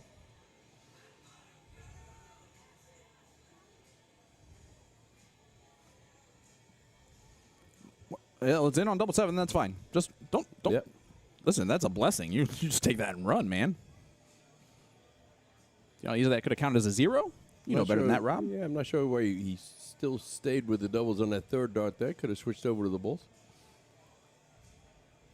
Well, here's Wolverine. Logan Jensen. Nice low ton, especially after that first dart was less to be desired with that 3, but low, a few holes below the bowl. And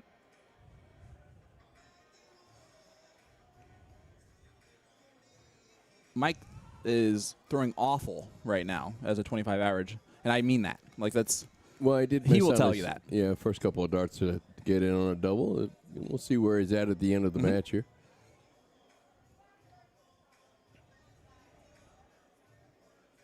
And it's amazing what Taylor can do when he gets in the first round and is able to have confidence to run ahead, because he's dominating this leg.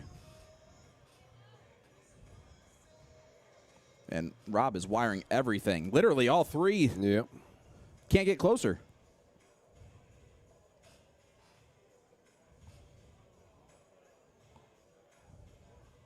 That's a good first dart for Logan.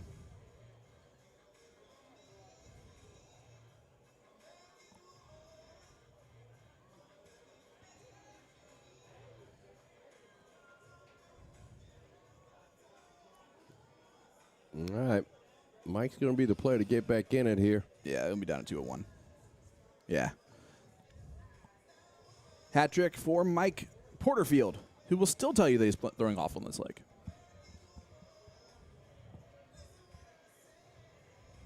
This is where the double in, double out format starts to get a little bit interesting, right? And we've seen it. I see it in the Phoenix Premier League leagues that I played in, right? I was able to win a lot of 0-1 games of double in, double out split because I know what to shoot at, what to leave, the patterns, and my opponents were not. Yeah. They were leaving like double 17 and double 19 on purpose. Well, and I'm like, okay. Yeah. And then they go inside and bust, and I'd be like, yeah, okay, that's about right. Yep. I am glad that double in, double out is something that's becoming a little bit more popular in the soft tip leagues. Me too. For so long we just saw an open in, open out type scenario, and at this level, the way that these guys shoot, you really need a little bit more of a challenge to bring a little bit more strategy into it. Well, because it became whoever goes first wins that leg. Yeah. And no matter how well you shoot, the other team's going to have a shot first at the out. Double 8. And look at that. There you go. That is redemption there from Taylor. I'll tell you what. He shot fire darts in that one. Yep, that's a great recovery. Same gentleman that struggled to get in on his first match. But was that it? I don't think it was. I think they won that one on the other side, too. I think this is 3-3, Yep. or else they would be done now. So I think we are going to a last league decider. Oh, this is cricket. Okay, so they. Oh, that's right. So they waited for the 0-1 game Yep. to see if they had to play the cricket league. I don't know about that. You know, because it's free, right? Yeah. And it's extra practice no matter what. Well, they probably wanted to watch and see how the other team did. That's fair. I just wouldn't, Cheer them on, maybe a little bit of support. These guys are motoring through these games. Is huge difference from the level that we saw previous on. Yeah.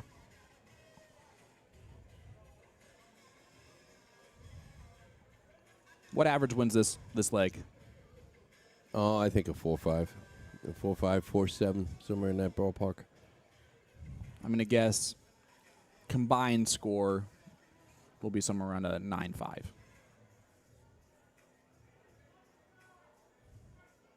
It's retrieving a flight.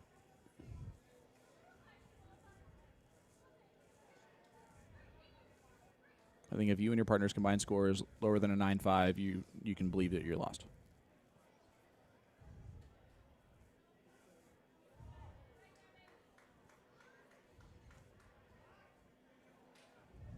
And you wonder sometimes if players can be that analytical. This is Isaac.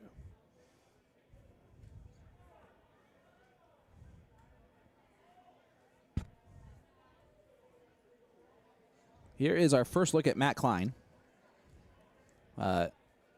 Matt's better half, Mercedes, plays as well, and she is also doing well in her bracket. In the women's A, she is playing with Cheyenne, Kalika, and Lauren Ivers. And they're taking on Upstate Bottle of Erica Mardeau, Nicole DeFisher, Sarah Harrington, and Tabitha McCann.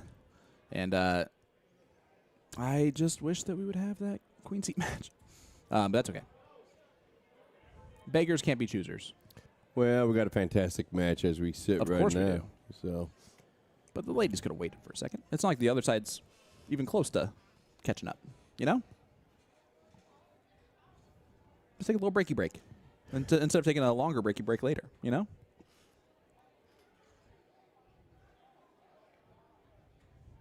Great last start from Jonathan, but it might be too little too late. needed that.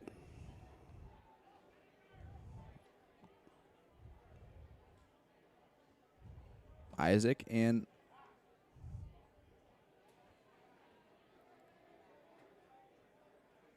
Yeah, going to be disappointed. Just kind of floated that trip 16 up a little bit, kind of blocked him out, switched over to the 15s.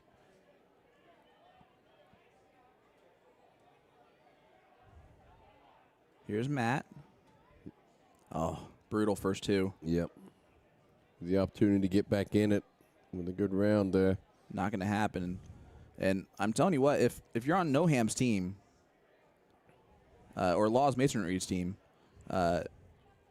you like the idea of having this match be Brian and Isaac. They're teammates in doubles events. They're actually like family, related family, so they play together all the time. And I'm going to guess that is exactly why they're in that sixth match, to try and end it before it gets to 7.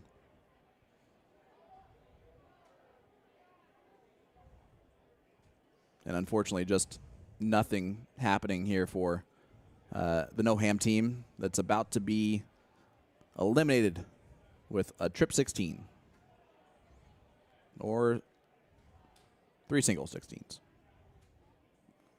All right, overachiever in the last one. Yep. There you go. And their combined score, a 10.33. Not bad. That was a little bit close. Yep. But there it is. The winners, Laws Masonry. And see, we could have just, the ladies could be just walking up right now. All right. Folks, we're going to take a short break. You know that. When we come back, we will have our next match on our stream. So don't go anywhere, folks. We'll be right back with more darts right after this.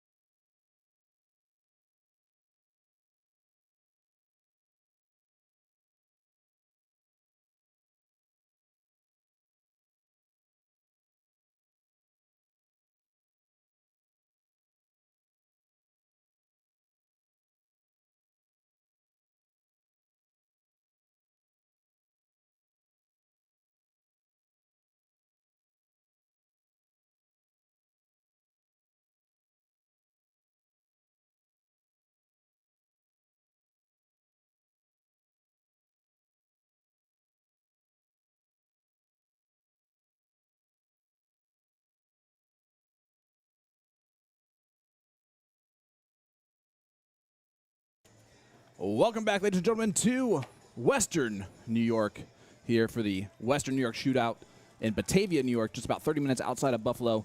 I am Sean Green, joined by my partner in comms, the great Jason Ives. Thank you, sir. Jason, we have the king seat of the four-person A team, and that features a couple of great players, some local, some coming in from a little bit further away, but it's a lot of names that we've seen throughout all of the years we've been here, and some new ones, right? You got Mike Porterfield, Brian McConnell, Isaac Robinson, and Rob Law of Law's Masonry. That just shot right there. That's Brian McConnell. Taking on Seth Smith, Eric Spratley, Jeff Childs, and Chris Maloney. And here is Seth. And if there's there's a few, maybe like 10 throws that I've seen that when I've done commentary, that I would pay money to have that throw. Mike Porterfield's one of them as well, but Seth Smith he makes it look very simple. Looks like Mike Porterfield's got the same type grip that Luke Littler has, where it's a little bit high up on his fingers, more towards the knuckles. Very similar to Phil Taylor had. Yeah, and in that case, you're opening up at the right point, right? Yep. I would say Luke has a little bit more on his fingertips probably now. But I'm not sure, honestly. You could be right. But here's Brian McConnell.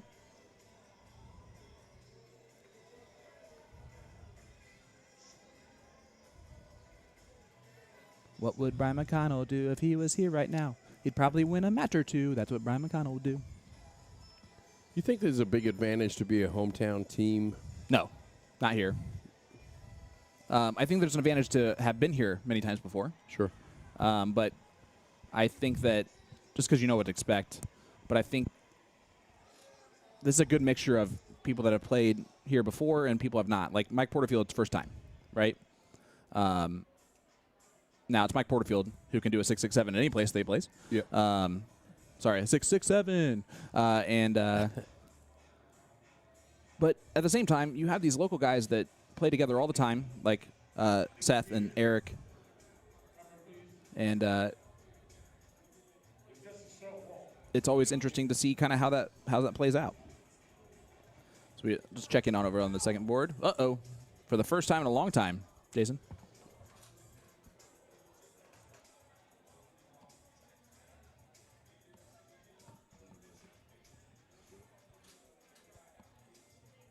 We're going to see.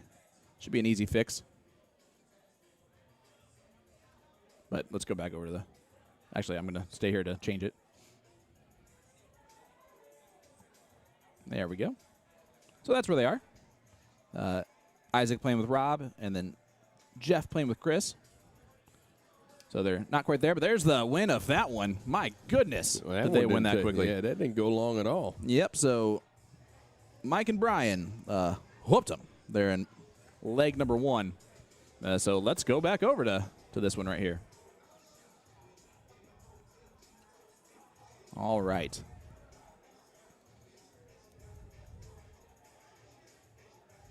This is going to be the duo of Jeff Childs and Chris Maloney.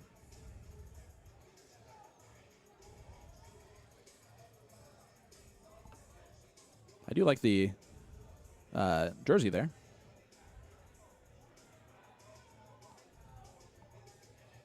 The Navy midshipman jersey. Mm-hmm. Good first start from Rob.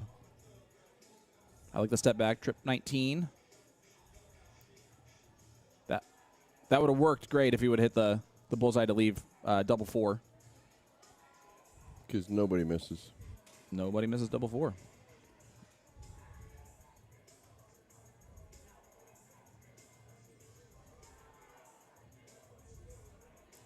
Pretty rapid throw right there. Yeah, that's Chris Maloney. Here's Isaac. Can't take out the 180, but can hit a 140 if he wants to. He did not want to. Playing a safe route. And that's okay. Probably bringing the freeze rule into play if it's possible. It depends on what Jeff does here. I believe Jeff is a player that that Scott or Seth, Eric, and Chris picked up this morning or this Okay. afternoon.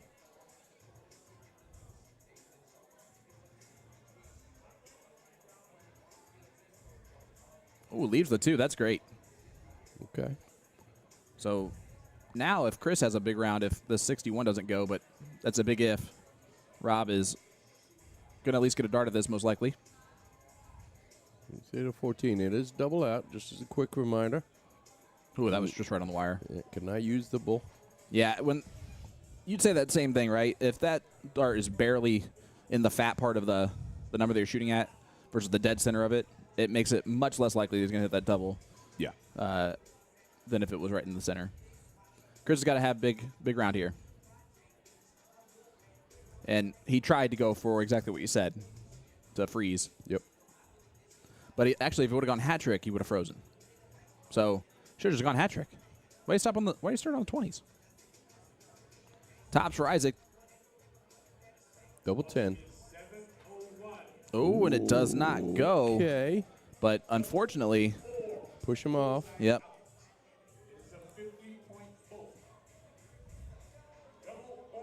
I like the move there, making the other team just go do it himself. Yeah. All right, here's Rob. Don't go inside. And he did go inside. Oh, he busted. Yep, that can happen. The problem, though, is that 63 can go. Yeah, is an opportunity. 63 is not terribly difficult for these guys. It'd be trip 13, double 12.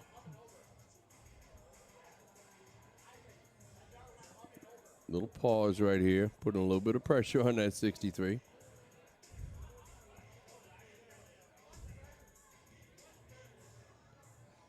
Yeah, it takes a chance to regroup a little bit. Yep. Notice there's no timer on this particular event. This is interesting, right? Yeah.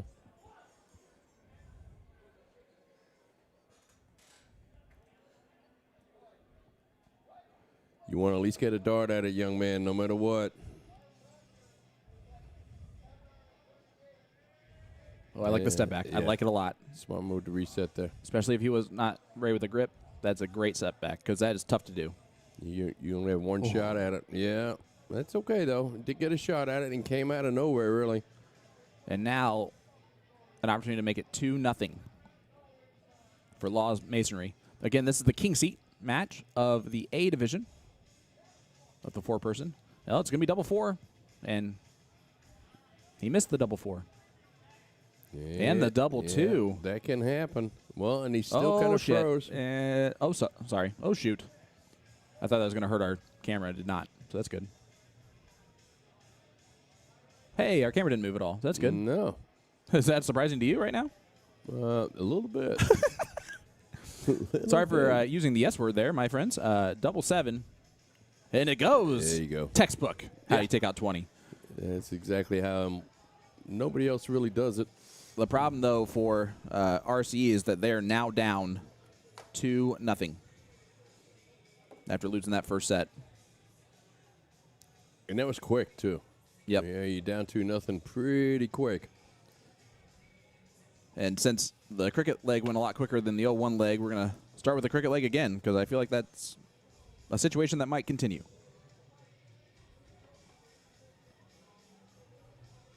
And Seth is playing this leg with Jeff. And they're taking on the good duo of Mike Porterfield and Isaac Robinson.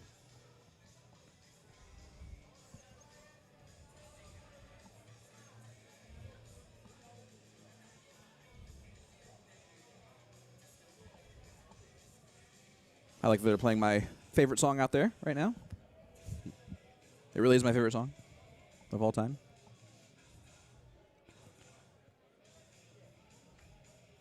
I mean, it has everything, right? A little bit of it, right? I mean, Good rhythm. It's got a good, like, mellow bridge that goes into even a chant. And then the solo is one of the greatest solos ever. Good old master of puppets. All right, Isaac Robinson from Rochester, New York, as the locals would say. All right, does catch it on that third dart. It's that trip, but is it going to be enough? What do you think? I don't think so.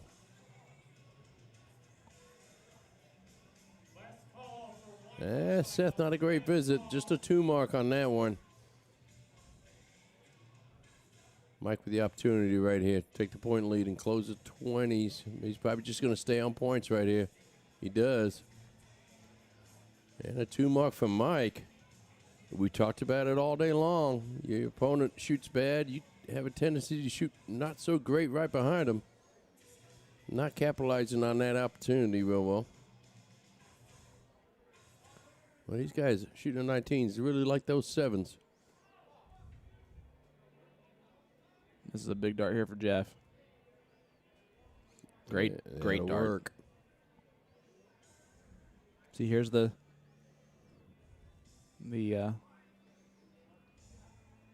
melodic bridge.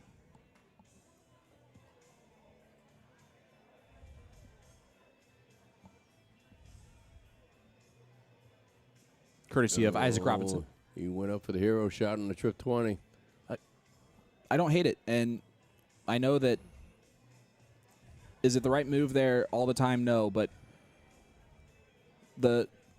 every time I sit next to a former CDC champion, former great player, they always say to me that they do stupid things to close those 20s. Mm-hmm. And that's because they have so much more of an advantage. Porterfield's going to get rid of them. Yep. 8 mark from Mike Porterfield. Some great darts right there. That's a boom boss.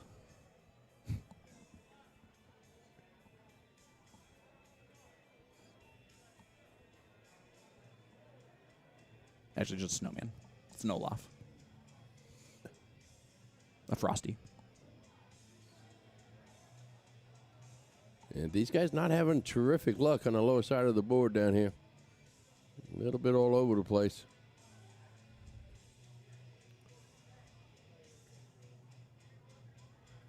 I just decided I'm going to say he's feeling frosty every time he hits an 8 There mark. you go. I love you, Scooter. Oh, big 7 from Isaac. Yeah, those guys usually love that transition. And that was even with a weird announcement going on. Do you like the 16 to 15 transition? Yeah, I do. I do too. Yeah, I do too. Well, it's favorite transition. It's the same speed, same arm speed. Same weight of the dart, just on the other side, and boom goes the dynamite, Seth Smith. Yeah, bringing them right back into the match with those darts. Yeah, on But the here comes cusp Mike. of losing this leg.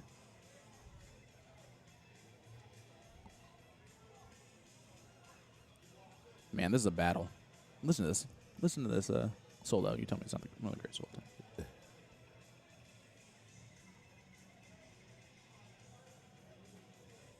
Big darts from Jeff. Big darts from Jeff.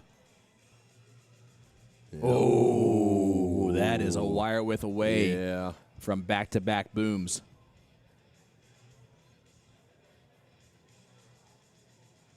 Yeah, we've seen this leg shift back and forth quite a bit. Get rid of the 15s. Yep. Is there another one in there? And he didn't have the point lead. If I'm Seth, do I close? I close, right? It would make sense. I mean, it makes it 3-3, and it's Mike Porterfield with 3 bowls. So I don't know if you really can take that risk. But they're going to lull him into it. You got to go for it. I mean, and it would have been interesting to see if he did hit it. But I don't think it mattered, and that's why I think that was a brilliant play by Isaac. Mm-hmm. Even if he closes all the stuff, it's still 3-3 or 4-3, and it's 3-3, and that's Mike Porterfield throwing it. Yeah, And I don't know why. I don't even know why he did that. Why don't you shoot all bowls? Well, It's Mike Porterfield. Yeah, 4 bowls. Yeah, get the point lead back at it. Playing a safe route. If you're Jeff, you close the 16s, right? You have to. No, close 16s. How are you going to do the opposite strategy of your teammate the last round? When you were given the opportunity to do the same. You said they picked him up this morning? Probably yeah, not but a lot of communication. There should be. I don't care if I just became friends with you yesterday. I'm going to talk to you if the shot's not right, or not what we can agree on. And well, I think that might have been it. Yep, it looks like it. Both teams seem to be shaking hands. Wow. Laws Masonry. 4-0.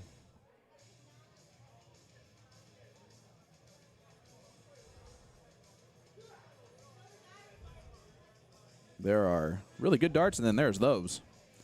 Well, Jason, let's take a look at the bracket here real quick and just see kind of where we're standing in all these.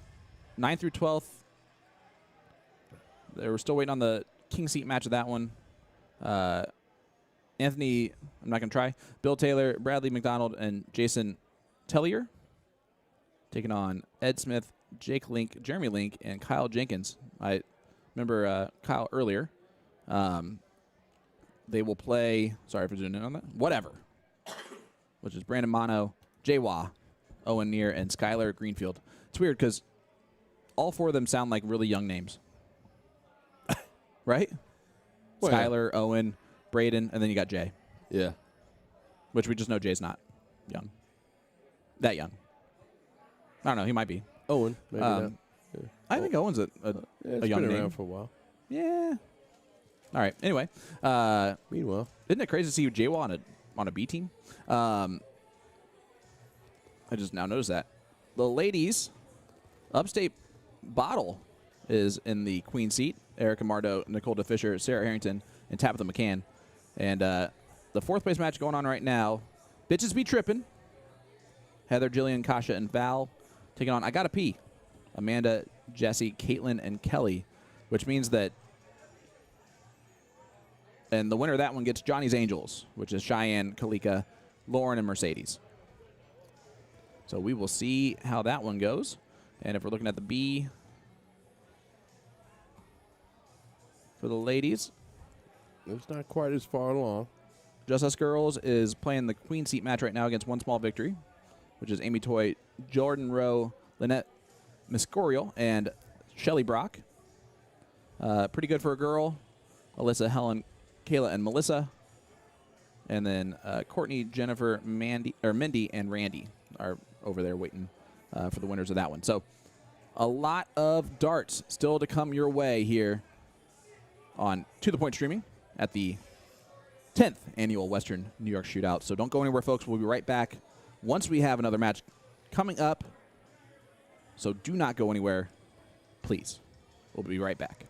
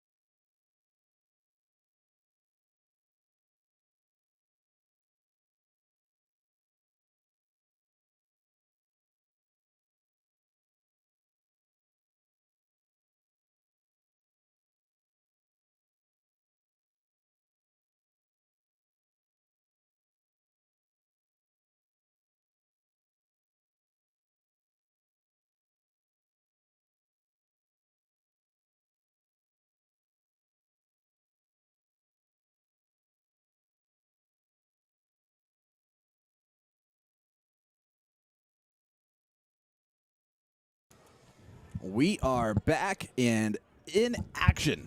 Finally. Sean Green joined by Jason Ives once again. I know you're wondering, where's Tim? Well, we're wondering that too. But here we are for this great matchup, and it is BTFU versus whatever.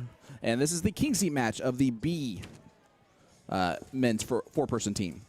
And it is Brad, Billy, Jason, and Anthony taking on Braden, Jay, Skylar, and Owen. This is J-Wall right here.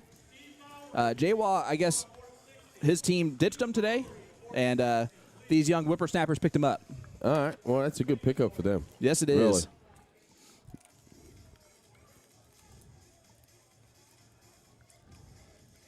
Only gets 2 there, but that's not bad.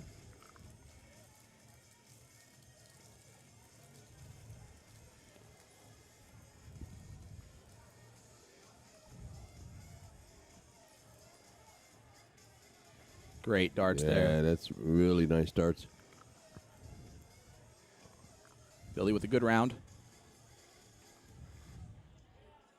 I like Billy. Because I went up to... Or sorry, that wasn't Billy. That was Brad who just shot there. I like Brad. Brad, I was like, hi, I'm Sean. And he goes, Sean Green? Yeah. Yep.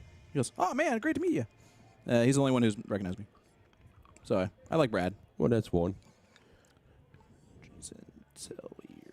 Yeah, it is 1, really. Except for like all the other people that already know me. I should have asked how to spell Anthony, or how to say Anthony's name, but that's all right. And then, I just oped. Sorry, guys. I know that we should be commenting on the match, but we can't see it right this second. It's because of my... Doing a little note taking, so we can bring you a little better scenario. And near. Cool. All right, here we go. Oops. Well, you guys have been going anyway. But so far, BTFU out in front.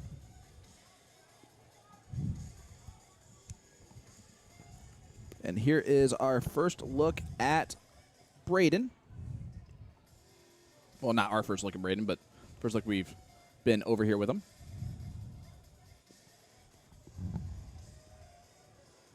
Here is Bill. Bill with a couple of different opportunities, a couple of different ways to go. He chooses a 20 route. Do you like that idea? Yeah, I do. You really the person or the team with the most points wins, right? So, and you got 2 X's on those numbers that you have wedges on. And if you're J-Waw, I think it's successful if you close both those wedges. Yep. I think it's time for and any points. Time to clean up a little bit. Yeah, sometimes you don't have to be the hero. Sometimes you just have to be the janitor. He's staying on the 17s. Yep. And I'll never not question him. He's been in the game, around the game for a long time. Very successful player in every situation that you can be. So if you thought the 17s were the best route there, then 17s were the best route there for him. Well, and there's a lot of different influences. He may know that the person coming up behind him is the weaker member of the team, and he finds, let me put points ahead. It's his decision. He's in the game. I think Jay would personally say that he's the worst player on his team. That being said, if it's true or not, I don't know. But Skylar is the one who does everything.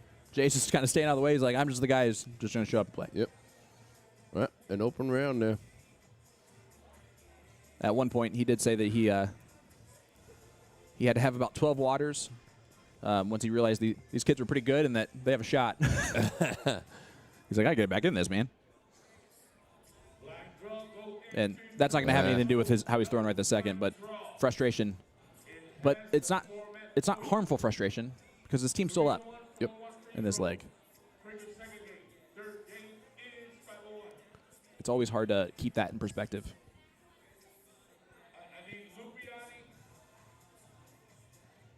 I'd say no matter what, you close the 18s right here. There you go. Now back to points. Yep. No reason just not to point right there. Yep. Yeah, it's a great dart. Great last dart, and it's a very good visit there from that young man. There is a reason why Braden is in that number 1 spot, and it's because he's averaging a 4.67 right this second. 6.7. I hate that that number comes up so often. So much more than 69. Ooh, Bill. Oh, Bill. Did not throw a good dart on dart 3. He's had a couple of bad rounds back-to-back here.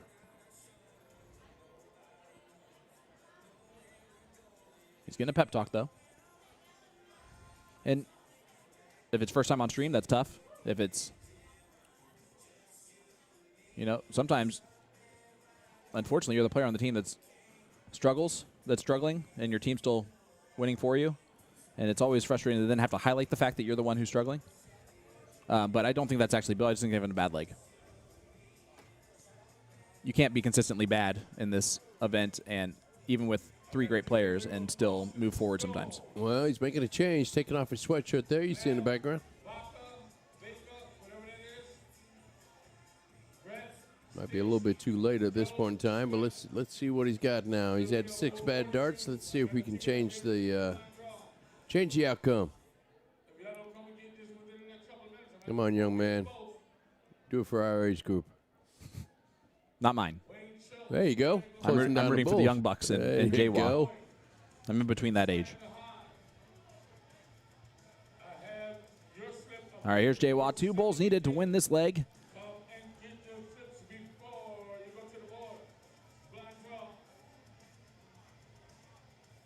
Ooh. Oh, dear. That was interesting. Yeah. Well, that'll work. Yeah. He made that look very difficult and then very easy. And it looks like player 1 won over here, which that would have been the same team if the boxes are correct. So it should be 2-0. I'm going to go out there and ask and make sure, though, real quick. I'll be right back.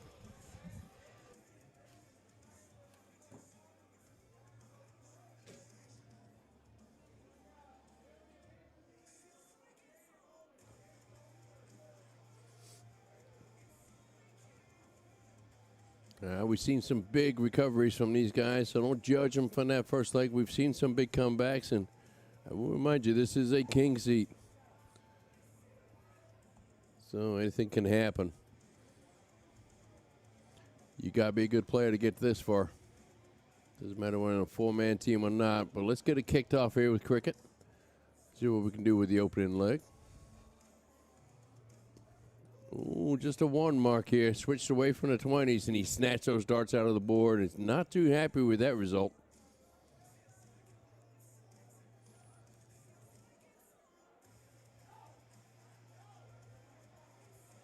It is 2-0 in favor of. All right, I'm back. It is 2-0 in favor of BTFU. Or sorry, it's 1-1, right?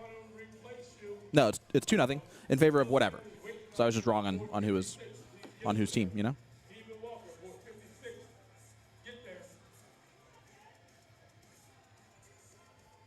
All right. Here is our first look at the team captain in Skyler. Okay. He's throwing in the 3 spot. And I think he's probably more of a player after my heart, where he is the person who has the strategy, who has the knowledge, maybe? The ability to kind of lead the team, but also he's going to be the player that's maybe the weakest, potentially. I'm not sure, obviously, but that is always usually me. So I try to make up for it in, in what I can do strategically. All right, reset. Here we go, young fella.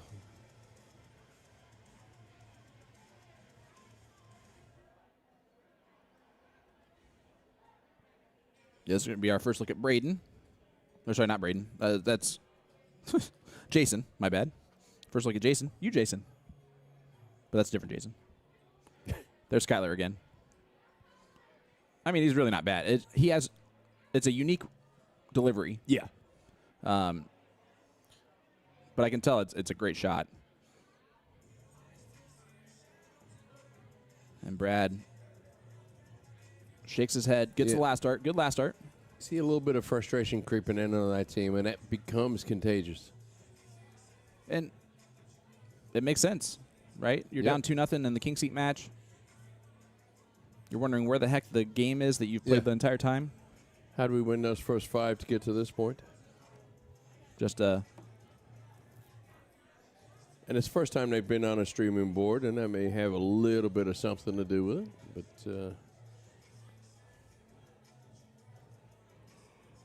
they didn't seem at all nervous that they were in here. They didn't seem like they were. This is anything bigger than them, which it shouldn't be, right? This is this is not.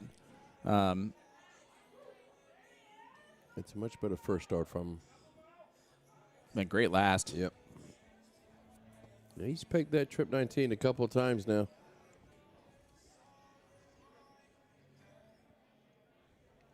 In the background is Look at that. great darts, and there he is. I can do that every once in a while too. Great darts from Skyler. Big round, and never mind. I take it back. He's just streaky. Throwing us 3-6-7 right now. In the background, you can see a couple of the members of the, at least one of the members, and Erica Mardo, of the queen seat holders in the A division for the ladies, 4-person. So they are just waiting patiently for that bracket to catch up and get to the finals for them. And that bracket has 8 teams total, so it might give us an understanding of how much longer the tournament might necessarily run. Yep. Because if this one ran with 8 teams, how much longer would it be to add a couple others? Great darts once again. There you go. From Jason, and a little momentum swing. Yeah, he's starting to pull it together a little bit. Needs a trip right here. Not able to get one. That's what usually I do after I hit a 7 mark, so samesies. Yeah, let's see if that pep talk worked for both their players. I mean, Brad has the best throw on that team. It's nice and smooth. He releases it nicely. He recognized me. Yeah. I just thought I'd clear out the elephant in the room that people are thinking about. By the way, we have not looked in a while at the chat, so hopefully Y'all are saying nothing but positive things about us. Okay. And if you're not saying positive things about us, then that's why we didn't look. Yeah. Carry on with the 16s. No, he's switching over to 17s, going for points. Smart move, and he went back to the 16s, closes them out with a double. What a great round that was. I love the way he stepped back after that first start and kind of reassessed what he was going to do.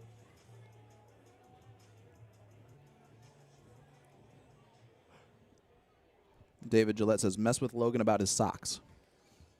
All right. That was earlier with Logan. I called him Wolverine. And by the way, everybody, we could not really see all the chat. Or I couldn't see all the chat because I didn't have it on see all messages. I had it on see some messages. We got quite a few viewers. Some of our most for the day at 66. Appreciate that, everybody. Hit that share button because these players, this tournament deserves all of the accolades and all of the spotlights that it could possibly have. And let's face it, what else is on TV on a Friday night anyways? At 9:28, Yeah. nothing. And it's also Friday. Exactly. He says on a Saturday.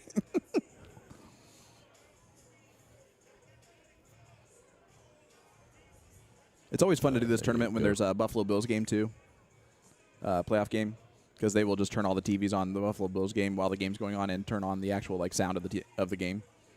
So Saturday tomorrow will be annoying for a lot of people that can't listen to music. Ooh, a blank visit there. That's going to be frustrating. Should be aboard 39 right now. Your partner's waiting on you. Let's see what Brad can do. The black draw. Dean Thurston. Great. Yeah, I closed Great that last. one down. Nice last. And I'm okay with that shot of the double because he blocked the triple with one of his darts. So it makes perfect sense. We're going to shift over to Bulls. And you can see Braden's struggling with this round. Yep. little frustration, but that's because he shot a 5 in the last leg and shooting a 3 here. I get it, except for the 5. Yep. Little low, little high. A little wiry. That one was not wiry. But they will be back. Plenty of time. Right now. Maybe not as much time anymore. Uh-oh. Okay. All right. When his throw, when he paces it correctly, it looks great. Well, and it all comes down to that first dart. Mm-hmm. He's a good, and I'm the same way. I follow the dart. That first dart feels good, and I can follow it. I will follow it.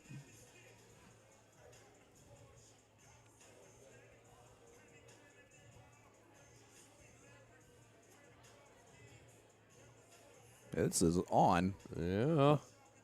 I mean, yeah. Okay.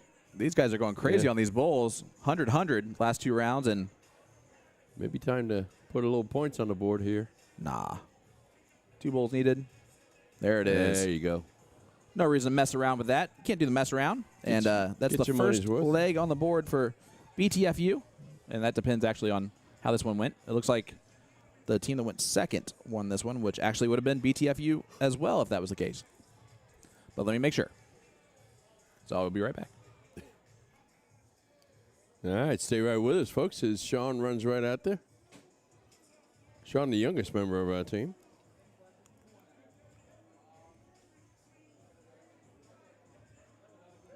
As they get set to go, a little 5-on-1 action.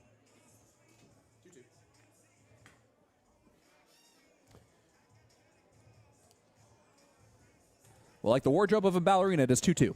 All right. And this is a race to 4, though, right? Yep. Race to 4, a king seat match of the B division. And let me go ahead and change that scoreboard and make sure it is updated. BTFU tied it up 2 apiece.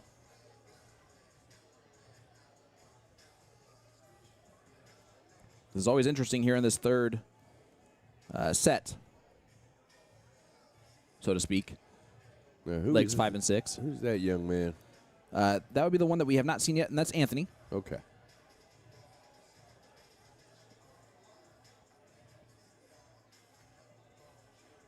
And I can't not remember if he introduced himself as Anthony or Tony.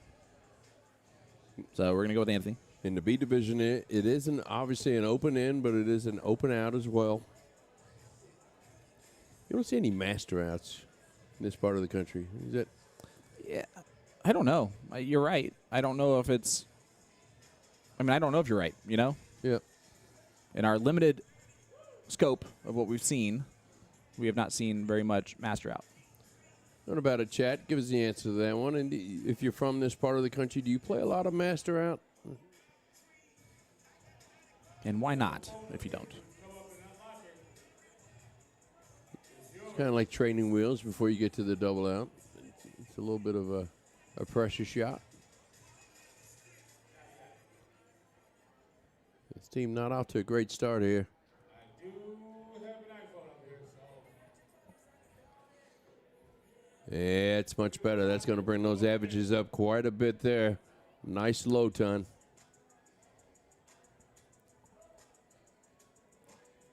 You know what I also like about this tournament? That is now like the 3rd iPhone that's been found and brought up to the control desk. Yeah. You know? Yeah. I don't know. I don't have to say anything else. It's how it should be, right? But it's nice to know that you're in an environment, in a place that it is that way. And unfortunately here, rough round for Braden. And he's almost pressing a little bit.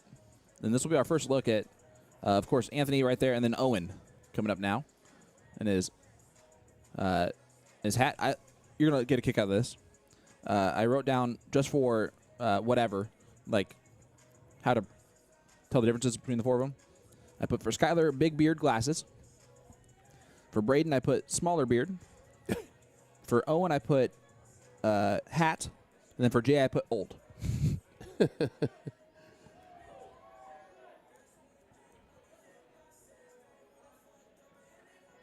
And I told him that I thought it was funny that it seemed like you were paired up with 3 people that had really youthful names. And then I looked at them, and they were all youthful. Here's Braden. Good low ton.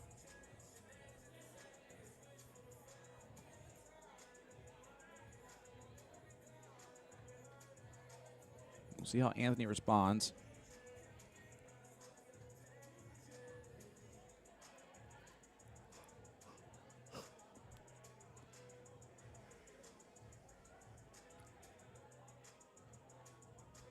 Sound like you tried to sniff me or something Nah. when you were yawning. Fighting a little bit of the sleeps. Late night last night. Yeah, I mean, it was a long drove in. drive, Yeah. right? Especially for you. There's always a bit of excess energy when we get here. Yep. Now, we're tired before we get here, but when we get here, and it's a little excess energy. You guys are up, what time today? Setting up? Oh, we got down here about 7 o'clock. Okay, so about an hour before me. Hour and 5 minutes. I'm sorry. I'll make it perfectly clear that I was 5 minutes late. Went out to breakfast. It was good breakfast this morning. But we've been going pretty much since 11. Yeah. I mean,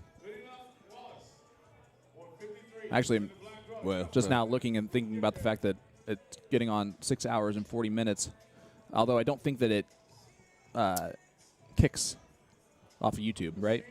Is it 8 hours on YouTube? I do not know the answer.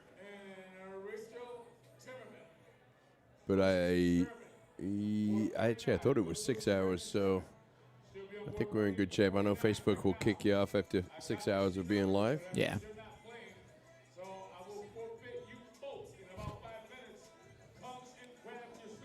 Folks, I don't know if you can hear it in the background, but it's both sides of the coin. We found your iPhone. Come and get it. Nobody's looked at it, and somebody's turned it in for you. And if you're not at your board in 2 minutes, we're kicking you out. Yep. Both teams. Yeah. And this is where the regulator really works the hardest, right? Tops. Ooh, a little Good bit high. look. Yeah, a little bit high. Nice look. And now, let's play the situation out. He's got to get, I mean, realistically, just hit a hat trick and leave 16. Yeah. That's my goal at this round. I don't know. Well, I mean, cool, all right. but that's not math that works. So, No. and I think that he thought it might be math that works. Hey, that was a happy little accident. He shot at the bull in the last start and hit the 12. So he gets down to 40. That's a good sign because he cannot freeze the 81 if this does not go. 10 for double 10. Oh, it's open out. Open out. Duh. I'm an idiot. And there it is. They do take out that one. And that was the third leg on the spin there for the BTFU. So let's head on back over to board number 1, where after the first 2 legs won by whatever, they have now lost 3 straight. And if they lose this one, it's over. And right now, they are not in good shape. Yeah, and that shape just got a little bit worse. Yeah, Bill with a good round.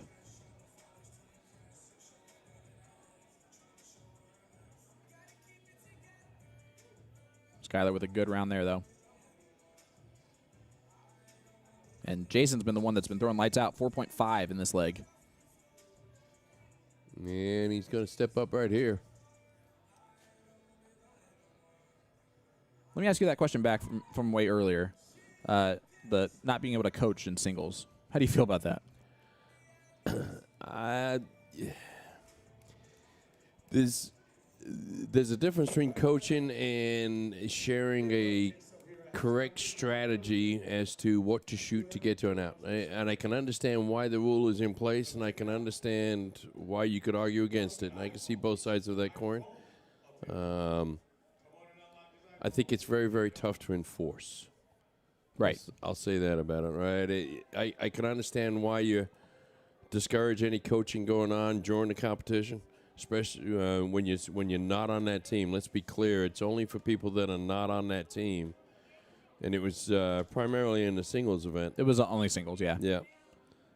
So far, that's all we heard it from. Yep. Was the singles, and I think probably what ended up happening is this. Two people were playing.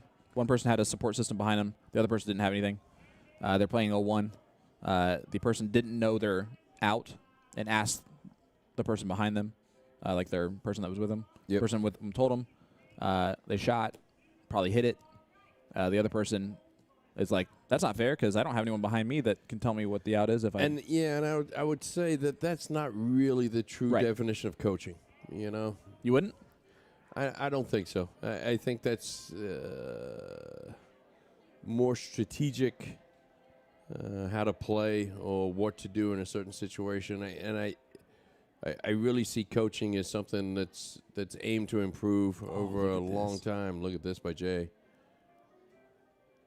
But right there, you're just talking semantics. Did you see that reaction? Oh, Jay. He just used 2 shake weights there above his head. So, and I understand it, the frustration setting in. This is the king seat match, and they are in a tough spot, although winning darts right now. We'll get back to the conversation in just a second. And we talked about no. us showing a little bit of fatigue in our commentary. You're also starting to see a little bit out of the players too. Yep. Local time is approaching 9:45. That's it? Yep. Oh boy. That's not good. And many of these players have, they've been going shooting darts through a couple of different events all afternoon long. Just being on your feet, quite frankly, for that, 10, 11 hours. I don't know. These guys are professional athletes, man. I mean, like, some of them are in really good shape. Well, And some of them are in dart shape. Yeah, there's a couple of them. Like, I would. Anthony looks like he's in really good shape right there.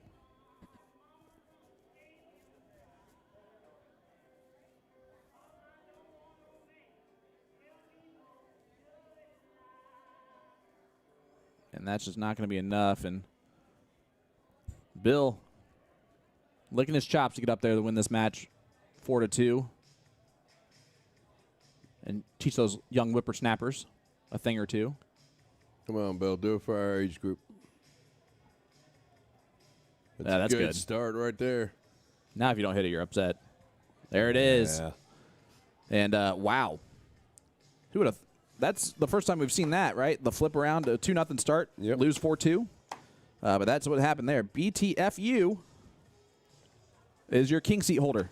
There you go. Whatever moves to the third place match, where we will check in real quick on CompuSport and show you guys what the rest of this looks like, as they haven't scanned it yet. But so they'll go to the third place match. Oh boy, we're at Fit 6 over here.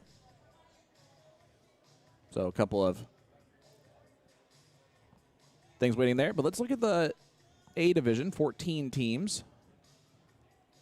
Laws Masonry, we saw them get the king seat. RC is in the fourth place match, and they are actually playing their fifth, sixth spots right now. The C division had a lot more teams, and it shows. they're still at the fifth, sixth spot. Yep. That's not bad at all. They're still right there, although there's a couple.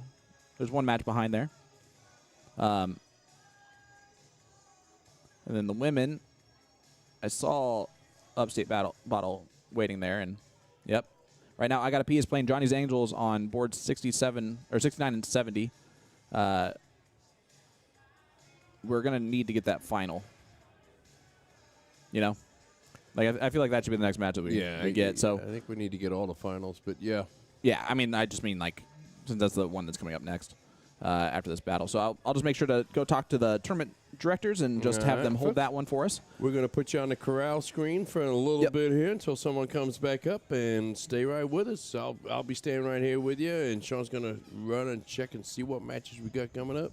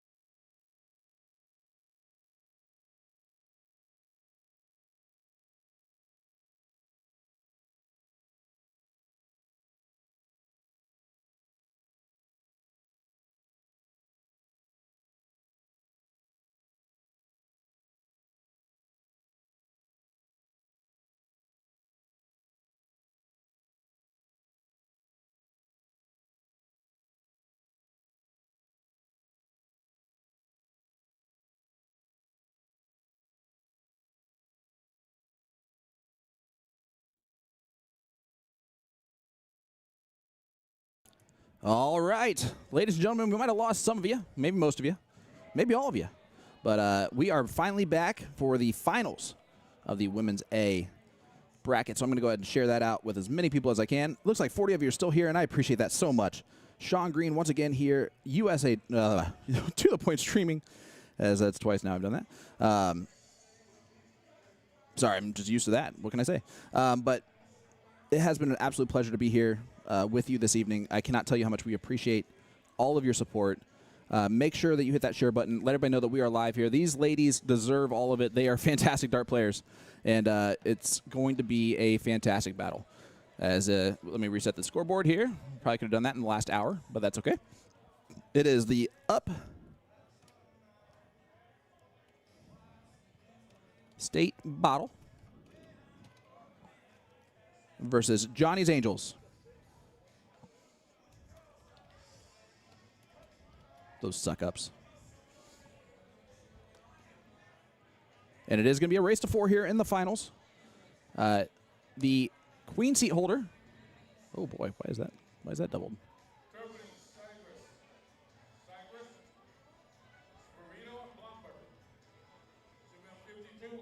I have no idea what happened here, guys. So give me 1 second. That's what happens when you have nice things. People just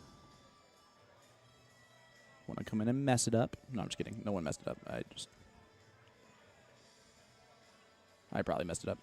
But here we are back in action. I believe that this will now, yeah, it's still, for some reason or another, it's not doing it. I'm here. We're good. We'll figure it out. Let me see how main 2 looks. Same thing. That's so weird. Apparently, if I let the stream, or if I let the screen go black, like we did just now, it like makes the, I don't know, sizing different? I don't know. I'm just making stuff up now. Big hat trick there over here on board number 2. But let's head back over. Cheyenne Richards. Boom goes the dynamite. A big 9. We almost missed it, but we got that in there.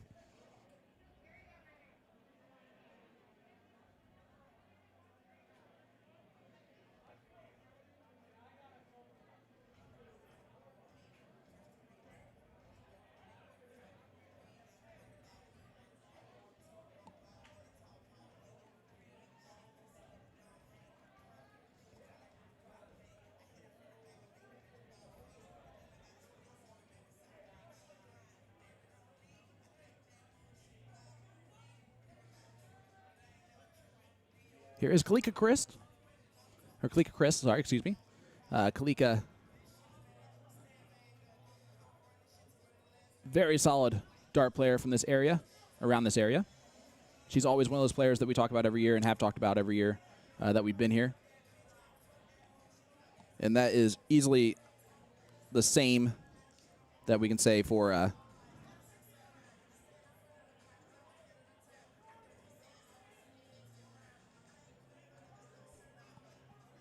sorry, I just confused myself there. For Sarah Harrington, who just shot right there. Here is Cheyenne. First time actually playing here at the Western New York Shootout. And, well, she continues to dominate it. Is that back-to-back? Boom goes the dynamite. Back-to-back 9s from Cheyenne Richards. The Blonde Swan is lighting it up. And if you guys remember earlier, those of you that are still watching along with us here, that checked in when we saw the finals of the events earlier on, that was kind of shocking, right? Is that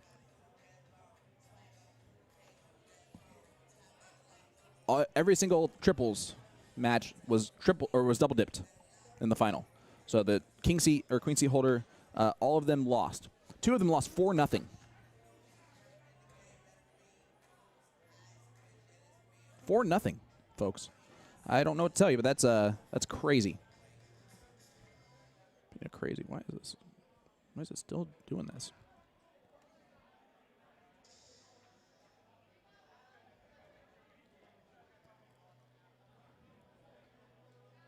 Oh, that wasn't good. I'd like to apologize, guys. Sorry, I'm figuring it out as I go. And for some reason, it is not. Oh, well, is it because I just pulled it back up that way? Yeah. Wow. Good job, Sean.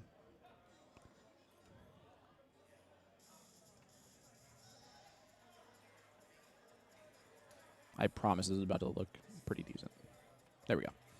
All right, here's Erica Mardeau.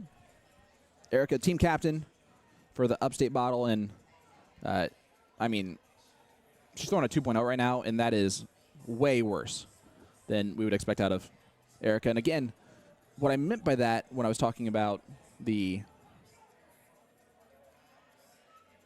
king seat, queen seat holders all getting double dipped, I'm also including the fact that it can be difficult right now. They had to sit and wait for so long that you kind of just lose the momentum that you're carrying. As Upstate Bottle is kind of feeling that right now. And it's luckily here it's a race to 4 as I am joined once again by the man, the myth, the legend, Mr. Jason Ives. Jason?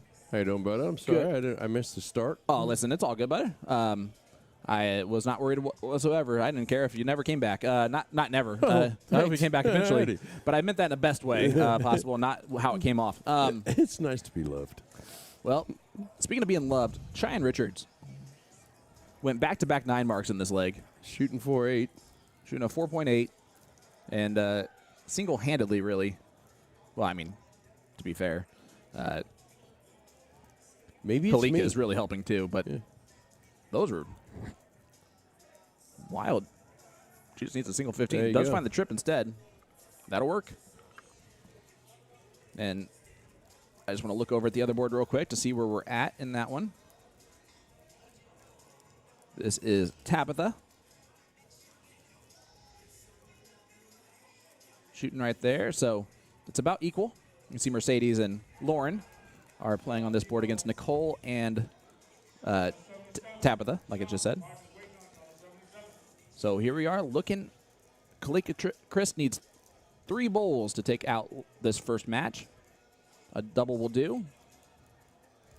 Single is good enough with Cheyenne coming up next.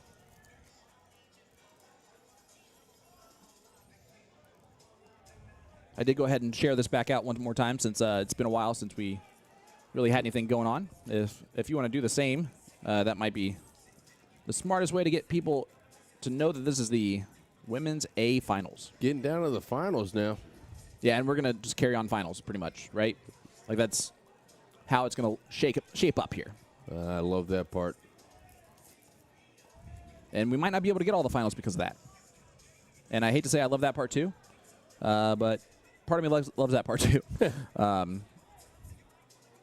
Yeah, it's been a Cheyenne long, points long a lot couple of first days dart. And points the second dart.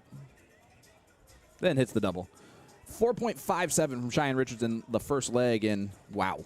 Yeah. As we go over to the other board and see Nicole Fisher leaving 60. Open in, open out. Which is weird because it should be open in, double out, right? For the ladies? You would kind of figure but at least a master out. No, we've done this. We've done this. Open in, open out. That's what the board said at. I know it's what it said at, but that's wrong.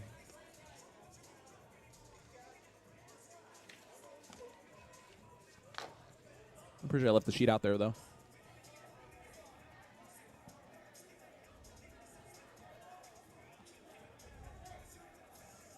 But hold on, I'll be right back. You keep talking. All right. Very good. Ooh, the tricky 29.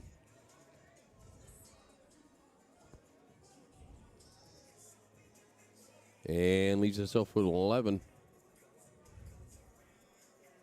And Bus falls a little bit short. I tell you what, though. She did throw it with the right amount of power. Probably would have hit a triple 11 regardless.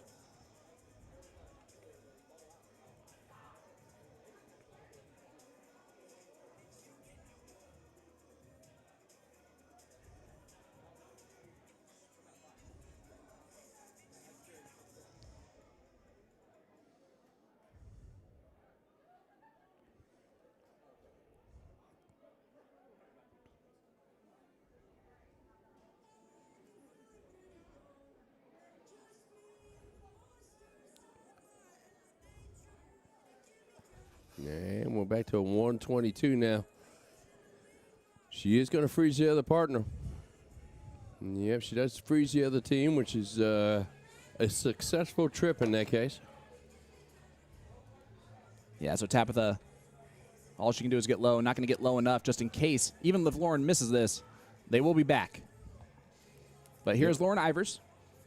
First met her in Buffalo last year, in Niagara Falls, excuse me, at the Bull Shooter in Niagara Falls. She defeated Maria Carley in the finals of the ladies A singles, which got her a spot in the Bull Shooter Invitational.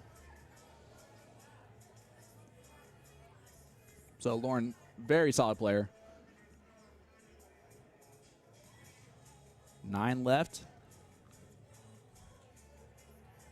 Oh, and she throws it high, but again, no issues.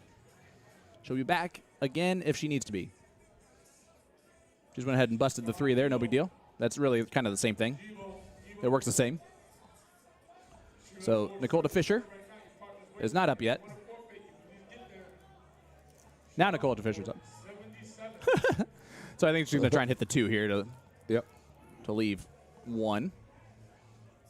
Nicole DeFisher is another player that has dominated this event year after year after year and been in the finals multiple times. And speaking of people who have made a lot of finals, Mercedes Klein. And Mercedes, I think, if I'm not mistaken, started off as not in the A level and has since become a much better dart player to where she definitely belongs here. Okay. Mercedes' husband played in the final of... Yeah, that's who we saw earlier on the stream, correct? Yeah. Ooh. Oh, Tabitha just misses it, and that would have been a huge steal. That would have been a steal and a half. Especially, and it would have been huge in the fact that Cheyenne and Kalika just won leg number 1, so it's already 1-0 in favor of Johnny's Angels. I will say this. This is part of the freeze rule that I don't necessarily agree with. I almost feel like... Oh, this right here? Yeah, if all 4 players are below 100, then you should maybe lose the freeze rule from that standpoint. But it becomes a tricky math situation, not particularly hard because the numbers are small, but it gets real tricky when you get down on these final outs, and it becomes more about the freeze rule as opposed to taking the number out. I like how Nicole gets her... She goes into her music to calm her down. It's tough to hit a single 1. I mean, let's be honest, right? It's when you have to. Yep. When you're shooting at 20s, it's easy to hit single 1s. Yeah, it's tough to hit any single number when you really need there it is. And that can happen right there. And the 41 gets the chance to go, and I think Mercedes gets this done. If she does, it's a huge advantage over the Kingston. That would a great dart. Oh, she could have gone inside, but hits it anyway. Big dart from Mercedes Klein, and it is a 2-0 lead for Johnny's Angels. Those suck-ups. Johnny Lee did not do anything special for them afterwards. He did smile though, and that's all that matters. Yeah, that's fair. All right, as we get set to go to the second set, and these take like 3 sets of single or of doubles before we get into the final leg, if it need be. 2-0 Johnny's Angels. And I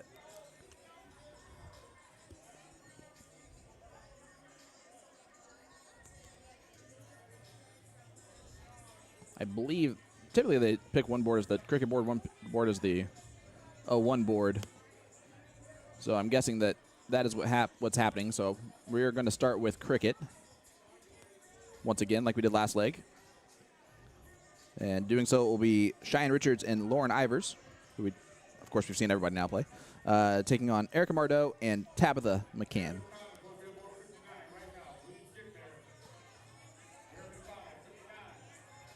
Chat, thanks so much for joining us. Still 60 of you watching along with us. Make sure you hit that share button. Let everybody know that we are live. Share it to Facebook. Share it to your Facebook groups, your dart groups, your best friend groups, your class reunion groups. There you go. Especially at 10:39 at night. They're really going to appreciate it right then.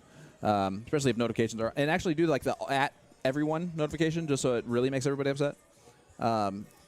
Which is fine as long as they click on us. And hit the subscribe button. And watch these great ladies play. So here we go. Off and running. Cheyenne's going to kick us off here. Does it seem like the camera is a different, like, tint than it was earlier?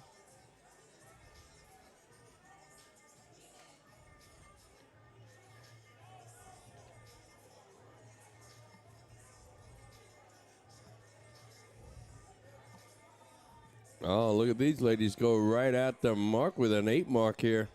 That was frosty. Nothing wrong with that whatsoever.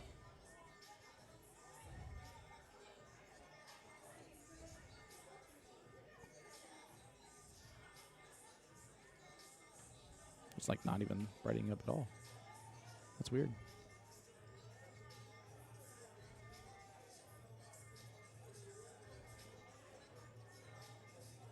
That's a little bit better, right? Sure. Yeah. Thanks, Jason. No worries. I love your feedback. It's Glad I'm always here for you. always helps me. I'm just kidding. You know me.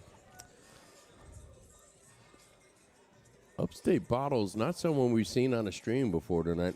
No, but it's made up of a group of players that we see all the time at the Western New York Shootout.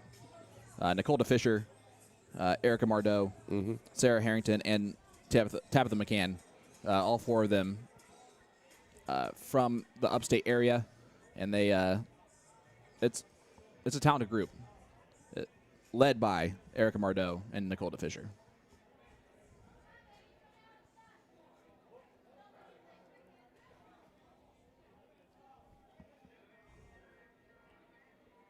Let's see how Lauren responds.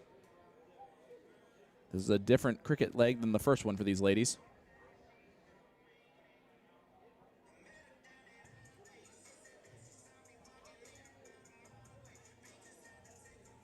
Last time I saw Lauren, she did not have the bangs, and so I didn't recognize her right away.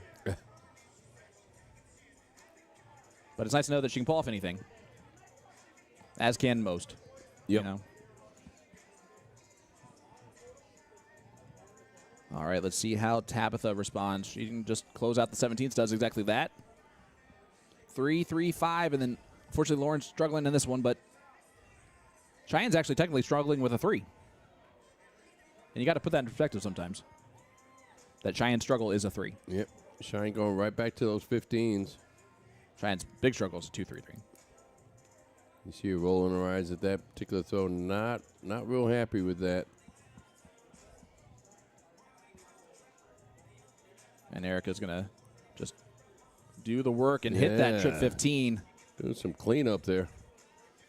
Good 5 mark, and this is one of those where Lauren's going to be upset and Cheyenne's going to be upset because they didn't throw their best in this leg. However, the beautiful thing, it's a race to 4, and there's just one leg. Yep. Now, the last time we saw a team go up 2-0, the final score is 4-2, the other team.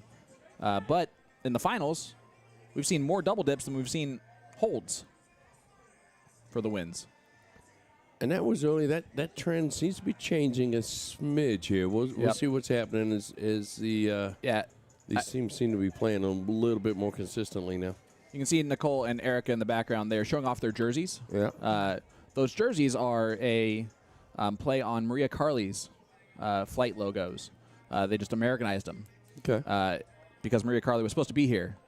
But they wanted me to say out loud, F Las Vegas Open. Because instead she decided to go to Las Vegas Open. Oh. So they made all these jerseys, and then Maria wasn't even here. So Erica and Nicole just want to make sure that I announce that on air. But that being said, I do like the Las Vegas Open myself. Darts is darts. There's Yep. plenty of players for everybody. Yeah, that was a big win for Erica and Tabitha there in leg number 3. Let's see. Right now, Kalika and Mercedes is struggling over here with Sarah and Nicole. And Sarah's throwing extremely 37.11 in this leg. Let's see what she can do with this 167. Plenty of time. There's no reason to shoot at it. Go bowl first start, and then you can take a shot at it just for fun. Because that's the other part, is that there's no reason not to shoot at it either. Yeah, she's starting to wonder why she hit the 2 on that one. Well,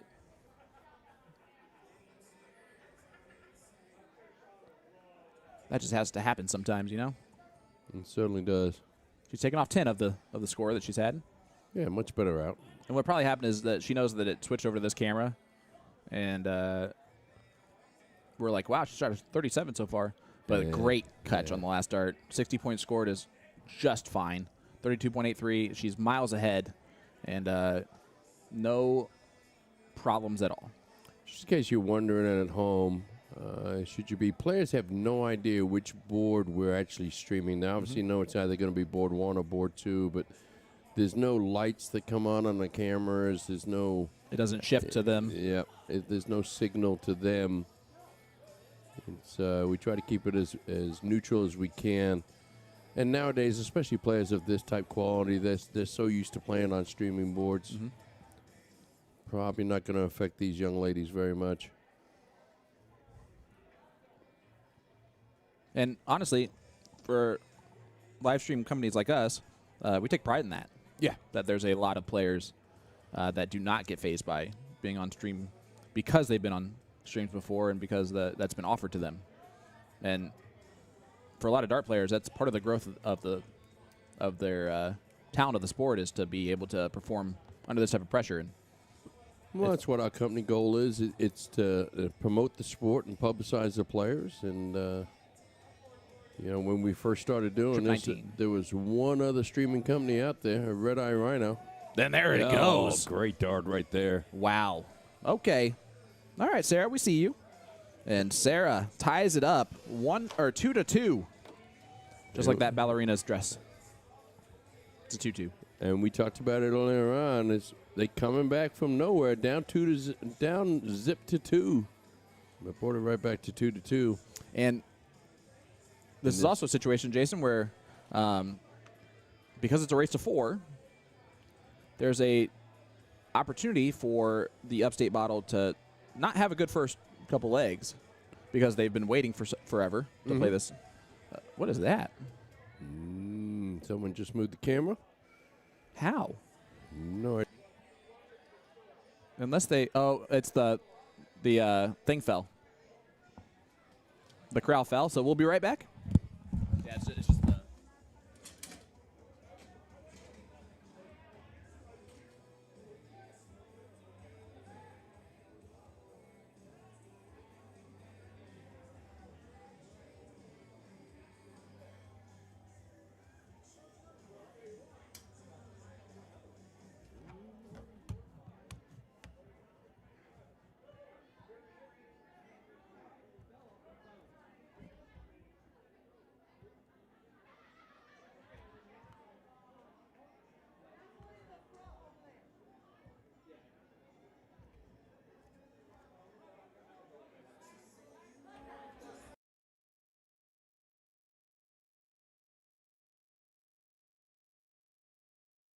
Sorry about that, folks. We had a little technical difficulty as part of the railing for the corral fell down and blocked our camera a little bit. But people are parting too hard on the back rail.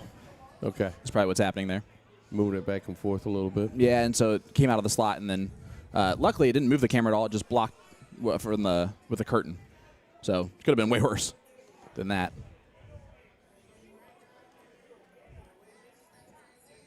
And we are starting here with – actually, I'm going to go back over to the 0-1. We haven't started with an 0-1 yet, and I just feel like we should. And we've only seen, like, the tail end of Nicole play, right, because the fourth player, which also means we've seen only the tail end of Mercedes. So want to make sure that we give everyone that opportunity to be featured because they all deserve it. They're all talented enough to deserve it. So,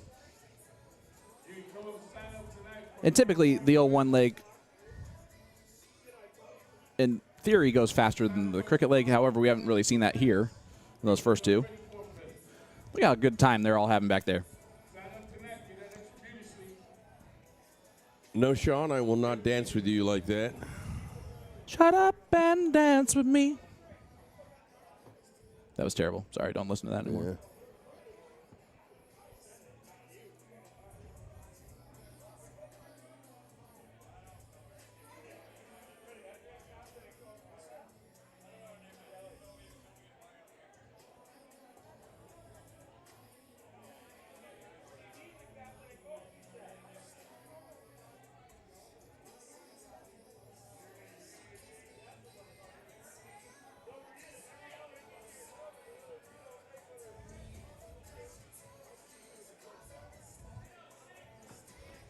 Here is Nicole DeFischer.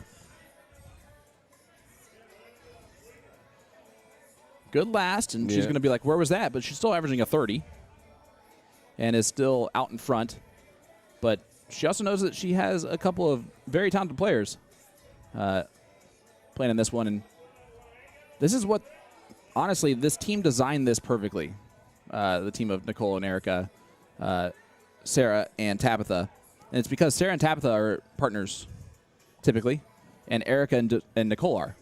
So in the most important 2 legs, arguably, as long as you win at least 1 leg heading into it, you should be able to tie it up. Or at least, or maybe win if you're at 2-2. If you're up 3-1, it's definitely good. It's a solid low ton right there. Shooting a 36 average. Yeah. And that's what I'm saying, right? Yeah. And I'm going to just jump over real quick to see how it's going. And, yep, look at that. This might be over here quickly. Sarah and Tabitha are also out in front early in this cricket leg. This is the 3rd time, at least, I've heard this song. It is a good song, though. Yeah. It's very catchy.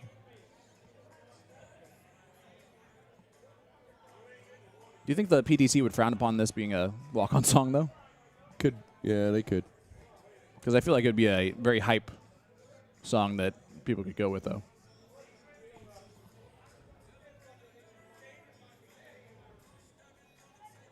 Not one that would play in Saudi Arabia, which is where they're going next, as I understand. Yeah, I mean, listen. At some point, if you want to really do the things that you want to do in the business. Now, I kind of knew that the PDC was going to go there anyway. Boxing just went there last year as part of the documentary on Barry Hearn and Matchbook, which is on Netflix. Or you can check out. They run the PDC and a lot of the boxing and pool are the 3, or Knicker and pool are the snooker and pool. Snooker. I meant to say snooker. Sorry, it's 10:52. My talking has stopped working very much. Good darts from Nicole, and again they are miles up. Yeah, low ton after low ton after low ton. These ladies are really putting on a show tonight. Speaking of miles up, oh look at that! So we just keep you updated here. Cheyenne needs to be pretty much perfect this point forward. And she almost was. How dare you? She is perfect. That was rude of you to say. Erica, sitting at 182, cannot take this out, but she can definitely make Mercedes worry about that freeze. It's a great start. Yeah, this is huge. That'll work. That young lady can shoot and grab stuffs out of the board. She angrily did that one. She did not actually move the board, though. You can see that. It's still the exact same spot. She got a little aggressive.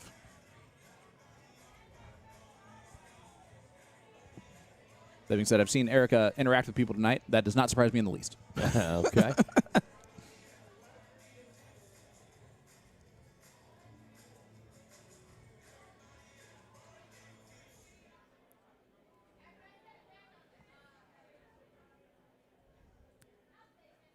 We talked about earlier about how like sassiness can help or hurt.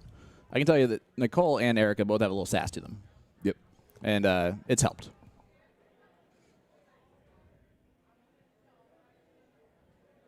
Well, and I think he comes through at different stages in a dart tournament, right? Yep. Oh, for sure.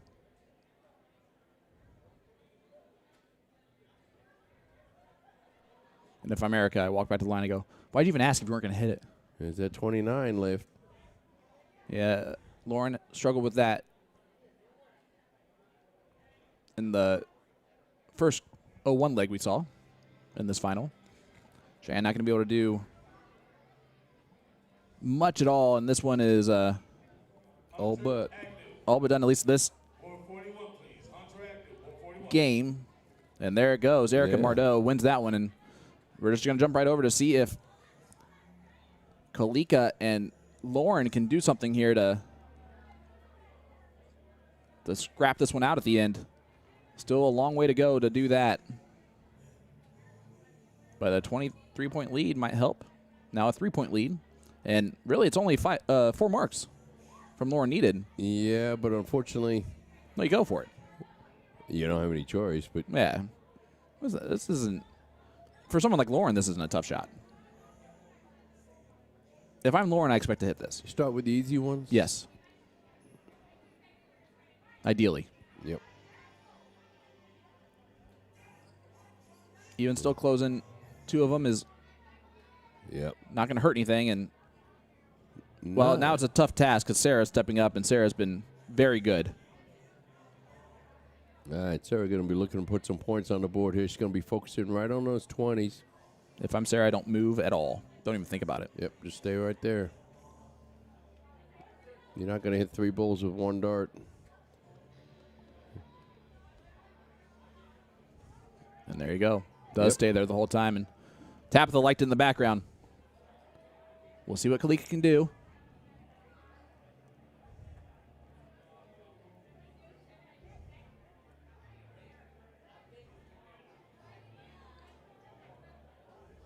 I do want to mention just the display of talent that we've seen in the women so far this weekend. So far today, right? Yeah. I mean, from really top to bottom, it's been very impressive to see with different women. Yeah, it's being not very just impressive. 1 or 2 people that Yep. on the female side that are dominating. There's a lot of female talent A lot of out great this talent. way. A lot of great talent.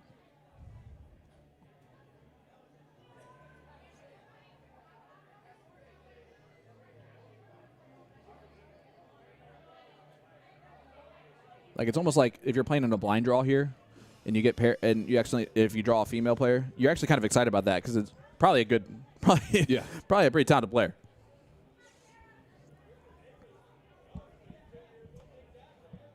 To fight that stereotype that some very stupid boys would have. Well, and I think that's starting to dissipate now a little bit more and more as time goes by. Well, there's always jerks in the world. Yep. Yeah, driven by envy.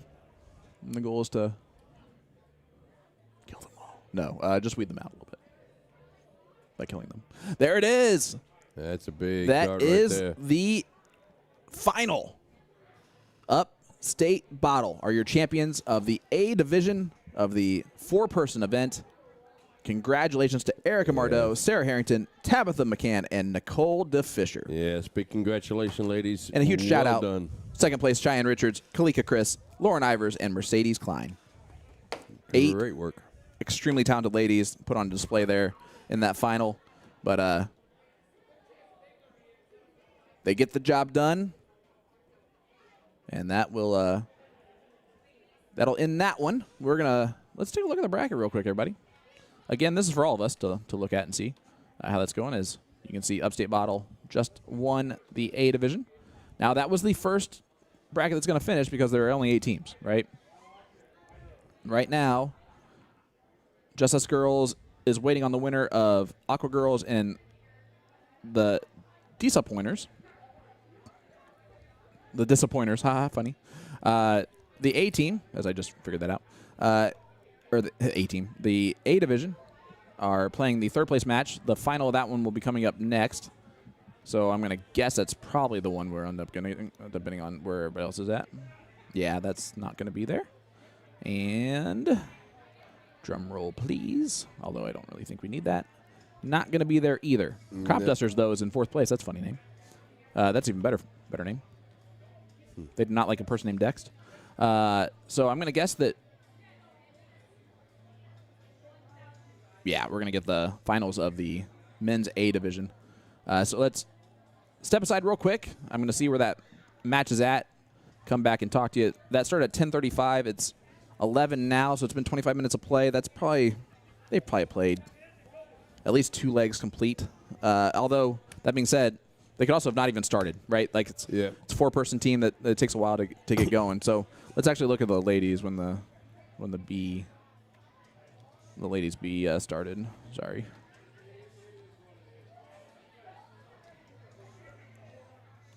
That was at 10:12. So we'll see. I'm going to go out there and check and see kind of where the the people are at. You guys stay with us here. Don't go anywhere. And we'll be right back, hopefully with a final, a semifinal. We're getting down to the end of it here tonight, folks. Yes, we are. So don't go anywhere. We'll be right back with more right after this.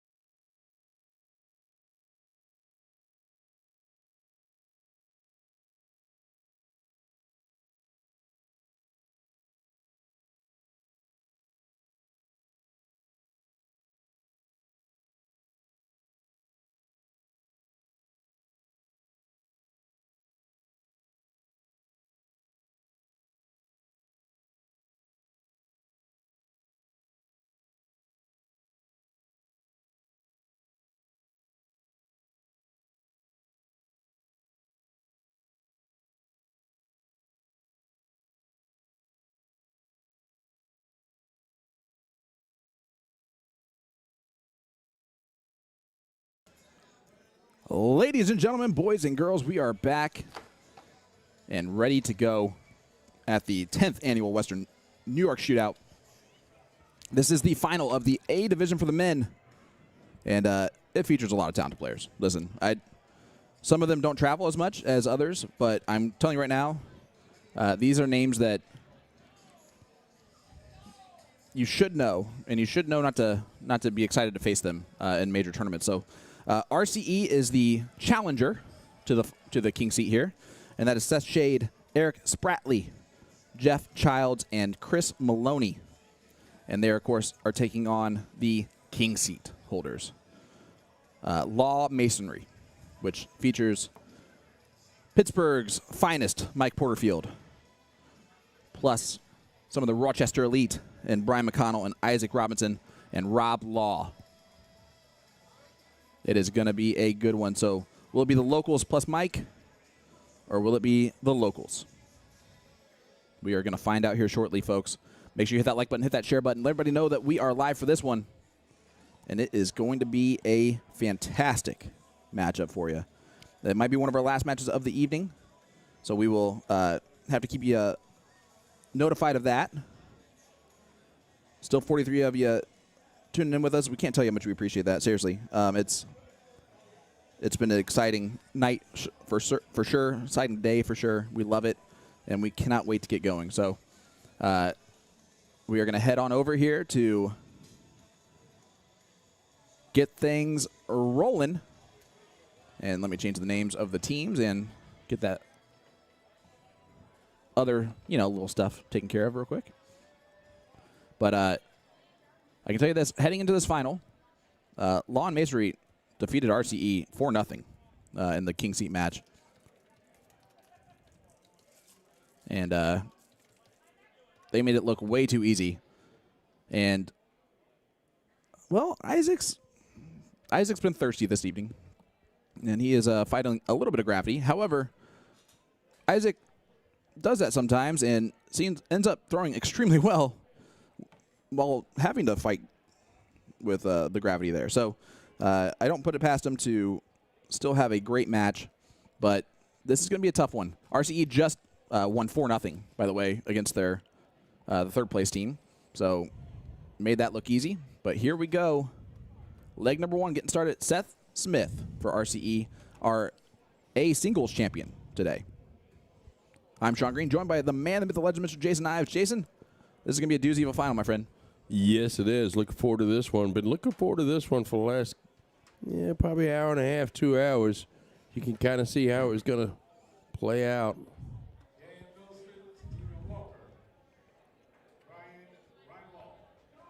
And we've seen that from Mike before. Not off to a great start, but he tends to come alive. Usually around the second or third turn. Sorry, there's a team named Big Beautiful Bulls, and that was funny. It's hard not to giggle at some of these. Now that it's later in the evening, Oh, yeah. It makes more sense now. Yeah, reason number 86 why we're only on YouTube. That being said, wouldn't it be so much cooler if we had our Facebook audience watching along with us too? No. Chat, let us know. Wouldn't it be a lot cooler if you could watch on Facebook? No. I bet a lot of them would say yes. Tired of changing my personality. I'm running out of names to start calling myself. Listen, all you got to do is make sure that there's no violations of music. How is that? How is that not a thing that you can? That seems easy enough. We don't play any ads anymore, so we don't have to worry about that. Honestly, that's the majority of our copy strikes are there with our ads, even though they're ads from other companies. The other companies have the permission, but we don't. Here is Eric Spratley. Disappointed with that last one. Yeah, but I said his name correctly, and he's going to appreciate that. Yep. Can't be disappointed with the first two. The Spratley clan is hopefully watching along with us and hopefully enjoying the fact that I'm saying the last name correctly. I guess at the last bullshooter that Eric was at, that Nick commented on, he could not say his last name correctly. And Eric's phone was blowing up, I guess, with the mispronunciations of his last name. So he made it perfectly clear that even though I'm not Nick, he needed to remind me that his last name is Spratley, even though I have never said it a different way. Nor would I, because it literally looks like Spratley. Oh, someone's yelling at someone over there. Off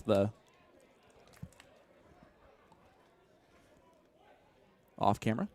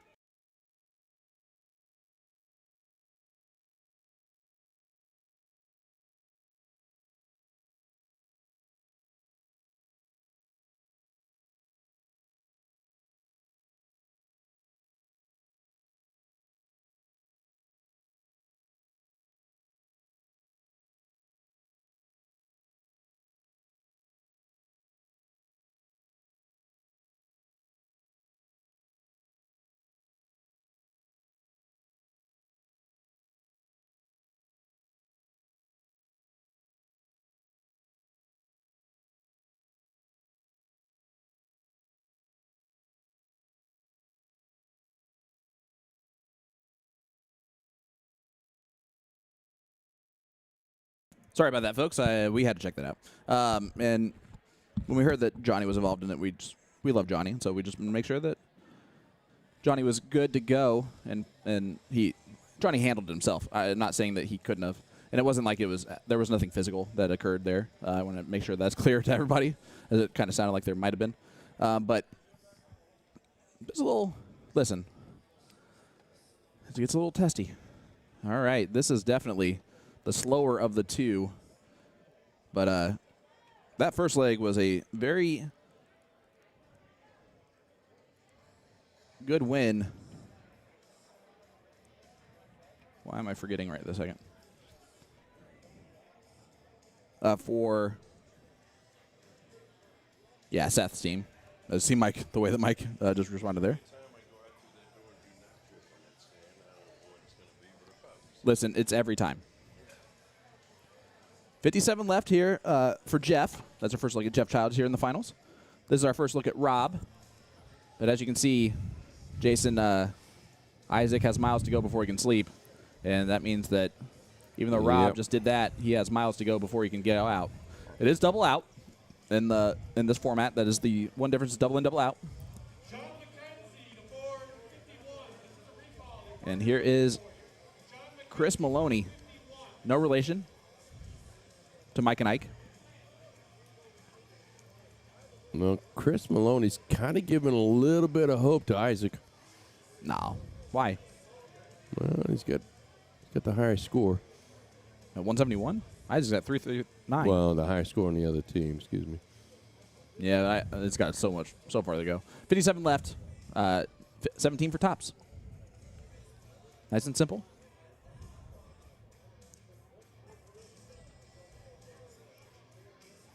Please don't do it a different way, Jeff. Beautiful first start. Tops.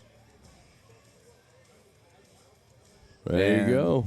My name is Jeff, and that is a 2-0 lead all of a sudden for RCE to get going here in this final. As we're going to jump right back over to cricket, and Isaac's already ready to go. This one is going to be Seth Shade and Jeff Childs, even though Isaac's over here for no reason. And it's because it's taking on Isaac Robinson and Mike Porterfield. Mike just lost the first leg here, and now he's got Isaac, who has faced a couple of gravitational challenges over the last hour or so. Seth, a good 5. But I could see... You see Jeff in the background pointed up on dart 3? Mm-hmm.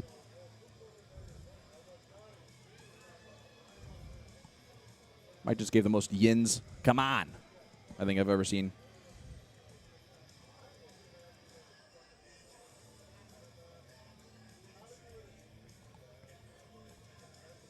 Here is Jeff, rocking the Navy midshipman jersey. The 12th man Navy midshipman jersey.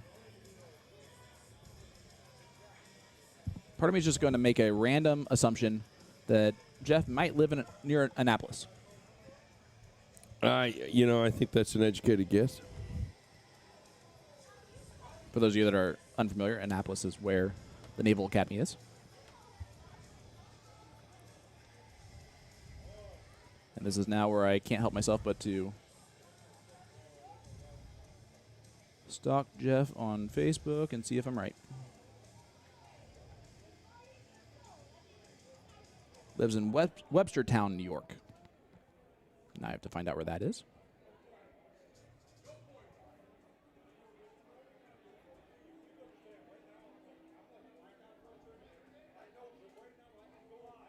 All right.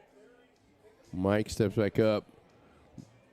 Does a job hitting 518s. Gets him back in a little bit here. Brings that point total to not such of a deficit, but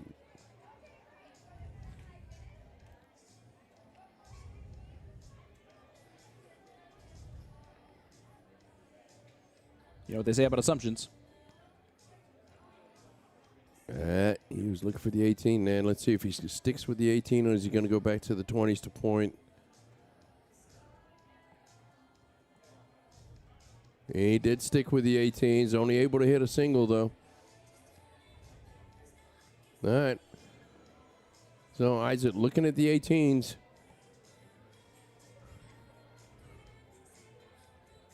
That's a good opening shot. Needs another one of those. And he hits one. That's a 6 mark. First and third darts hit that triple. Takes that point lead by 24 points. And this is the other part of what I was talking about with Isaac. When he does fight gravity, sometimes he's still the best player. It's honestly really crazy. Could Isaac ride a bike right now? No. But could he throw a 4-5 in darts? Yes. And he might be able to ride that bike. Yeah, it's a nice visit right there. Another 7 mark. They're trying to stay in this, aren't they? Mm-hmm. Jeff is from upstate New York, so nope, not near Annapolis, for the record. Yeah, there's the points. Another one of those. Take that lead. Took the lead with a single. Now, does he go over and he's moving over? Is he moving over to get a better angle of the 20s? Yes. Yeah, that's the only reason why you move over there, right? Yep. We've never seen him move over to hit any other numbers, so just a... And typically, when players move over like that, it's for that reason, unless you see them move every dart. Just for those that are watching along at home, not for you, obviously. You know those things. But every once in a while, they surprise us too, right? Yep. And he had those options. Seth can really cement this here. And that's the problem. Isaac, then, of course, got snatchy on the third dart, but that doesn't matter. Yep. Took a shot at the 18s, but increased his point lead by 150 points. He's up a hat trick. Big breath there from Mike. Took a shot at the 20s. Isaac taking blame for it.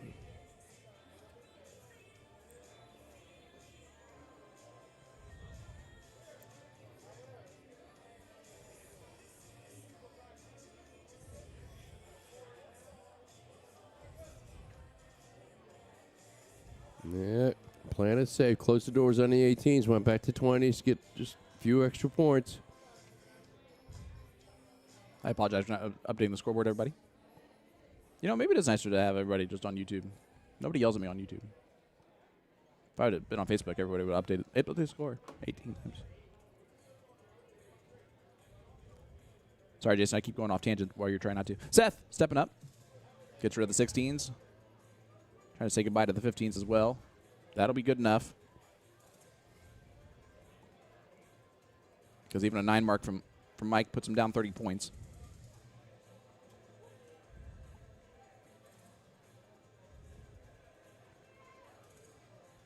Set at 60. Not quite a 9 mark, but darn close to it.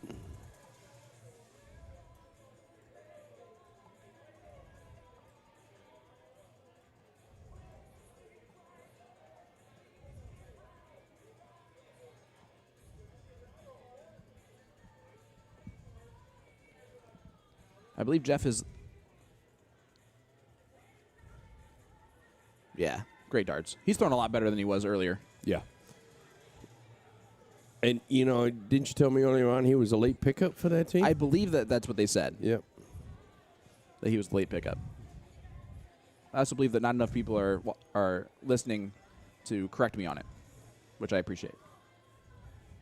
But look at the crowd. You can see there's a massive crowd up back there watching this. And it's 11:30 at Eastern time.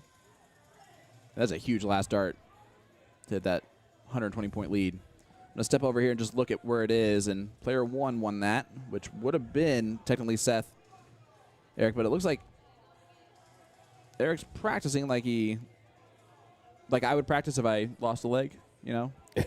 Like, seriously. That's kind of how I would do it. But if it is 3-0, then this is for the first dip. And it's going to happen. Yeah, Seth does win that one. And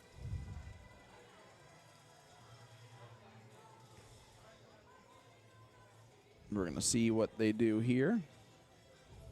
And actually, I was wrong. If the first team won, then it's 3-1. So they will play this one at a time because it's 3-1 lead for RCE. Again, if it was me, I'd play the cricket leg too, but just practice. Why not? Doesn't hurt anything if you play it. It's still in the order of which, so even if the cricket leg had finished first, that wouldn't add an extra point to their total. They'd wait for the cricket or the 0-1 leg to end. But I can also see how that could be a I don't know. Do you think that could be like a bit of an advantage to know that your teammates already secured the third point as long as you win this one? Yeah, it's kind of a little bit of a mind game that you can play. But, you know, it comes down to whose choice is it between the two teams anyways. And that is a rarity there from Seth. And you can't kick that gift horse in the mouth if you're Mike.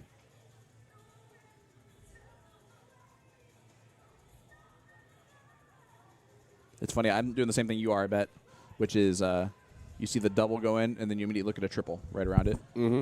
And then it goes at the bowl, and you're like, what? Yeah. Oh, yeah. It's not because it's a bad format or anything like that. No. Just because this is what we're used to is split bowl when it's double in, double out. Different strokes, Back in different Indiana. folks. Yeah.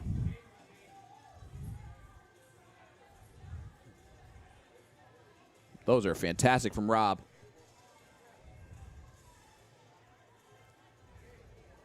Him and Mike just trying to keep his team in this. And if there's a person that can hold Isaac together for an entire leg and carry him along, it's going to be his nephew Brian. They play together so often that Brian's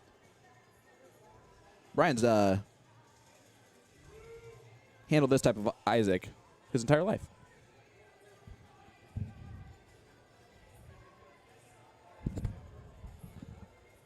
If you start hearing snoring, guys, that's Jason, not me. Hey, you want go to bed? I got this. I know you do. I don't shut anything down, right? Just turn off the cameras out there, or don't even do that. So it's still set. I'd leave the cameras on, shut the computer down. Perfect. Done and done. Yeah, go to sleep. Look at you. I don't need you to sleep here. You might as well go to bed to sleep. Oh, I don't. I'm going to stick with you. I kind of want to see the result of this final here. Oh, I can tell. Sorry, I'm done. All right, Mike stepping up.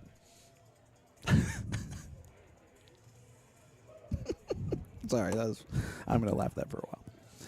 That was so weird to say. All right, Chris stepping up. Let's see if Maloney can do something crazy. You can't start on the bullseye if you want to take this out, because it is double out. So you got to go triple 20, triple 19, double 19. I do like that shirt. I do too. 51 works to lead 51. For him, it's just set up play. Now, again, the problem, though, Seth's got to get there, Yeah. which is weird to say.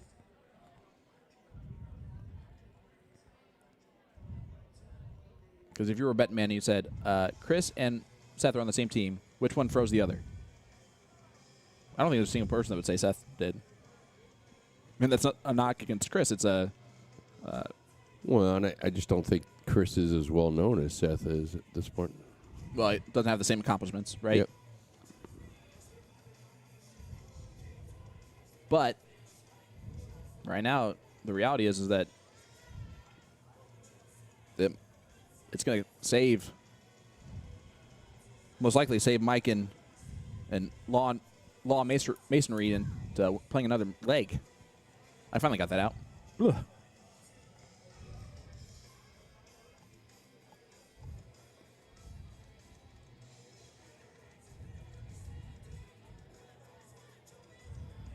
A little frustration starting to show through in some of these players now.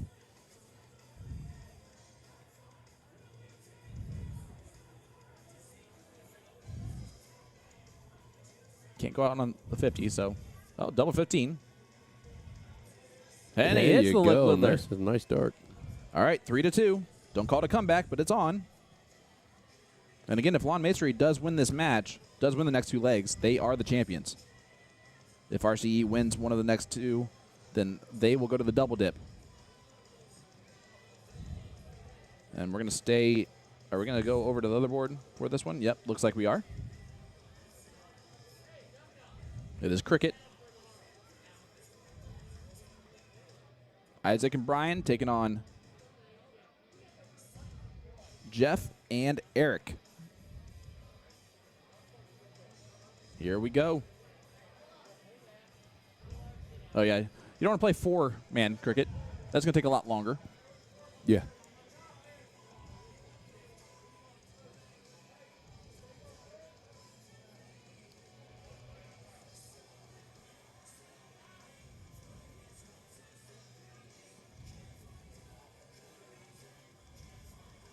Well, Yeah, that's a 9 mark you don't see too often open up in cricket. no, it is not, but boom goes the dynamite. B-Mac. Starting off strong. Here is Eric Spratley. Oh, I'm going to guess that Nick was probably saying Sprately, which is weird. Spratley. It's a good English name, that.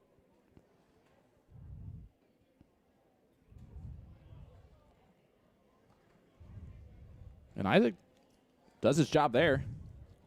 Nice 4 mark. If he throws a 4, and, well, obviously Brian throws 9, and if Brian throws his game, they will have a good chance in this leg, and they already do. You can see they're already 3 legs down, or 3 legs up. 3 wedges. Yeah, 3 wedges. Sorry. Thank you.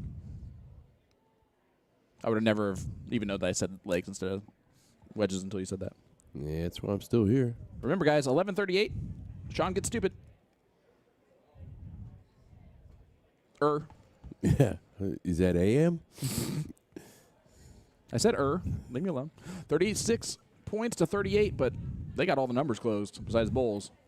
And this is going to go to the last leg decider, my friend. Yep. That was a little bit of a whitewash there. Yeah, this is a whooping with a capital H. That's what happens when you open up with a white horse, though. It tends to help the majority of the time. I love how the scoreboard, though, hasn't been changed at all. How's everybody going to know the...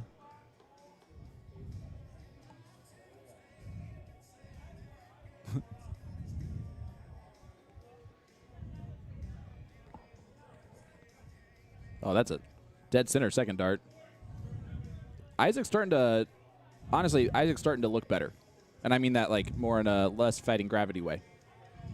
I think it's starting to wear off a little bit, which is a good sign if you're lawn masonry, and I think it's happening better late than never at this point. But there's the point lead. Not going to matter, really. It's going to take Mike 2 darts as opposed to 1. Yeah, B-Mac's going to knock this out real quick. Right, bullseye first. Yep. Pick a number, any number that is larger than 14. And there you go. 7-5 from B. Mac to send us the distance. They've won the last 3 legs on the spin after a 3-0 start for RCE Law Masonry. Now we're going with 701. Yep, 7-1 stacked for all the marbles, ladies and gentlemen. 7-1 stacked. All 4 players play on one score line. Do you like that better than you would like the way that Indiana State does it, where it's 2v2 and it's freeze on this, like freeze stacked, whatever you want to call it? Yeah, I'm with you. 6 of one, half a dozen of the other, quite frankly. It's nice to have a little variety, and I will tell you, for someone that's played a lot of Indiana State over the years, it's nice to see something different. Yeah. So I don't want to give you an answer and only based off of just being different. Is one better than the other to judge who is the winner of the contest in the end? That's a tough call. It's a really tough call. So these guys, what they're doing right now, they're talking to each other, getting the order set, getting each other set. When you have 8 players moving around in the hockey, that you want to be able to maintain a certain amount of rhythm. So you want to get all that stuff out of the way initially so it doesn't drag on. We are going to see a piddle. Decide he goes first. And, going first in this kind of a matchup could be crucial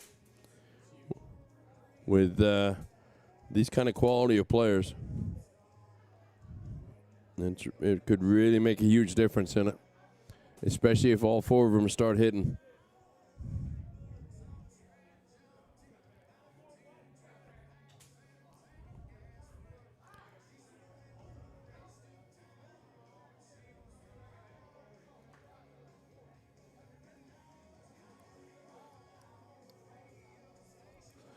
But thank you all for staying with us. We know it's kind of late where you're at. We hope we're putting on a pretty good show for you.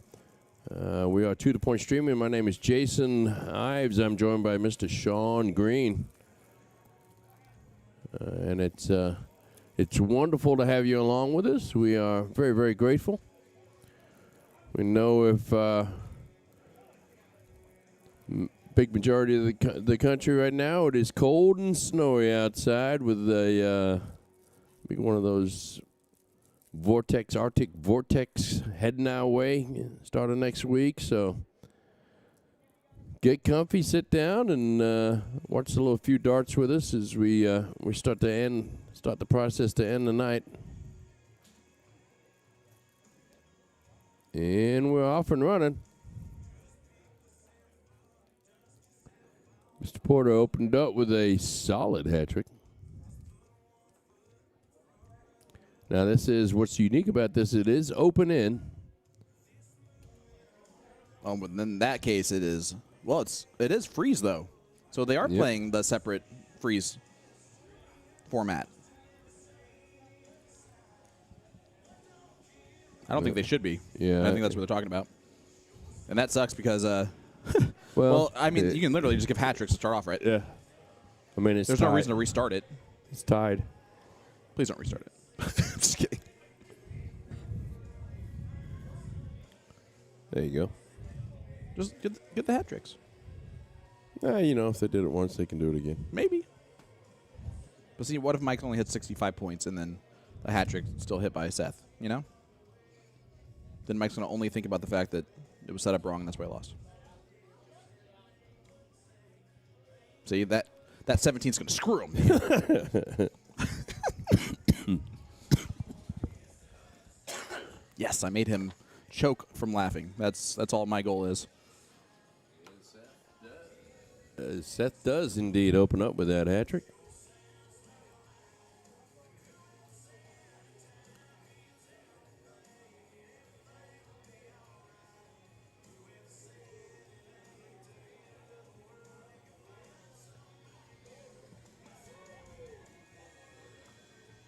Just checking that equipment right quick. Steps back up to the hockey. Someone's nudging our camera now all of a sudden. Yeah, big crowd around the corral here, taking a look at this this finals. Last leg decider of the finals. And this is a bit of an opening now for Spratley and RCE, who are going second. And that's a hat trick from Eric Spratley. Nice darts, and you see him pointing off at his friends who talked trash to him right before he shot.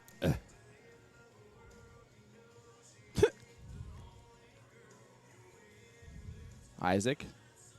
Yeah, that's nothing short of special, honestly. Yeah. The big 160, and he, man, he couldn't stand up straight an hour ago. I'm going to be honest with you.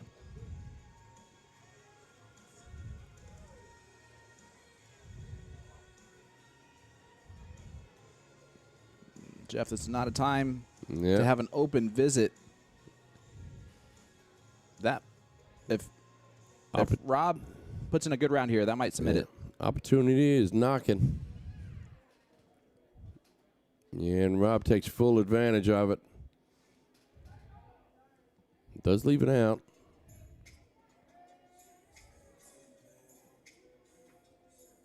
All right. I guess technically not, because you're not allowed to use the bull on a double, are you? Yep, you're not. Okay. But it's it is open out. So yeah, or double out. So yes, you cannot. So this 164 can actually not go. Yep.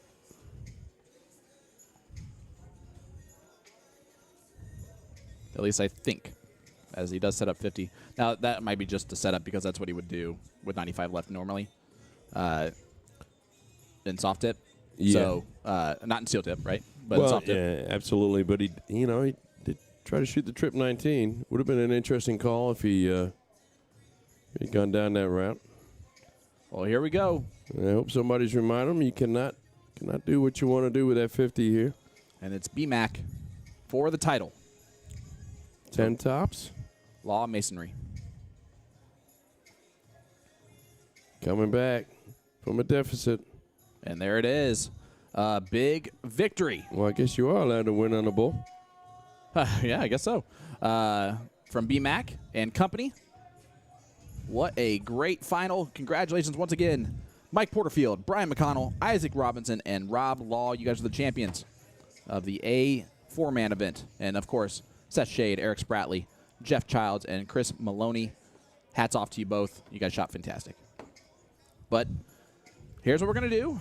We're going to check out the stream and hope for the fact that maybe CompuSport is just...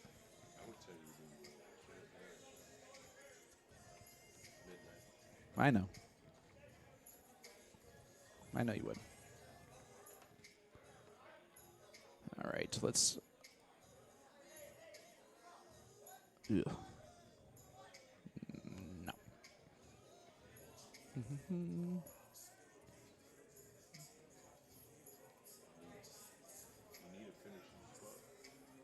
Huh?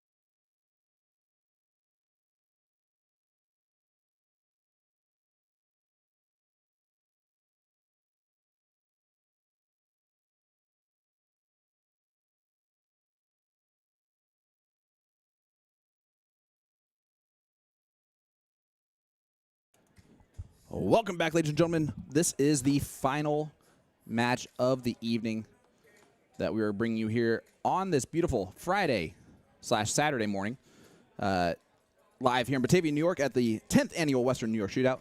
We have one small victory, which is a wonderful team made up of Amy Toy, Jordan Rowe, Lynette Miscorial, and Shelly Brock. And they are taking on Just Us Girls, which I gotta be honest, I don't know if they made that for me, but I enjoy saying it. It's Just Us Girls. And Just Us Girls is made up of Aaron Sabatis, Nancy Moray, Jamie Edwards, and Robin Ralston. And we are looking at the team here of Jordan and Lynette. That is Lynette.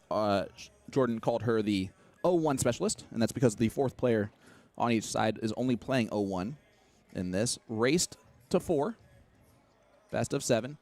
The queen seat is one small victory, so if they win this match, it is all over, and they will be the champions of the B division of the 4-lady team.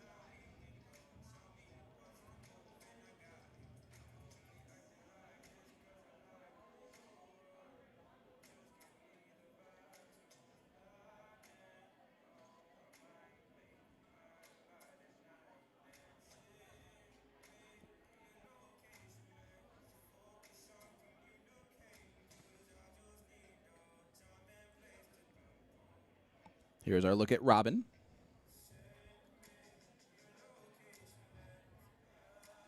Good last start from Robin there. Great bull hit. And let's check over on the other board here to see where they're at. And you see that it's pretty even. The high ground favors the team of Amy and Shelly. We can see Nancy there is going to put in some points on the 17th to try and get the point lead back. There's that point lead back. See if she takes out the 20s here before I switch back over. She stayed there and hits a big 7 mark. So that one is off and rolling. You can see that one going to go on for a hot minute. Over here we're playing 501 open in, open out, freeze. Each player plays on their own individual score of 501. The freeze rule comes into play on outs, and depending on where your partner is compared to where your opponent's combined score is at that time. And here is Jordan. She has a unique delivery, but she's always had that unique delivery. And so one of those things that's easy to do is forget the rule of if it's not broken, don't fix it. And Jordan consistently, we see her in finals here at the Western New York Shootout. Consistently. And listen, I would tell her not to fix what's not broken.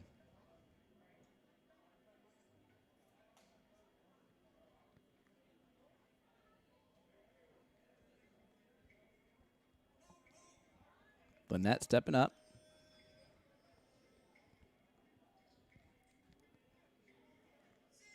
It's one of the interesting strategy choices of this 4-person is that there is a player that you designate as an 0-1 specialist pretty much. And it doesn't mean that they're the worst player on the team. It just means that maybe they hit bowls all the time. Or they know math better than most. Or anything else that's kind of on those lines. And the 2 that they picked was Lynette and Robin. Here is Jamie.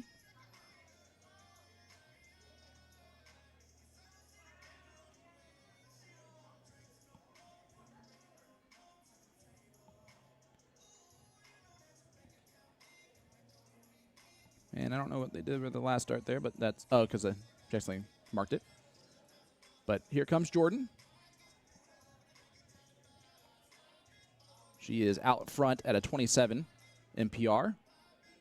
I don't care who you are, that ain't bad at all.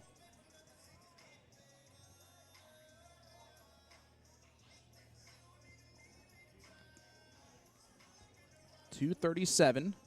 As the round was only 21 points scored, that's not going to help out a whole lot.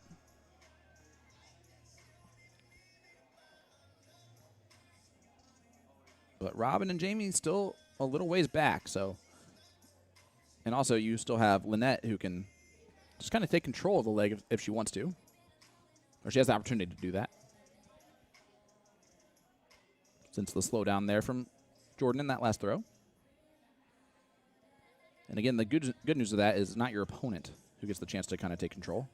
It's just your partner.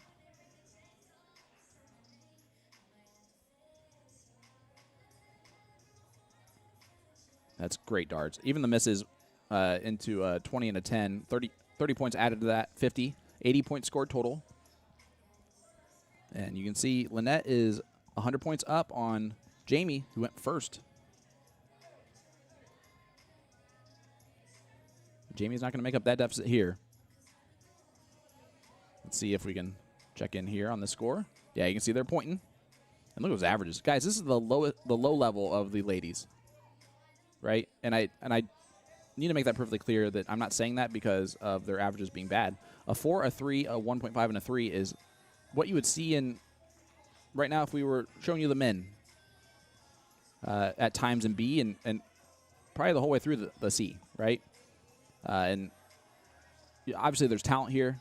Aaron Sabatis is just now getting her new barrels from Magneto that just was announced. So sponsored players as well. You see Jamie's trying to work on that throw in the background. I can tell you this, behind the scenes for me, if I'm working on my throw in the background, I am not throwing the way that I want to throw. I'm trying to find what I thought my throw was going to be. And sometimes that search comes up empty.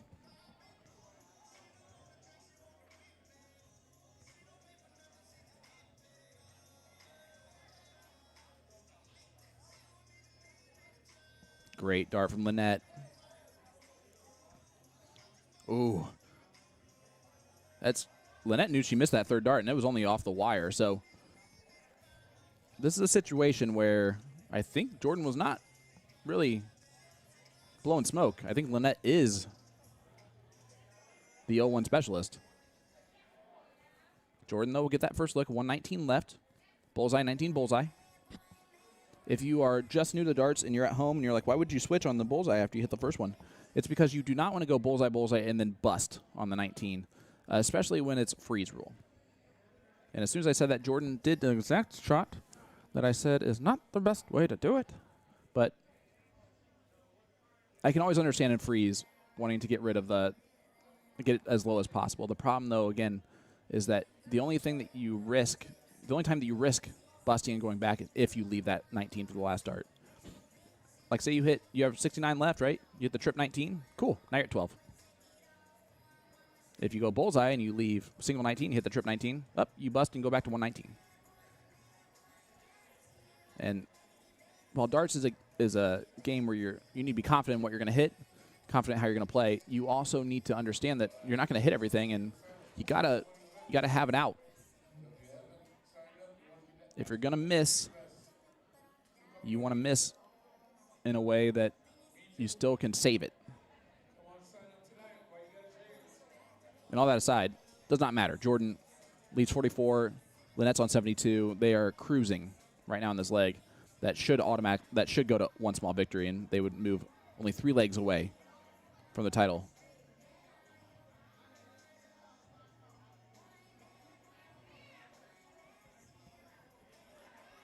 Great darts. 125 from Jamie. She's like, fine, I'll just play some cricket numbers right now. Not going to do enough to unfreeze or anything like that, but it'll give a good feeling going into the last one. Triple 13. Oh. That's still not bad, right? It's okay. She would have liked a little bit more than 11 points scored total. That does put a little bit of pressure on Lynette to kind of take this out. And if Robin does something crazy here, like a hat trick to leave 22, all of a sudden, Jamie, who just hit a 125, is really thinking, oh, that was a good second dart, is really thinking that she has a chance to take out this 130. No matter if Lynette takes it out or not, she can still freeze.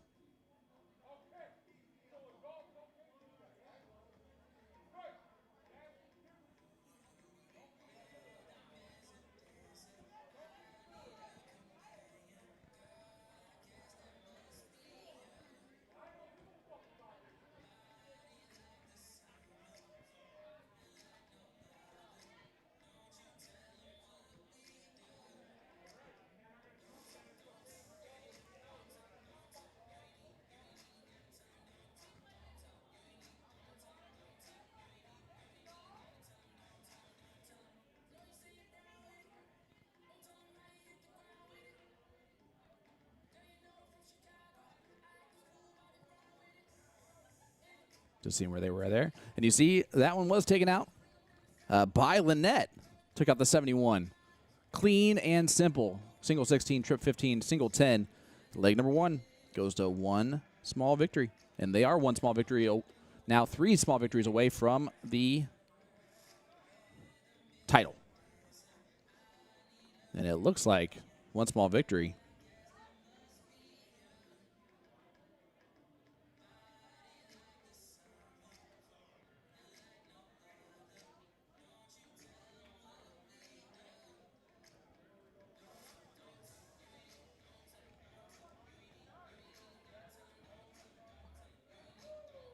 As Amy unable to do a whole lot there. Not going to close the 17s. And this is a situation where Just Us Girls goes bulls. If you hit the bulls, it's over. If you don't, obviously, it gives hope. But that's a great second dart, and that's a killer. 51 extra points. That's an extra 3 bowls automatically on that one dart. And she hits all of it. 200-point limit here in Cricket 200. And if you're wondering why it's called Cricket 200, it's because of that. Now, here's an interesting fact of that, is that if you continue to shoot at the 17s and continue to point, which they can't do now, they would actually not add any points, but it would count towards their average. Weirdly enough, it doesn't count as misses. It still counts towards their average. They just don't get any points for it, which is why it honestly makes really no sense to close the 17s there. I think it was an accident, though, or a happy little accident, I guess. And there's Aaron. Just pulling it in reach for Nancy. Looks like it's going to be 1-1.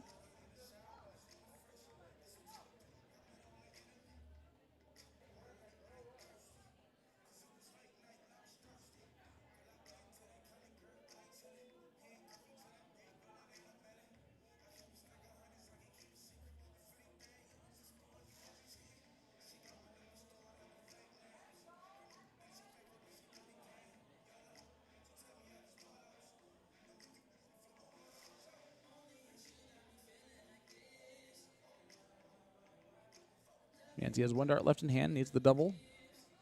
Not going to grab the black bit, but it's still a 200-point deficit, which is 8 bowls. So it's 8-2 in the bullseye race.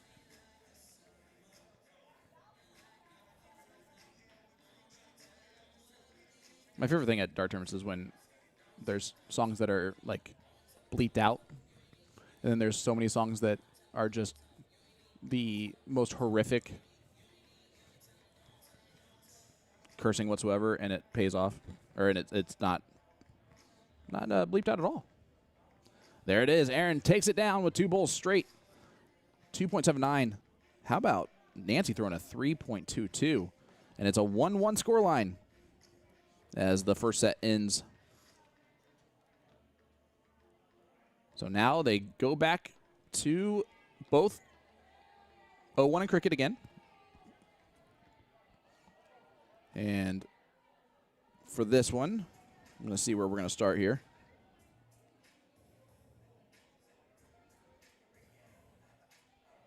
Yeah, we're going to start here on 2 and then head on over to 1.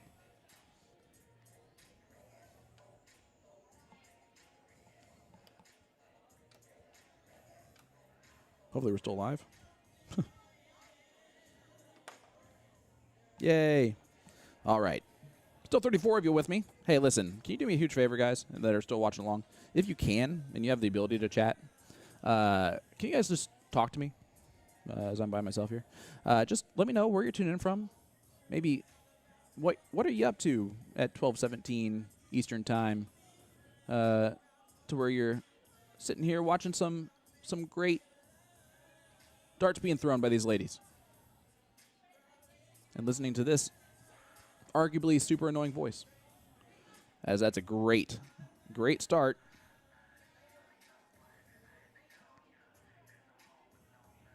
From Amy. And here's Erin. I talked about Erin's throw a little bit earlier, as it's she relies on like keeping her arm, her wrist, everything just loose. And I like that. I think that helps tremendously on just keeping a consistent throw. But it is tough sometimes when you're messing up. Beekman Town, 43. Appreciate that. Plattsburgh, New York.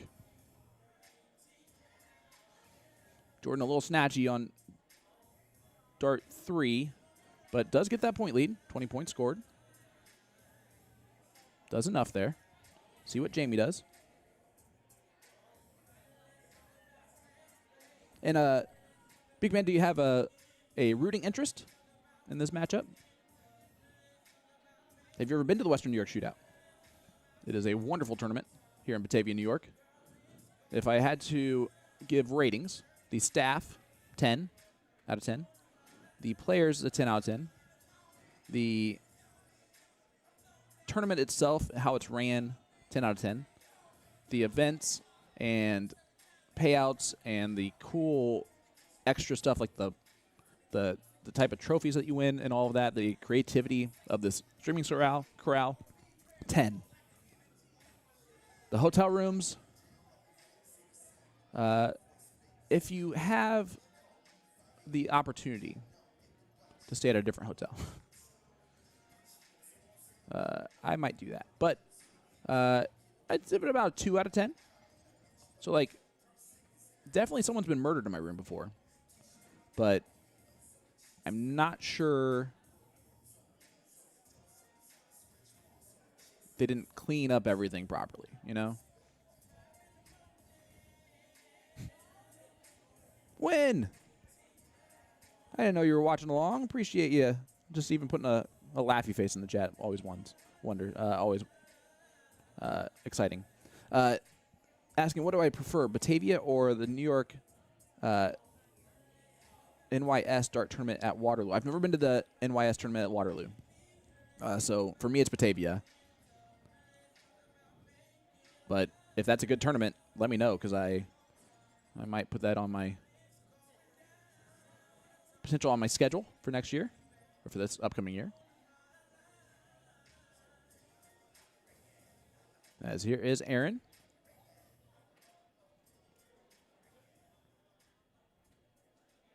There's a lot of 17 students goes up 20s. Yeah, I think she looked down at the screen at the same time doing her motion, and I think she just got lost in the rhythm. Win! That's great news. I can't not wait to see you. Make sure you come say hi, please. Win was one of those viewers from our very first time here in New York that helped make the experience for us special. And sometimes we go crazy, so to have people that are there to talk to us and interact and have a good time and just help us out too that first year with some of the players that we barely knew anyone that was here, and that includes like the big name players, right? Because I was still not a CDC commentator at this point or anything like that, so any of those big names we had to learn about that first year, and it was fun. Well, Win, I will take that vote into consideration and just agree with it, probably. There's not much where that arrow goes the other direction. Not much at all.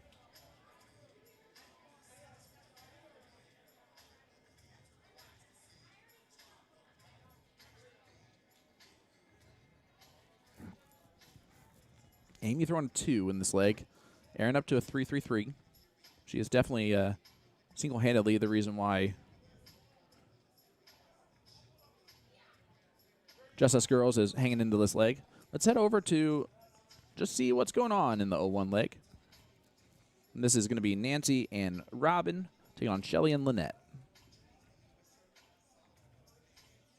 So you can see they're halfway there. Oh, man. It's a 6-hour trip. Well, Beekman, to be fair, we drive 8 hours from Indianapolis to come stream this tournament. And it was a interesting trip yesterday, that's for sure, as we basically followed the winter storm a couple hours behind it. So we got the aftermath of ice and on the roads and just about, 8 to 10 turned over semis.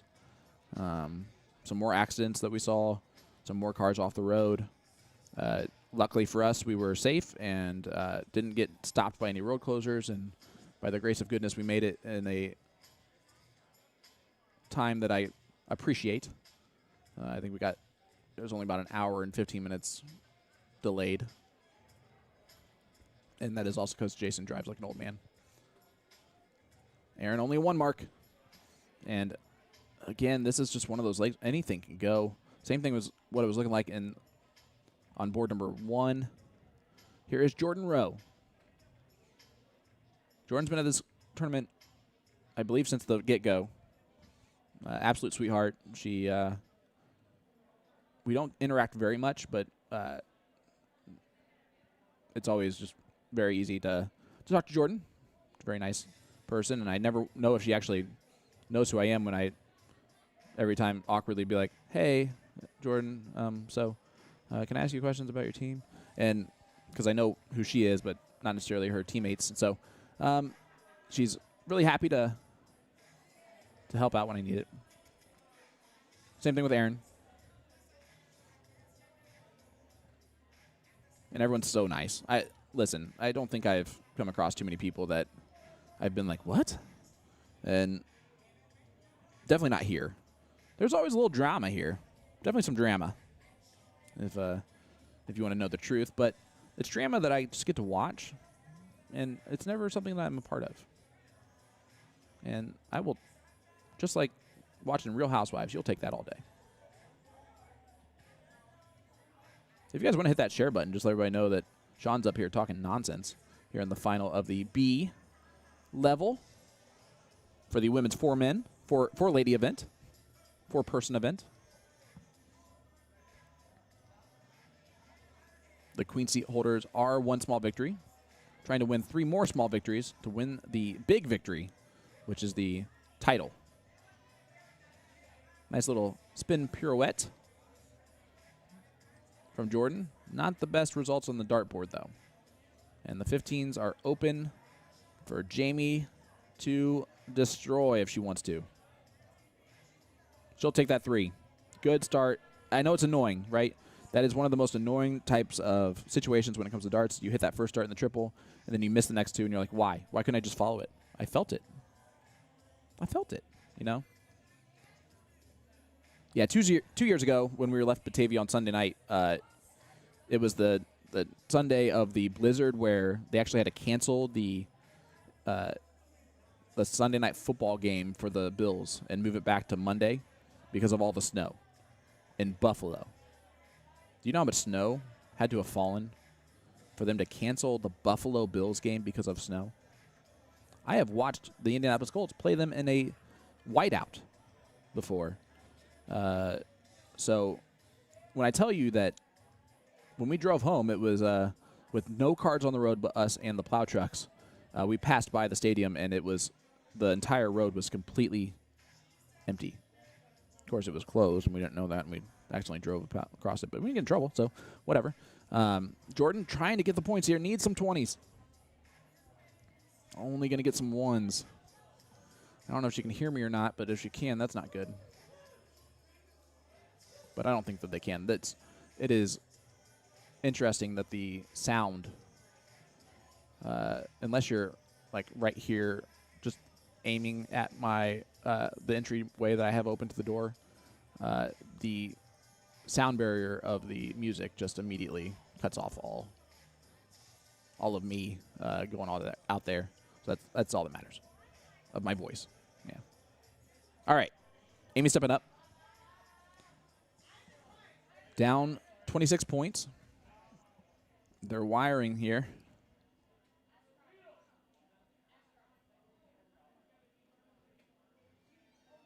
And a lot of marching going on.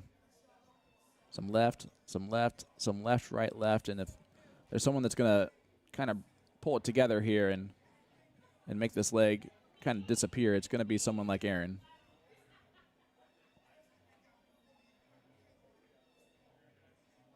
Not surprised that she hit the 5 mark there. Great darts from Aaron. She has that killer mentality that she plays with sometimes. As we look over at that one, and it did go to the first playing team. And this is where I will look down and see that it should have been Aaron, Nancy, Jamie, and Robin, but I don't know. So I should have looked over a little bit earlier.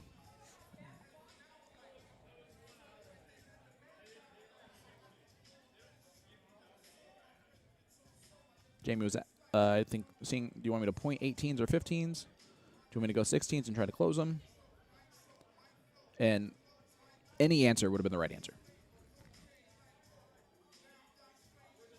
You see, Aaron isn't telling her to throw at the 18 still. She said, put your elbow up. Get your elbow up. And you see it paid off and worked out.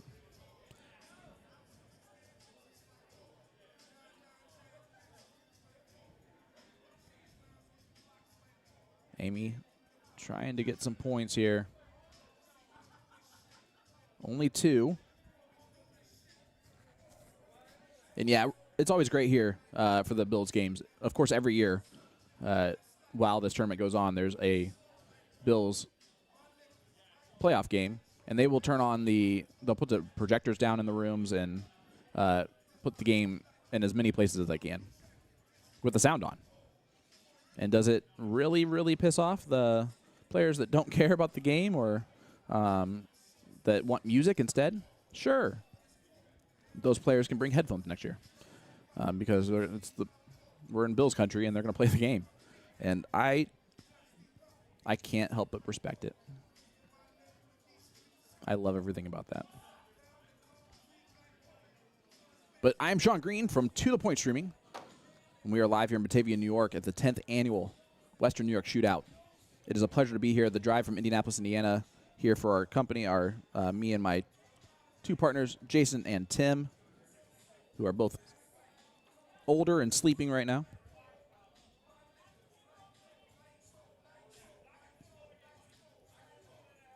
We are always blessed to get invited and to be able to showcase this great talent here at this great tournament. It is open to anyone. You do not have to. You can just come with verified stats. If you don't have verified stats, you'll just be in the top division, which is probably appropriate anyway. You win some cool things. They have an MVP award at the end of the weekend. That's a Stetson hat that you get, cowboy hat. Every one of their trophies is not a plaque or a trophy, like a plastic trophy, like you see, like the typical things that you would get at dart tournaments. They are hand design, or not hand designed, but they are designed belt buckles that are functional belt buckles. They have some weight to them. Listen, and they are beautiful. And engraved on the back is always the tournament, like second place in this tournament in this level. So cool. Such a unique thing, and then they put the ribbon on it too. This year's is like a sheriff's badge, like maybe a fireman's shield kind of. It is awesome looking.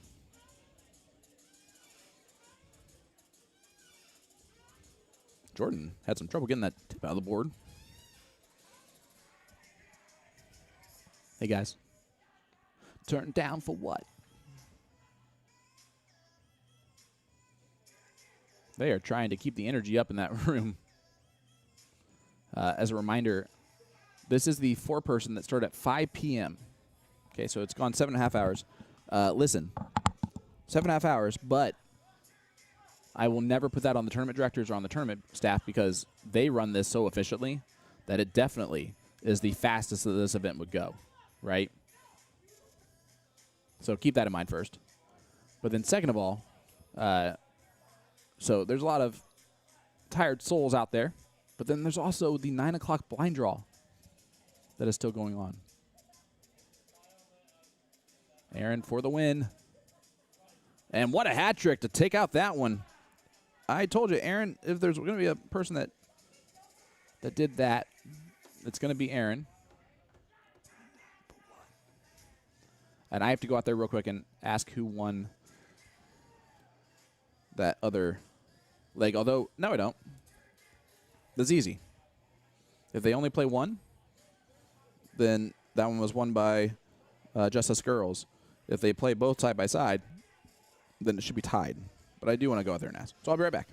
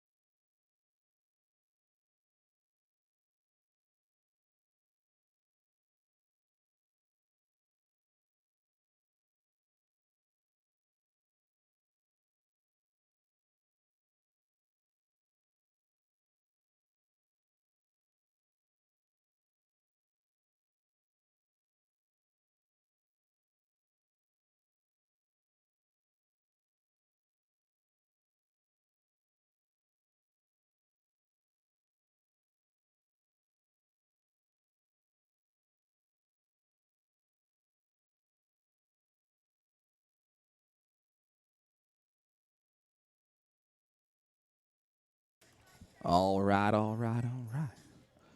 Well, ladies and gentlemen, we are here. And it is a 3-1 lead right now for Aaron, Nancy, Jamie, and Robin. If they win this one, we're going to go to the double dip. If it goes to the double dip, I might not show it. Listen. I might not show it. We're just going to call it a tie.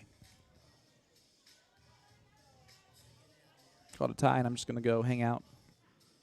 And, no, I'm just kidding. We'll stay here. I think that they're playing one leg at a time. They should be playing the 501 leg before. So, yeah, they're just waiting. See if they have to play the next leg. All right, chat. I'm going to ask you one more time. I'm going insane here. You got to talk to me. Someone give me their favorite dart memory that they have. Maybe best match they've ever seen. Best tournament they've ever been to.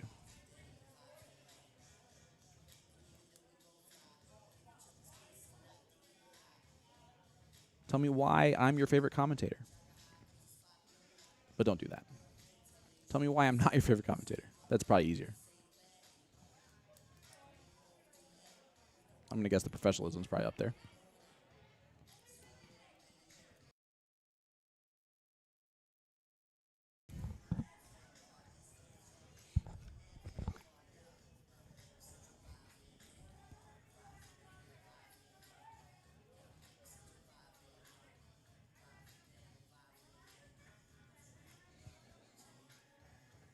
Lynette not getting the spark that she wanted there.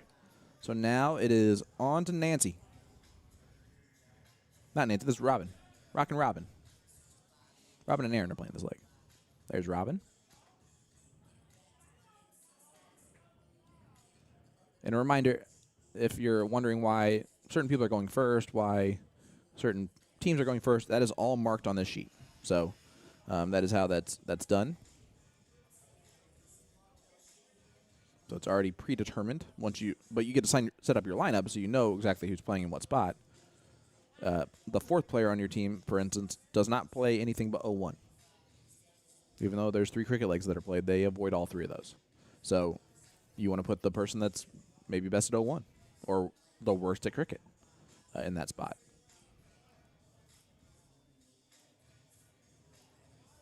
Here is Aaron.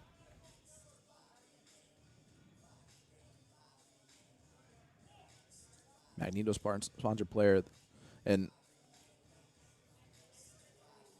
I hear sometimes that she gets hate for being sponsored, and people saying something like she didn't earn it or whatever. I just need to know how nonsensical that is. It's something that is earned always, right? And the earnings don't have to be accolades on the dartboard or at the hockey or have anything to do with necessarily your accomplishments in the game of darts. Most are, because that's how a lot of businesses want to make money off those players. But there are sometimes those companies are trying to help promote a player and help their game grow. And Magneto Darts is one of those companies that they're not looking for the person that's already established. They already have that person. That's Randy Fern. He doesn't need anyone else to be like him. He's got that established player, ESPN champion. So he has built a stable of players that are talented, extremely talented players, like Aaron, who maybe just need that extra motivation to continue to post things about darts and continue to work on the game and maybe go to tournaments and maybe just promote themselves and darts and give some really cool opportunities for it. And then now he has them in his stable, and now some of them are becoming very successful.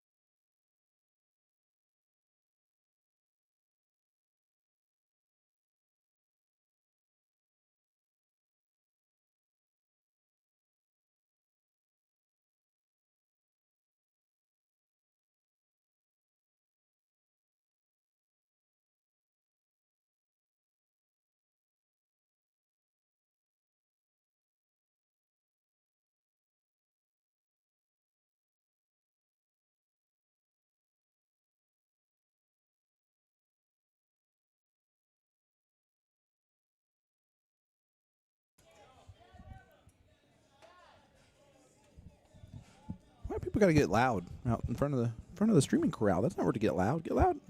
There's a whole 2 rooms of just nothing. Giant openness right now, probably. Go get mad over there. Not near the finals where these players have earned their spot to play here and shout out things like "I don't care" and stuff like that. It's ridiculous. They are playing the cricket leg, so we can't jump over and look at this. But it is still a 3-1 lead for Aaron, Nancy, Jamie, and Robin. I just need to change that scoreboard that I have not updated. And that's Just Us Girls.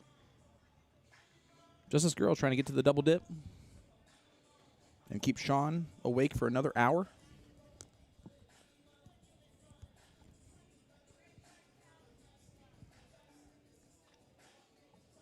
I'm going to point this out. I think Jordan's done this to me before.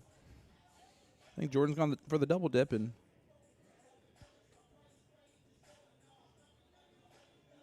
kept me a lot longer than I expected to be. Not because she was playing poorly like that. She did not play her best. Neither did her opponent, though, at all. She definitely plays better than that, typically. But I don't even remember the result. I was slap happy it was 2:30 in the morning, something like that. They were slap happy. I was with Dave Garfinkel. He was slap happy.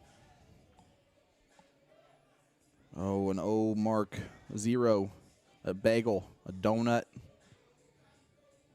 a spare tire.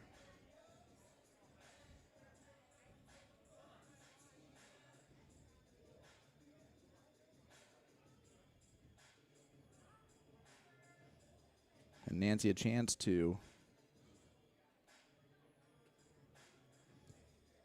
take control with the big triple here. Ooh, just a bit outside. But if you're going to miss by 2. All right, let's head on over to the first board, see where we're at here. Wow, look at that. This one is favoring the team of Lynette, Jordan, Shelley, and Amy.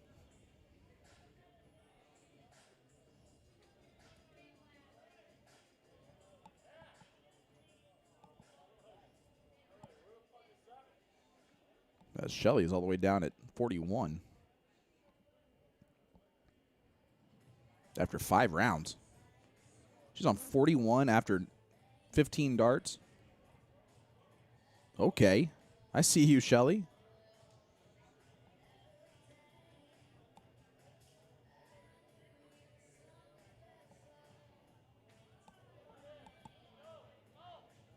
Or is it Amy? It's Amy. I see you, Amy. 41 after 15 darts. Double 15, the Luke Lidler. Oh, no, she goes inside from the triple. I think she was going safe double or single, and that's totally fine. You got to avoid that wire there. Got to go on the other side. But the good news continues to be that there's time. And right now, Aaron, Nancy, Jamie, and Robin are down in this one. And if we're looking over the other board, well, no. They're looking good in this one right now. Down points, though. So we'll see what happens. But let's head on back over here, see. Oh, look at this. Oh, Lynette tried to take out the massive 162. Gets 95, leads 67. Just for the record, if my camera gets kicked over there at this point in the evening, I quit. Going to bed. Hasn't been kicked yet. Don't you start now, people. Especially if it's Fancy Pants Paul. But it wouldn't be. It's down further than that, I think.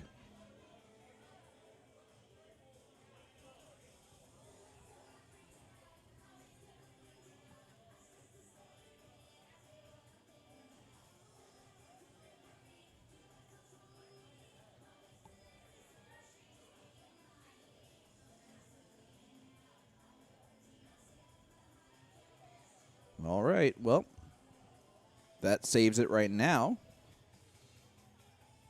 And we'll see if Jordan and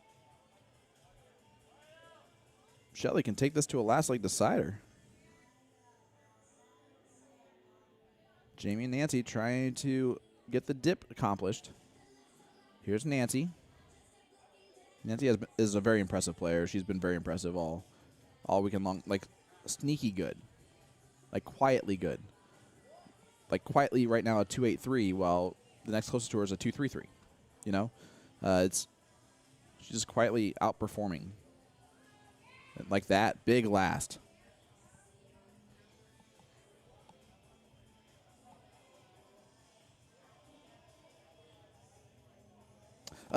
When I am done after this one. This is my last match for sure.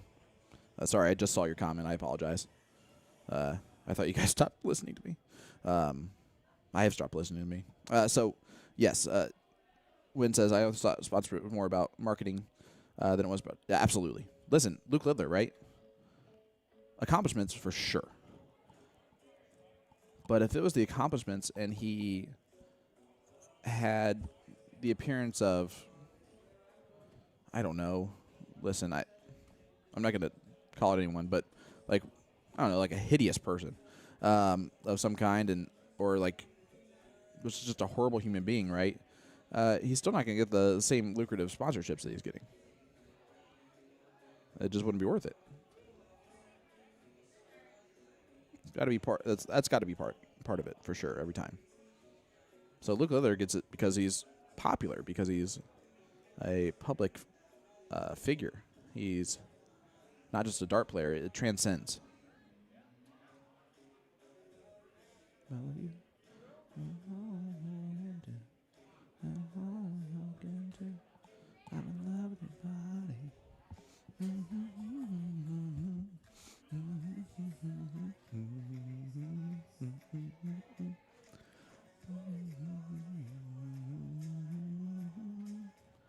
There's still an opportunity for this to go to the last leg decider and potentially be ended here by one small victory, but they still have to pull out this one. It is 3-2.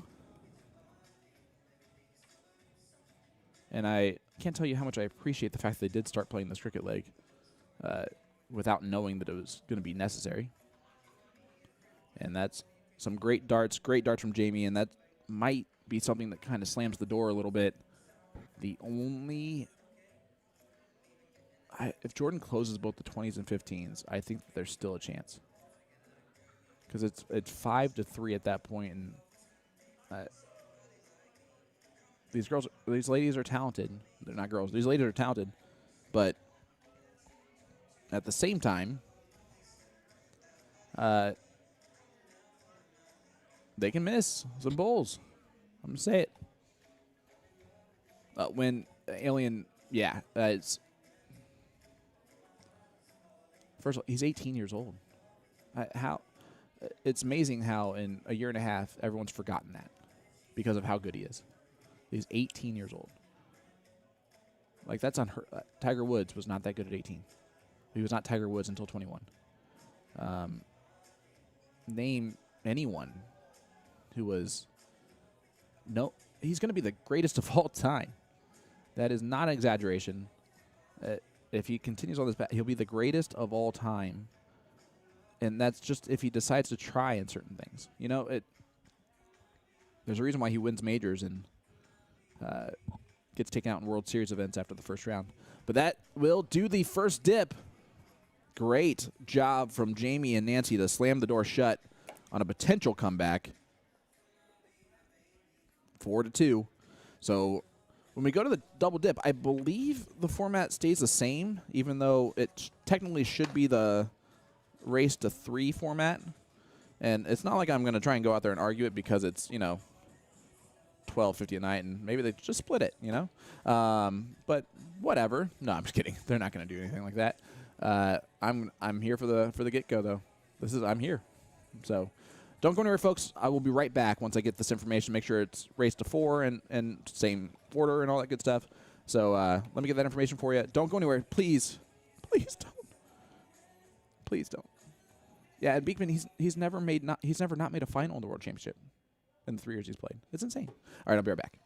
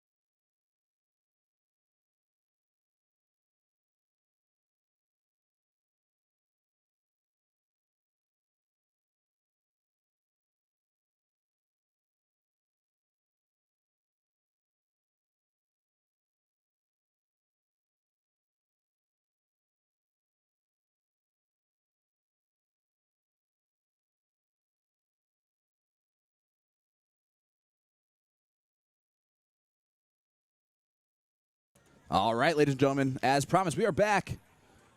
Yeah, win. Back-to-back Worlds is crazy. Only 4 have ever done that. Last one was 10 years ago, Gary Anderson, of course. Yep, Gary, Phil, and why am I spacing on the last one? Dennis Priestley? Dennis Priestley, if I'm not mistaken. So here is the start of a whole new race to 4. So I'm going to get rid of those scores up there. Just Us Girls, one small victory. Would like to have a giant victory here within the next hour. I would love for it to, it is Addie, you're right. No, Addie, yeah, Addie did one back-to-back, 2010, 2011. Thank you for that. Yeah, exactly. And he's won 10 major championships in 2 years on tour. He's 4th all time in major wins in 2 years on tour. He's done that at 18 years old. Will he reach Phil Taylor's 16 world champion? No. That's a bit. I don't know, actually, with how he's learned and dominate. But no, there's too much. The talent is too good now. And I mean that in the best way for a lot of those players. Like Gian Van Veen, he didn't throw very well in the final. He can average 112, 115 in a match. And if he does that, Luke's in trouble, right? There's a lot of buzzsaws like that can happen. Will he ever reach the number of majors won by Phil? No. Those are impossible tasks. Can he be more dominant? Can he make the game look easier? Can he bring this game really into a bigger spotlight? It already has become that. Since Luke won the first world championship, the number of dart players in the UK grew by 2 million. So he already has done that. He's already crossed the boundaries or the lines of pop culture with himself and Xbox and those types of things. And yeah, I think it's just going to get bigger and bigger, and it'll be a huge thanks to a kid that people don't remember as a kid when they call him arrogant and disrespectful and all those things, when he's a kid being booed by 5,000 people for being too good at 18 years old against grown adults. You guys remember when you were 18, right? I would have done way worse than he did in reactions. And then also on top of that, I would have cried extensively in front of all those people.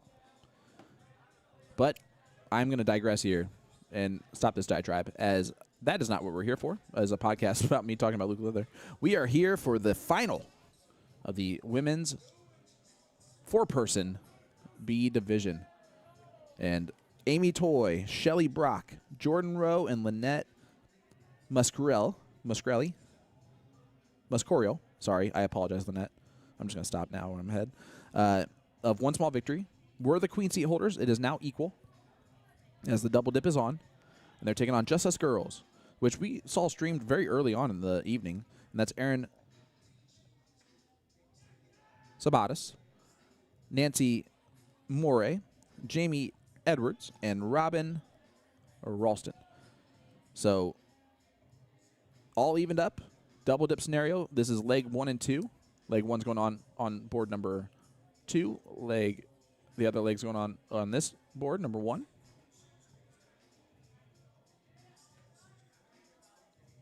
I'm really interested in what Jordan is looking at up there.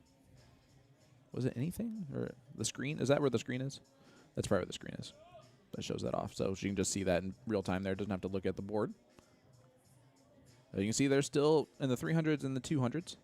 High 200s. So let's head back here where they're already at the halfway point of their closes.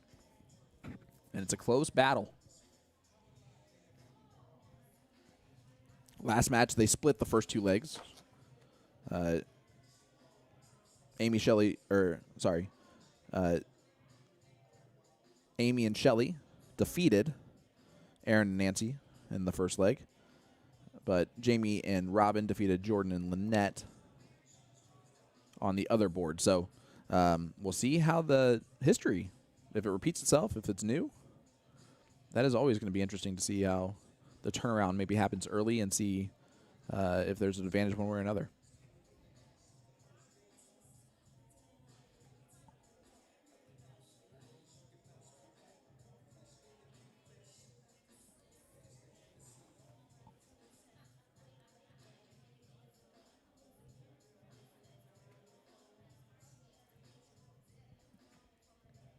Great dart there. Good round from Shelly. As Aaron sets back up.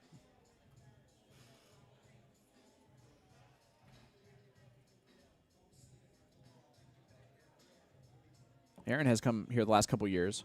Her and a few of the players kind of down there in the, I believe they're in eastern Indiana. Maybe southeastern Indiana. Maybe in a little bit. I know Paul is close to, I believe he's close to Ohio. But they travel over here for this tournament because it's so great. And it looks like, I think Aaron has family with her this weekend because there's quite a few people that are a bit younger that have been supporting her extensively, and I love that. So that's always super cool to see.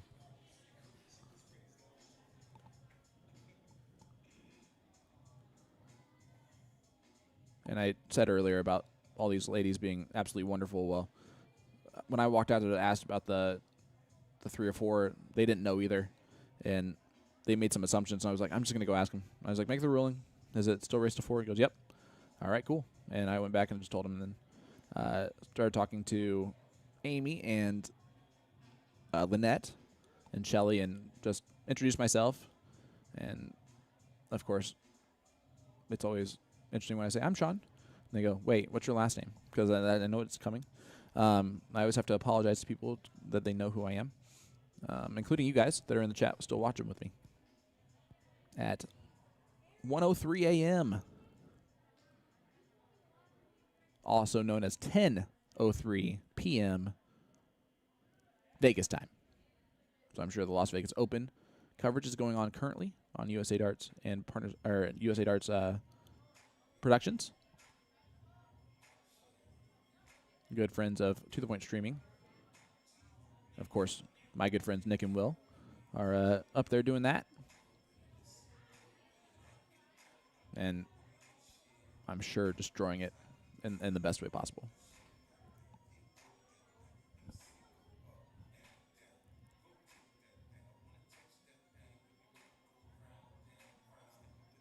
Great dart from Nancy. Follows it nicely. And again, silent great. Look at that. She's on the 283. She has that highest average again. And it's awkward. Kind of weird that's 283 again. But just continues to just silently move on. But look at this. Boom goes the dynamite. Wow, what a shot. Shelly Brock. Out of nowhere at 1 o'clock in the morning with the big 9 mark.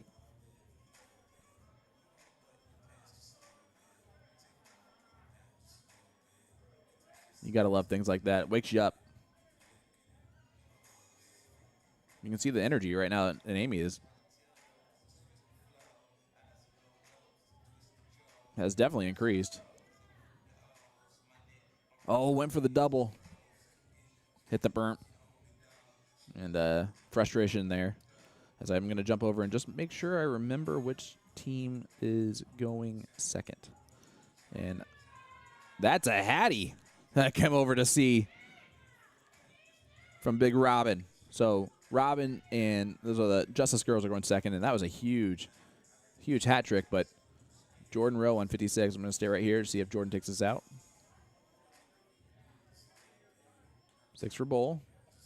All right, stay right there. Just stay right there. The exact spot is where I would aim. And I'm not joking. You hit the 6, you leave tops. You hit the 10, you leave 36. That'll work as well. So single 4.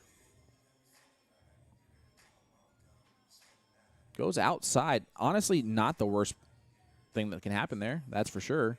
Because the worst thing that can happen is you bust and go back to whatever number you were at, which in freeze is no good. Only one from Aaron. And they're finding themselves behind, thanks mainly to this consistent play of Amy. Although she's going to be upset with the 188, hands down. But, of course, the big shot of the day from Shelly Brock. Definitely 9 mark of the evening. Happening in the final of the B division at 1:03 in the morning. I got to yell, boom goes the dynamite. You kidding me? That's so cool. Let's see if she can cap it off.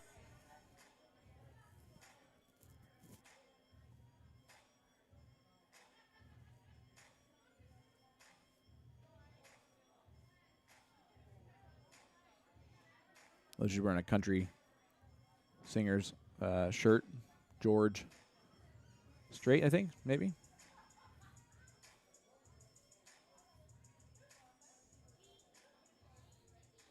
Some of my favorite people wear band shirts when they play darts, when they're in more casual settings.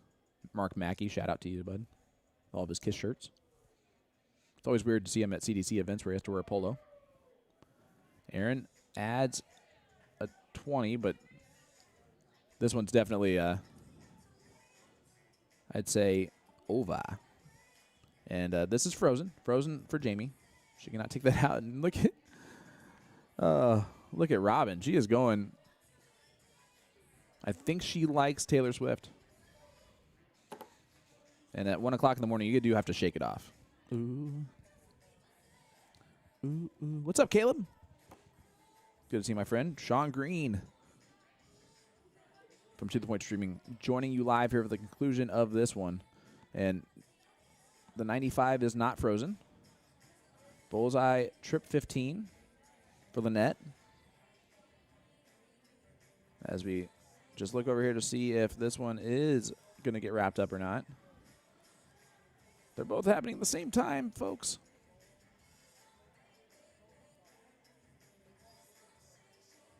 I'm going to move over. 15 left for the net. And she hits the trip 10, and that's devastating because it goes to the 95. And, oh, there's one thing that she cannot do there, and that is bust. That is one of 2 spots in that area that, 3 spots in that area that destroy, that hurt more than most. But right now, this, listen, I don't say this often. Go to the 14. Well, 14 would leave 40. That's so you have 6 that you can work with. Go to the 14, 9, 11. Go to the 14, 9, 11. You hit any of those, you freeze, or you just take it out. Big dart there from Robin. What a steal of a leg. So, the same thing happened. Same thing happened as happened in the first match of the dip. Leg number 2 goes to Robin and Jamie. Robin, the trip 18 on the last dart. Massive. And look at this. Shelly. Shelly can hit any triple all day. This is real shameless. But sometimes it's hard to hit that bullseye. And, well, if you're looking to watch a movie somewhat about that, check out the movie Bowls. Now available on Apple TV and other streaming platforms.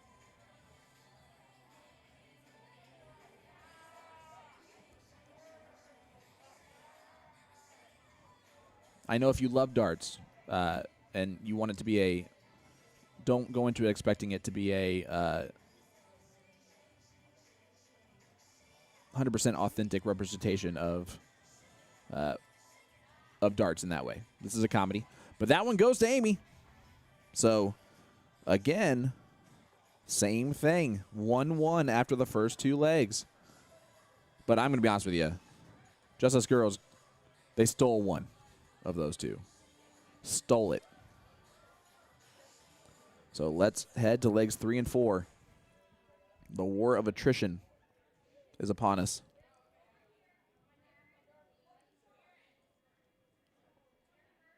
So we're going to see what happens here at cricket. There's going to be Amy and Jordan taking on Aaron and Jamie. So we will stay here. I believe this is the same match that we looked at last time. And I know some of you are probably thinking, then why don't you switch to the other one? But I remember this being a little bit of a struggle, and I think that this one's going to be better. Whoever's texting Jordan, tell her to get off her phone, because we need her to shoot some 4s here, just like we need Aaron to shoot some 4s, and we need some Hatties, we need some White Horses, we need some 9 marks. Let's set off some booms, and we need some intensive focus at 111 to do so. Or how many times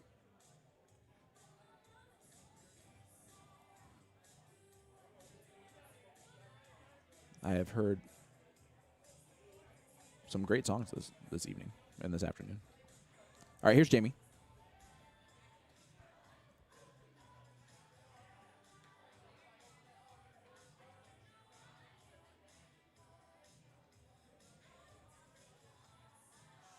Goes in the trip 4 on dart 3.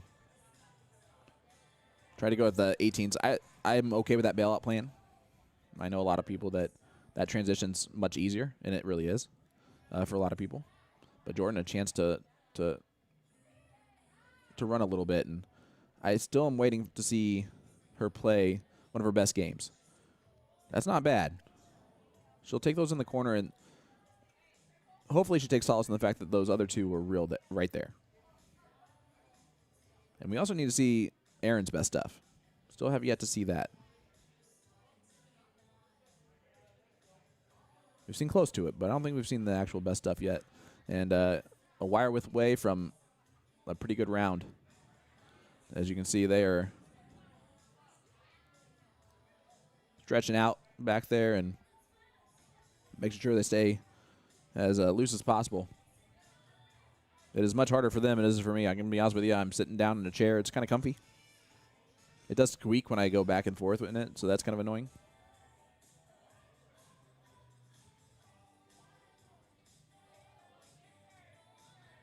One score line. One small victory. Just Us Girls. And unable to close the 19, so door is open here once again for Jordan.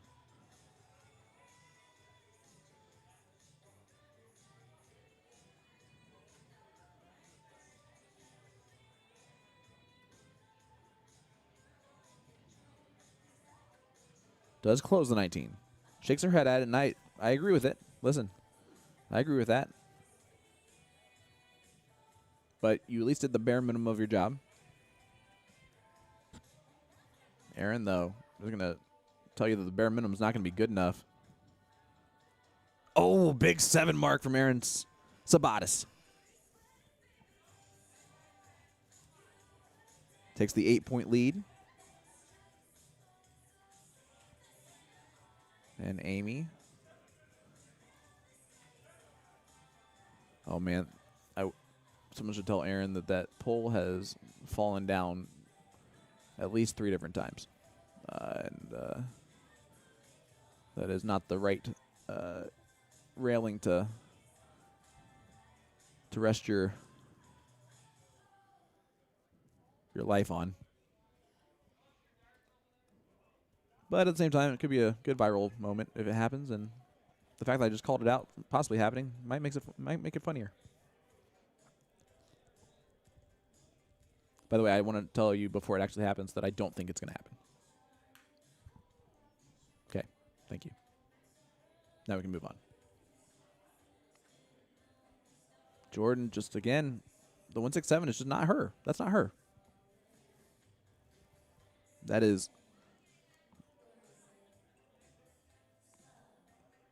what, honestly, this is a war of attrition, this match. Whoever is still left in this venue playing darts of any kind. It is a war of attrition. Big dart on the last one from Aaron. Stabs the double to close out the 19s. Problem though is it still got the 20s open. Does Amy, and she's going to close the 17s. Most likely. Wow, you got to take advantage of that if you're Jamie. All day. It's tied. I enter the lure of closing the 20s here. You've got to point the 17s all day long. Don't even think about moving.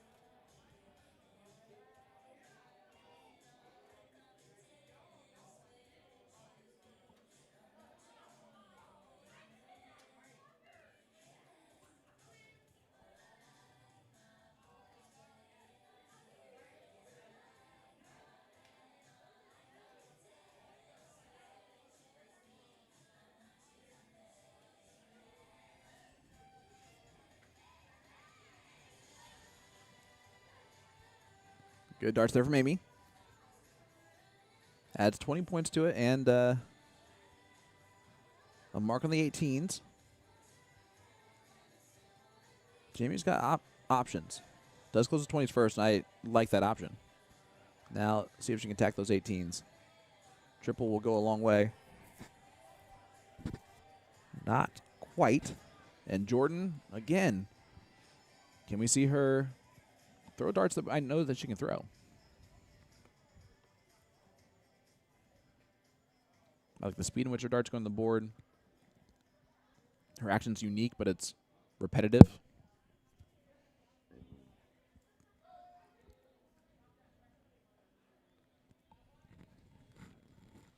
And Aaron, great form mark there.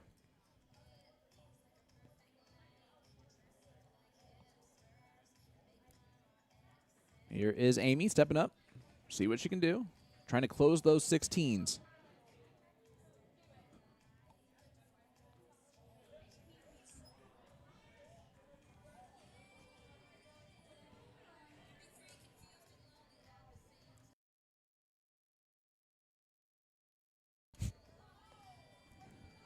All right, here's Jamie stepping up.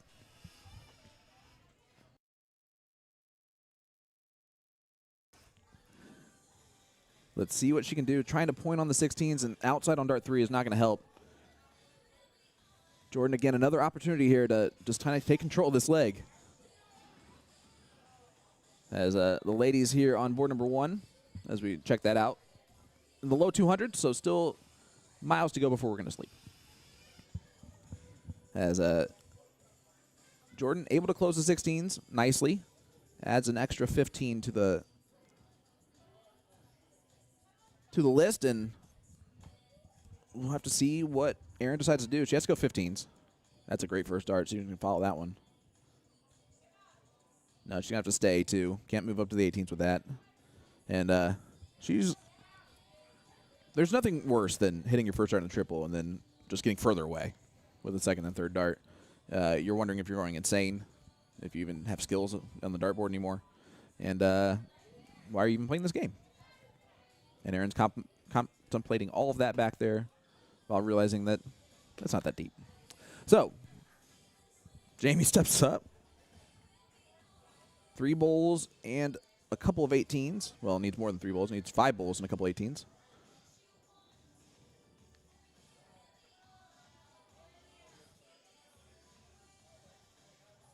One score line. Race to 4. This is the double dip.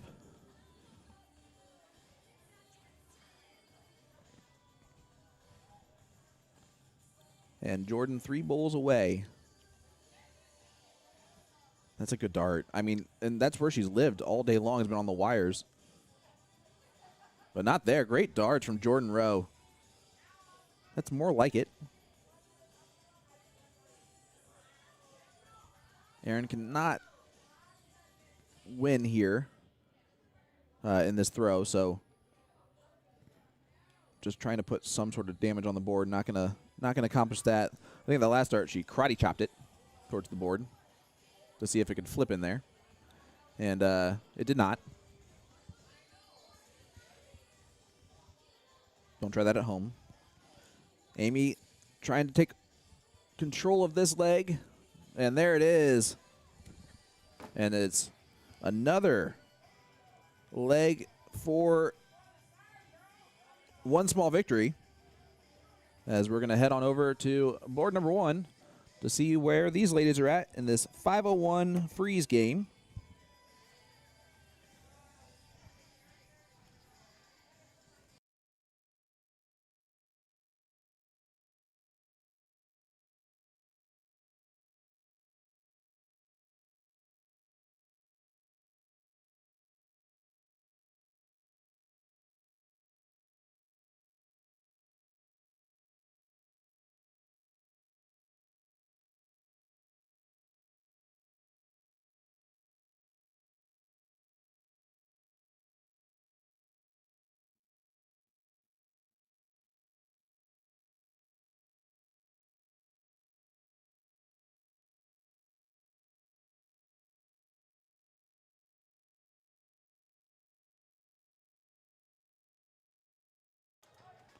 All right, as we head back over, look at Nancy. Nancy double 16 for the 1-3-2 checkout to tie it up again at 2 legs apiece. Got it. Hell of a dart. Hell of a throw. Glad I got back on the mic for those 3 darts.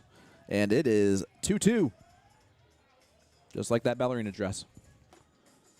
As I'm going to update the scoreboard, because I've been forgetting to do that all day long. That's one small victory for me. And the great news, here's what's going to happen. If it splits right here, we're going to last leg decider, which I'm going to go ahead and, as a betting man that's been around the dart streams for a long time and been sitting in this exact chair with the last match of the evening announced a while ago, and we're in the double dip already, which is obviously one of the curses. I do know that it's going to go to last leg decider already. It's going to be split. Doesn't really matter what happens. I could just really turn off the stream right now for this next round, and I know that we can come back for the last leg. However, now that I was that confident about it, it's not going to happen. So if one team sweeps these last 2, then it is all over.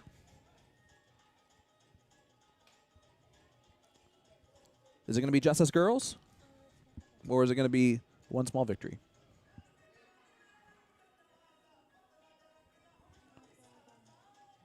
We are going to start, I believe, with I mean, let's be honest. The 0-1 games have lasted longer, which honestly has kind of been impressive at times. So we're going to start at cricket, which I have to worry about because it is the closest board to me and with an open door. That being said, the sound really does cut off from the outside and inside. Hopefully you can't hear me out there. The background music, yeah. All the great late night hits that have been going on. I was about to say, someone's been in some mood tonight, or trying to get in some mood tonight.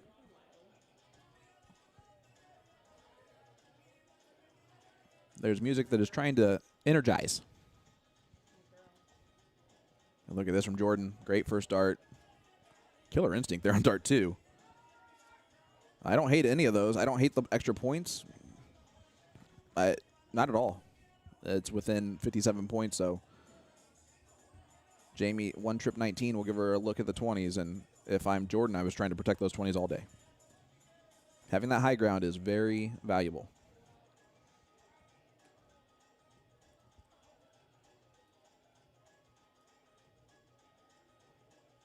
And Miss 9-mark herself stepping up here, Shelly, who threw a 9-mark in a big moment in the first dip.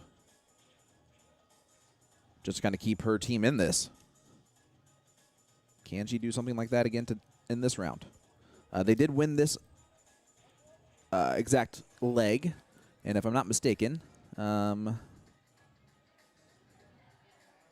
know what I'm doing here.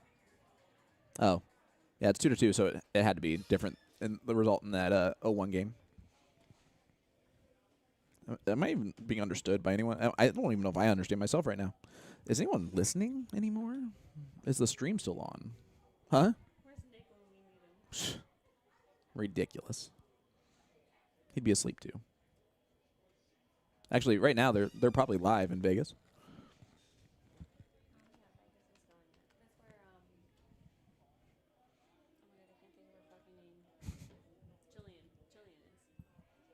Yeah, Jillian's the best. Yeah, Jillian will always. I keep the card that she wrote for us at TOC and gave us to Nicole and I and some of the staff and stuff like that. I keep it in my bag all the time. It's in there now. Because sometimes this job does get hard at 2 o'clock in the morning when you're doing the last match of the evening. I was done by like 10 o'clock, and I'm like, I'm still hanging out with any fuckers. Yeah. I mean, some of us can go. Some of us are very selfish and are ready to just immediately. Did call her Lord Farquaad earlier.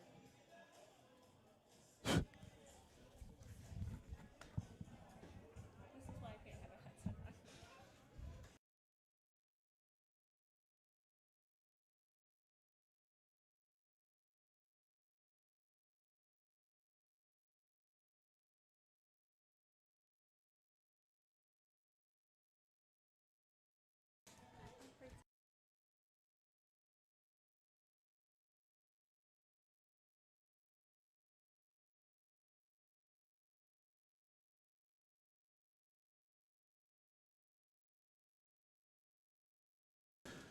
All right, Jordan steps up.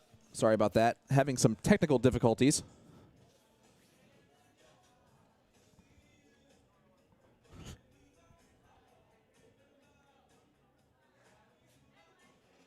We still have 37 people live with us on YouTube. I'm pretty sure they've been. It's like a truth or dare situation where they've been dared to stay on this the whole time.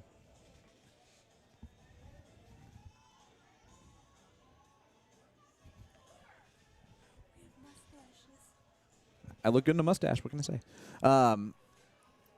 Shelly stepping up. Again, Shelly, massive moments in that last match.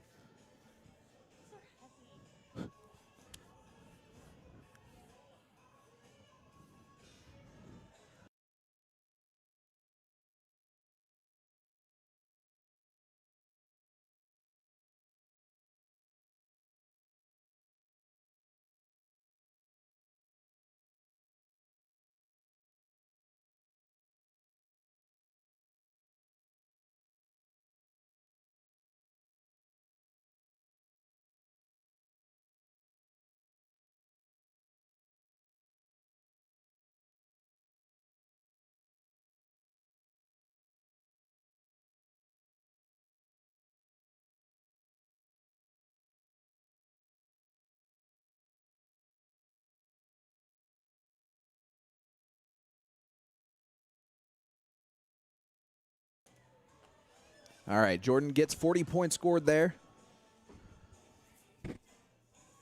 Here is Jamie stepping up. Jamie at times has had some big shots. Right now, only a .33 being scored. And she does hit the 17 to raise that average up, but I don't think that was what she was aiming at. But if you're going to miss by 2. Because drive-by never hurt anybody in darts.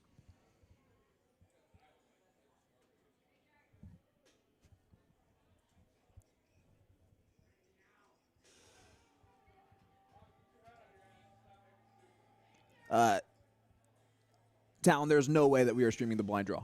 Any parts of the blind draw at any time whatsoever. It's a blind draw. I'm sure there's a lot of great talent there, including Chandler Cooper. I hope he wins. I hope he looks good doing it, but it's not going to be on our camera feed. It's 1:30 in the morning. But I appreciate you joining us anyway, and I hope that you follow us along, as you never know. Chandler actually might be on later on. Maybe tomorrow. Definitely not tonight. He can wander into here and come on in and like stand and like they can play in the streaming area. I don't care. Those cameras will be off. Actually, the cameras will still be on. The stream will be down. I guess I could record it for you, but then I have to leave the computer on, and I don't care, but my partners would kill me, and then I would care. You know how it goes.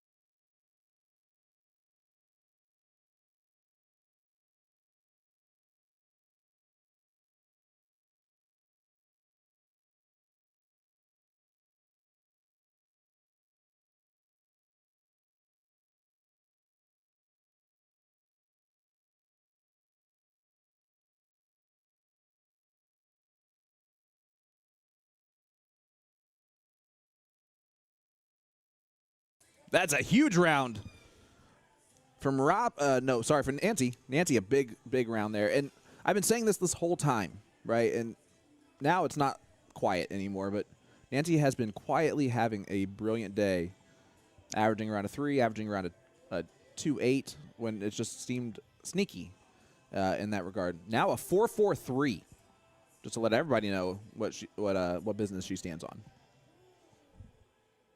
And I'm here for it. And I guarantee you Jamie's here for it right now.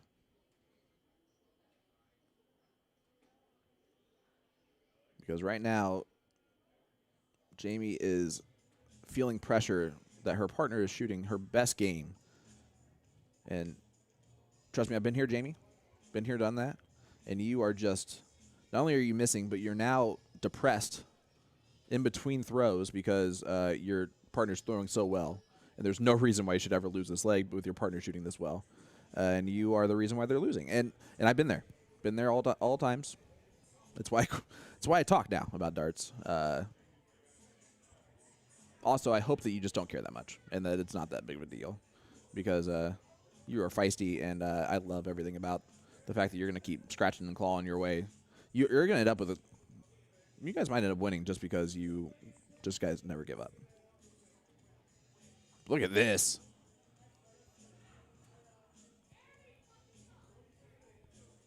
Come on, Nancy. Just strap them on up and carry them home yourself. Great darts. Let's head on over to one to see how that played out and to see what's going to happen here. That one went to Amy. So if Jordan and Shelly win this leg, it's over. right now they're in the driver's seat. And this would be a good moment for Jamie just to the law of averages to pay off for her, because there's no way she averages a .71. We all know that. We all know that, right? And I mean that in the best way. And hopefully she would think she would like that I would say that and not say that I think that she actually averages that typically. I know that's not true. Guys, it's 136. The fact that any of them are hitting anything right now, or can see or stand or want to do any of those things, it's damn impressive, to be honest with you. But speaking of which, here comes the 4.75 right now in round 17 of the B division. The game of her life right now is what she's throwing. And I hope that this continues, because this would be a very, very badass way to get to a last league decider. Oh, that is so unlucky to go wired up. Can Jordan take advantage of that?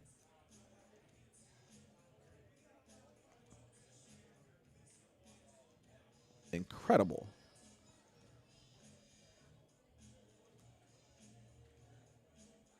Bounce out. My goodness, can't she? She said yes and then some.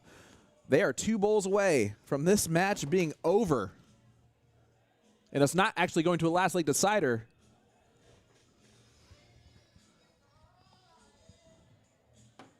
And am I sad if that happens? Not even a little bit. Would I have been sad if it did go to last league decider? Not even a little bit.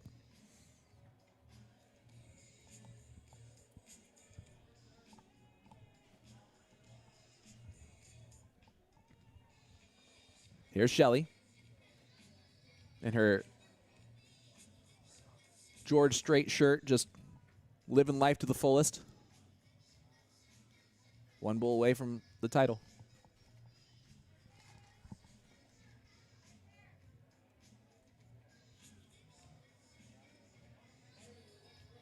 There's still a chance here, though. Again, Nancy's throwing a 4.44. If there's anyone that does get rid of the 16. I don't care who you are. If she hits 3 bowls even, that is a lot of pressure.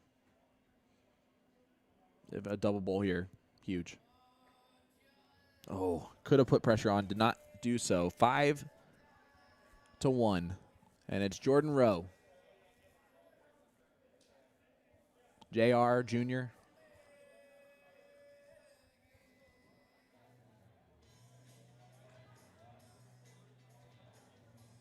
One bowl away. And there it is, your champions. 1 small victory for them, 1 giant victory for their team, and they are champions of the B level of the ladies 4-person team. Great darts all around, honestly. What a battle, right? It goes 4-2, Aaron, Nancy, Jamie, and Robin, and then that reverses right there in the last match. 1 small victory gets the title. Amy Toy, Shelly Brock, Jordan Rowe, and Lynette Muscrial. And I got to be honest with you, there's not a single player on that team that did not have a big moment throughout those finals. Everyone contributed to that title, and that was very well done. And that includes that great 2.9 in that last leg and 2.10. And hats off, hell of a round there from Nancy with that 4.10 in 20 rounds. Hell of a round. Great darts, everybody. Guys, today has been wonderful, but it is now over. I'm going to be going to bed so I can wake up fresh. For you guys, we were going to be live right around 9:30 or 10 later this morning. And what a great first day. The Western New York Shootout never fails to impress. And, man, it did not today. So, ladies and gentlemen, I hope you guys have a wonderful, wonderful rest of your evening. And go to sleep. Or a wonderful start to your morning if you're with us overseas. But Sean Green, To The Point Streaming, saying good night And see you guys in the morning.